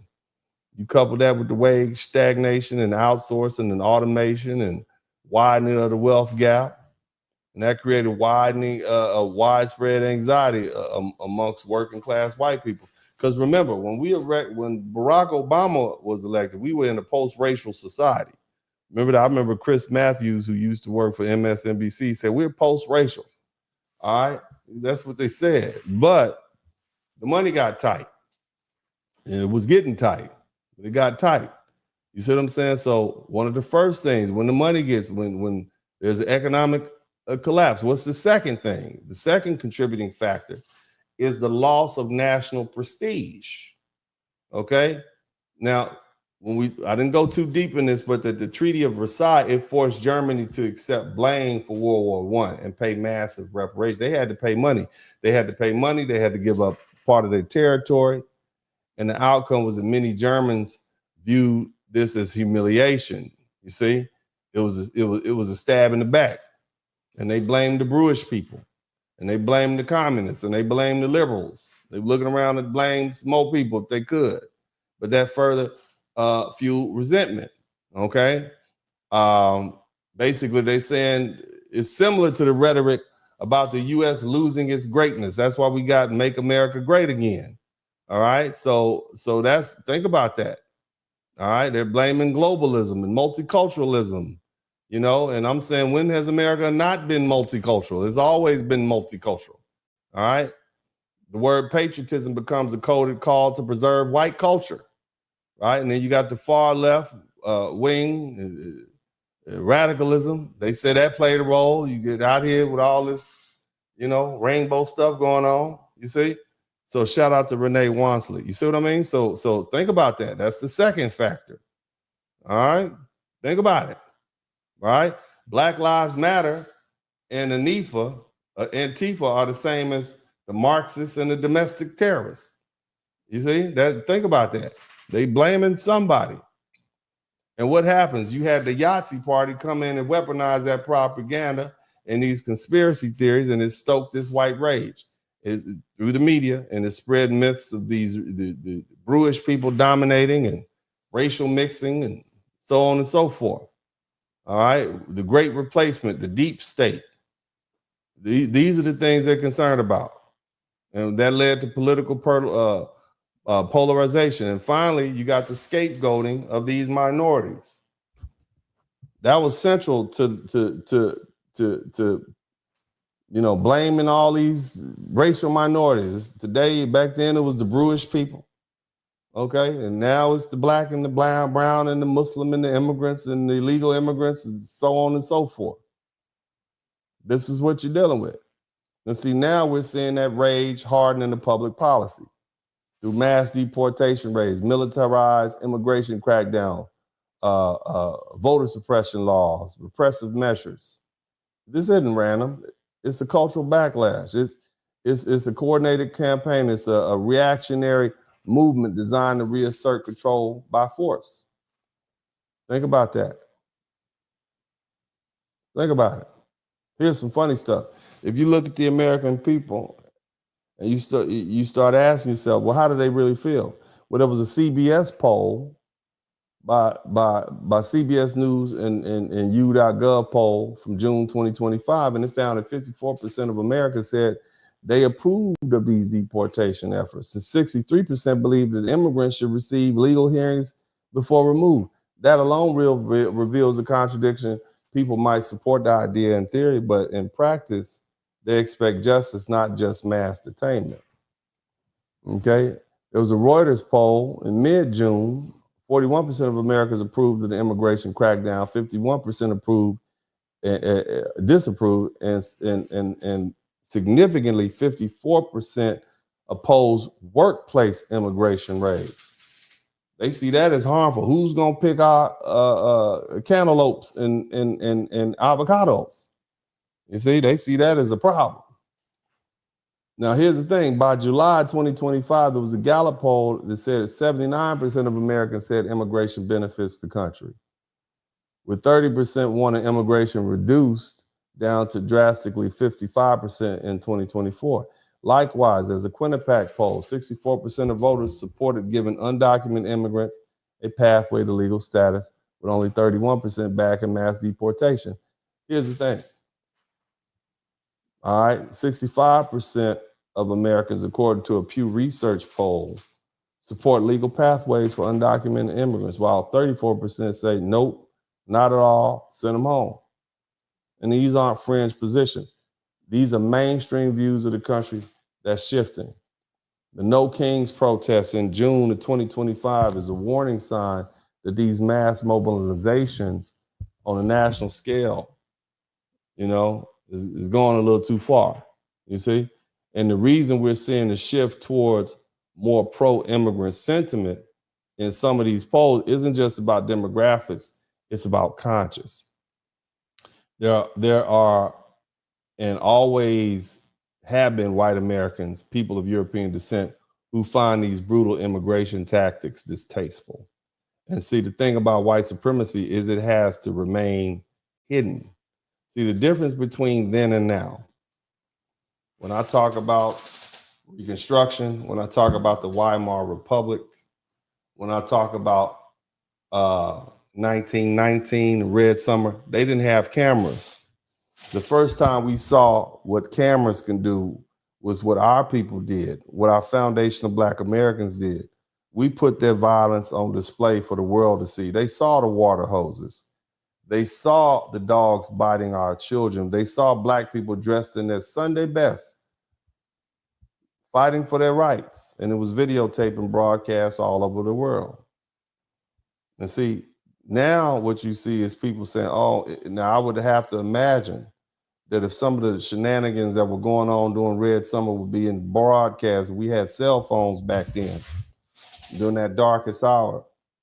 Whether we talk about 1919 and Red Summer, post-Reconstruction era Nazi Germany, then, you know, the taste for this would have fallen because they get to see just how ugly they are. Our brilliant foundational Black American leaders realize that. You see? See, white abolitionists who risked their lives and fortunes to end slavery. White freedom riders faced the mobs and beatings to stand against segregationists, journalists, lawyers, clergy, ordinary citizens, though they still benefited from the system, chose to oppose the principle. And today we see echoes of that legacy.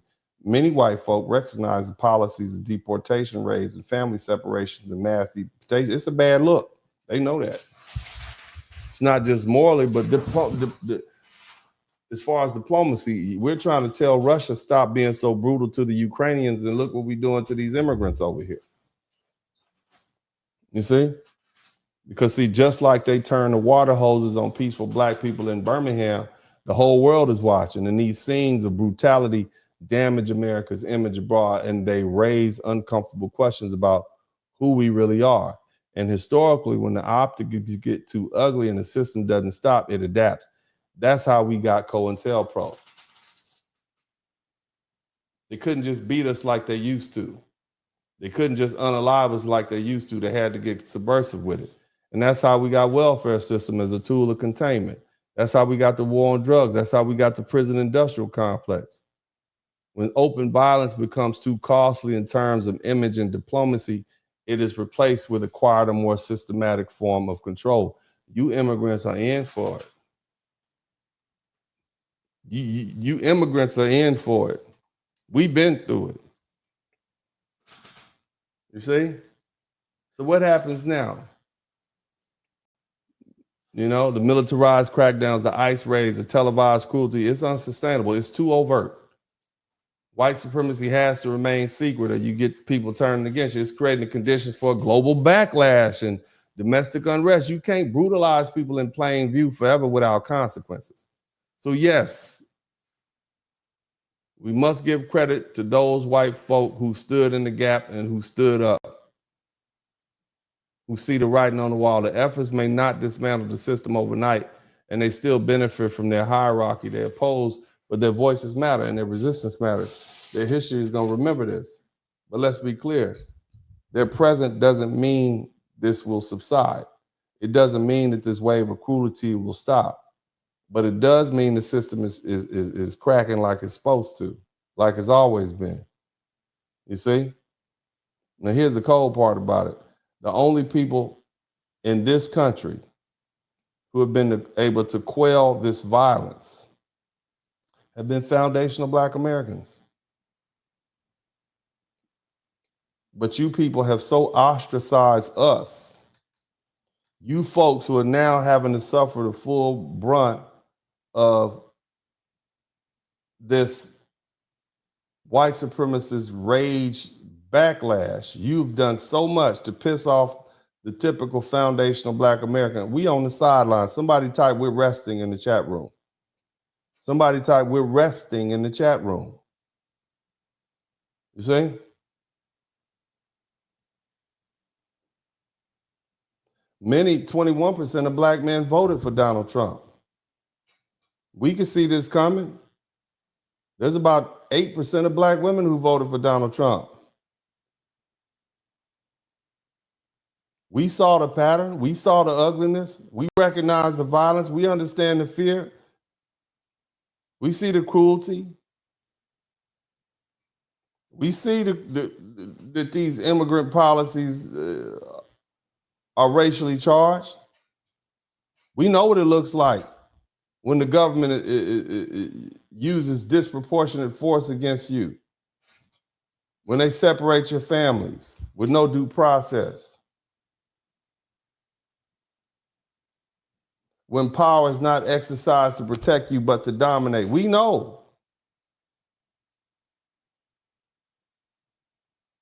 But we also know that we benefit from having you gone. We know that we benefit from some of the policies of sending you home, if I may be so honest. See, foundational Black American descendants we built this nation with our bare hands, and we survived slavery and Jim Crow and redlining and having our property taken away from it. And despite all that, we've clawed our way back into a position where many of us, even right now, are amongst some of the most successful Black people on the planet. And success, whether we like to admit it or not, is made possible by a system we didn't design,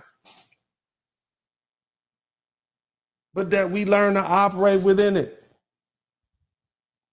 Now, I know y'all heard the chatter online. Haitians are calling Black Americans the biggest sellouts. And there's some truth to that. Let's be honest. There's some truth to that. But the truth is, we haven't sold out. We bought in. We ain't going nowhere. We've navigated this system. It's built to exclude us. But we figured out the rules, even when they change. And we've leveraged it to survive. In many cases, we thrive. And let's run some numbers. Because I know. Black Americans control nearly $2 trillion in annual spending power. If we were an independent country, our GDP would rank 15th in the world. Damn. There are 1.7 million Black millionaires in the US, and that's more than all the countries in Africa, all 54. We have more Black millionaires in the US than Mexico does. Despite its population being 126 million, we've built businesses, we've bought property, we've educated our children, we've established multi-generational wealth. We didn't get here by chance. We got here because we're resilient. We got here because of strategy and sacrifice and clear-eyed understanding of how power works in America. And no, we didn't pull ourselves up by our bootstraps in a vacuum. We paid a price. Our grandparents paid a price over and over again. Some of our ancestors paid the ultimate price. But here we are, not as victims without agency, but as people who have earned our place through sweat and brilliance and resilience. Still, just because the system benefits us in certain ways, it doesn't mean it's fair for everyone. That doesn't mean we turn a blind eye to the cruelty inflicted on you all. We can walk and chew gum at the same time. We can acknowledge that immigration raids are brutal while recognizing that many of that same immigrant group have always shown us disrespect. We can call out racial injustice and still be aware of how anti-Blackness shows up in the Latino community, and the Asian community, and the African immigrant community, and the Caribbean community. Yes, we can see human tragedy. We see mass deportations, but don't expect us to forget how many of those same voices was join in mocking us and dismissing our struggle, or calling us lazy, calling us criminal-minded, calling us inferior. Shout out to all my Akatas out there who are listening to this broadcast right now. Shout out to everybody. See, this is not about cruelty, it's about clarity. We're not that naive. I know you thought we were. I know. Would you think I was going to end this broadcast by saying, yeah, we're going to come save you? No, we're not. We're going to let you get that smoke. See, the misunderstood position of foundational Black Americans, what we're doing here is being honest. We're being brutally honest. Currently, Black and brown immigrants are lashing out at foundational Black Americans, portraying us as cold-hearted, heartless, or even cruel for not marching lockstep with every immigrant struggle against deportation. But that judgment lacks historical context. It ignores our lived experience. I just gave y'all a little bit of it.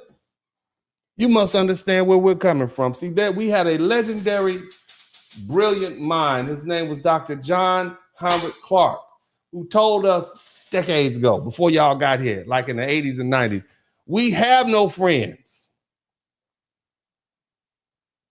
And he was a great African scholar, and time has shown him to be right.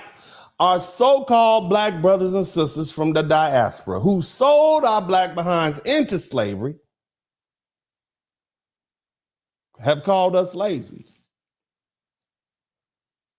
Told us we need to work harder. Many of our Caribbean brothers who also share that slave history, because they just got off the boat a little bit before we did. They tell us we're culturalists. They tell us we're violent. They tell us we're unworthy of leadership. Damn. And you want us to get off the bench for you? Most of y'all don't even like America. And you don't like us because we're American. Now, to our Latino neighbors, you know you all fought to be white until we won the right for people of color, quote unquote, black people, to have the rights to vote.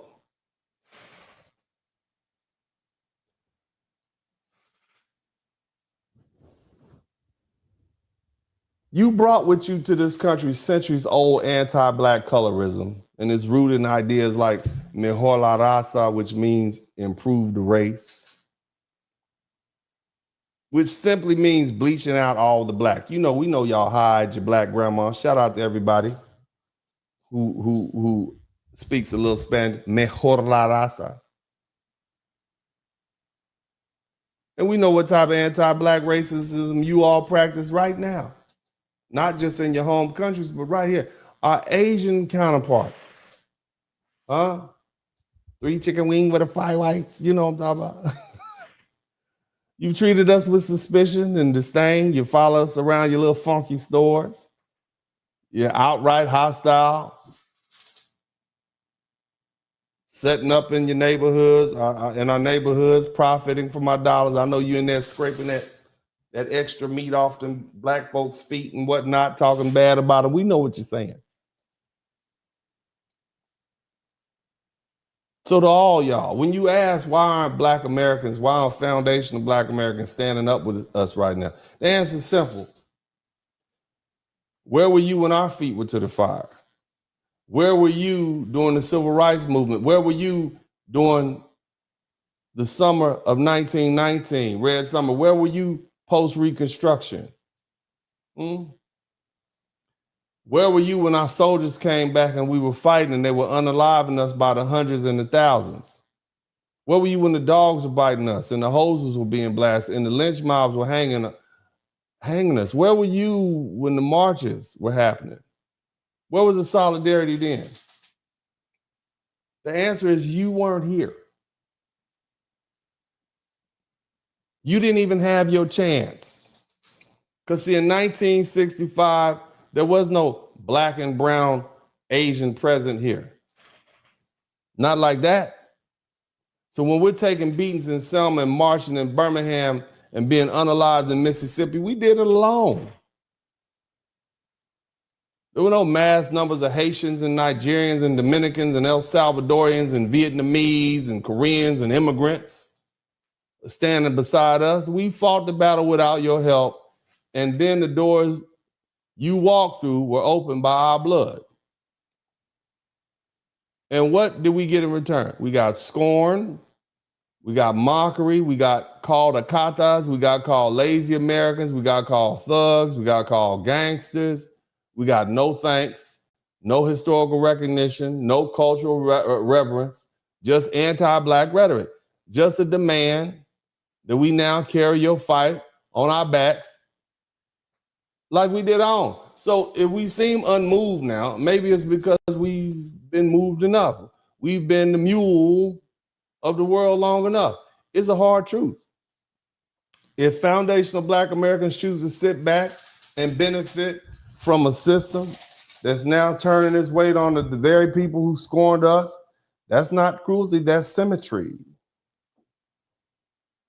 It's not vengeance, it's not sabotage, it's simply saying, handle yours like we handled ours. Because make no mistake, we earned what little we had. We fought for it in courtrooms, in cotton fields, on battlefields, in classrooms, in marches, in jail cells, in back alleys, on the streets. And many of you immigrant communities from across the globe have reaped the rewards without ever acknowledging the down payment we made. So no, we're not leading your protests. We're not rushing out to save you. We're not observing, reflecting, and maybe even quietly benefiting from what you're having to deal with. I mean, that's not heartless. That's wisdom born from betrayal. See, as Dr. John Henry Clark said, history is a clock that people use to tell their political and cultural time of day. And right now, it's not our time to fight your battle. So the next time you call a foundational Black American a sellout, ask yourself, who sold who out? Who showed up when it mattered? And who's still standing after 400 plus years in the belly of the beast? We're not asking for applause. We're asking for memory, for context, for truth. And hey, maybe this will help give you some. Because when the fires come for you, don't look to us with empathy and hands open and mouths. If it couldn't even offer us a glass of water when we were burning. Look here. We built this country brick by brick under chains and whip. We don't take joy in watching families being torn apart. That's not who we are. But I'd be lying if I said these immigrant communities have been our allies. Let's be honest. You haven't. Whether we're talking about Latinos or Asians or Blacks from the Caribbean and West Africa, you ridicule our culture, you call us these horrible names, and yet your countries come from, they're rife with corruption and crime and poverty. So let's correct the record right quick. You always talk about Black on Black crime and Black people commit violence, and it's overwhelmingly tied to criminal enterprise and gang violence and drug trade and organized crime.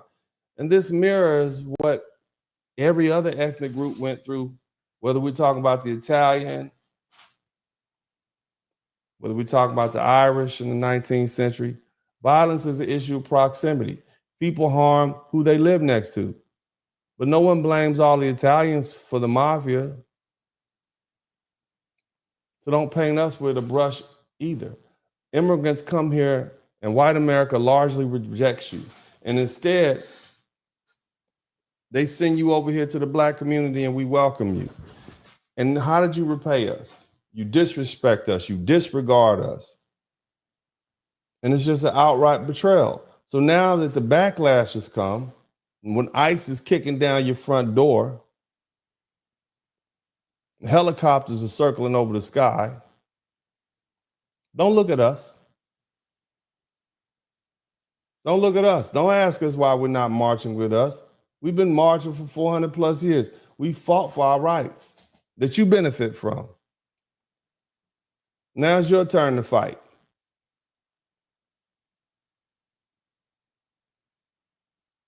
You see? Because see, when it was our turn to fight, you all remained silent. Unfortunately, many of you all actually side with the oppressor. And that doesn't mean I'm rooting against you. And I can speak on behalf of most of my foundational Black American brothers. We're not rooting against you. It's just not, we're not sacrificing for you either. What you need to be asking yourself is, why when Latinos gain political power in cities like Los Angeles, The first people they displace are foundational Black Americans.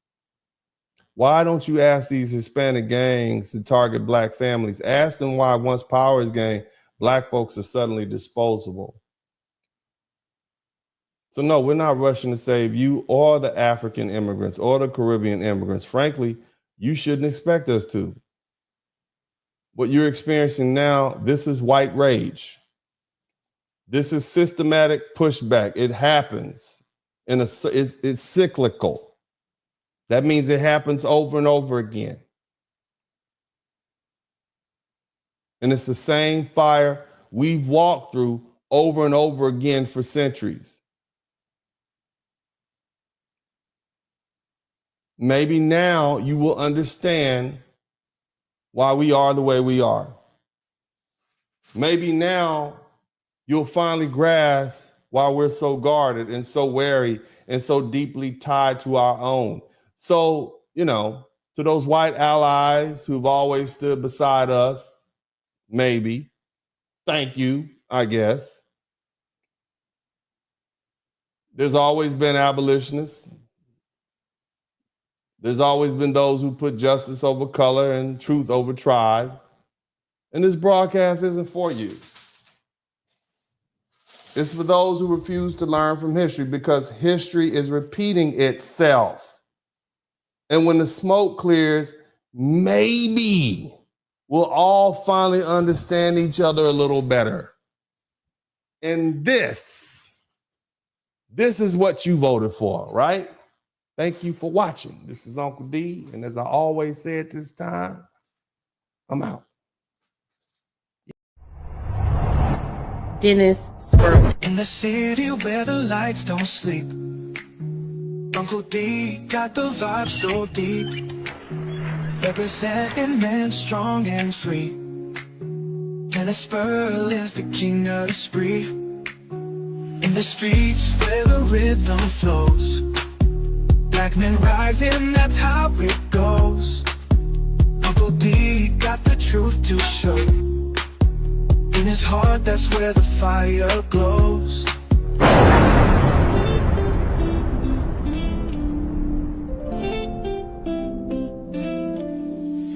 Late night tuning, light up the stream. Dennis Spurling, wisdom gleam.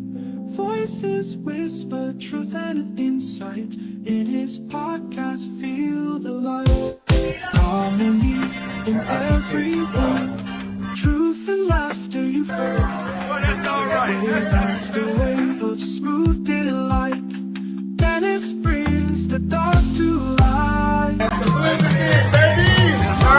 Share the tales unfold.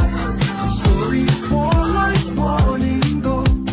Feeling the wisdom that's building. Subscribing like time after time. Black men, black men, black men. I want to salute you. Your incarceration rate is down. The education rate is up. We up. We went from, we are doing great for ourselves. So you should salute yourself. Shout out to all the brothers out there, whether you're a truck driver or engineer, whether you're an electrician or garbage man, a doctor, a lawyer, if you're a hard-working brother, if you fresh out the penitentiary, but you on your grind and you doing it legal and you trying to make amends for yourself, man, I salute you too, brothers. God bless you. This is Uncle D, and I'm out.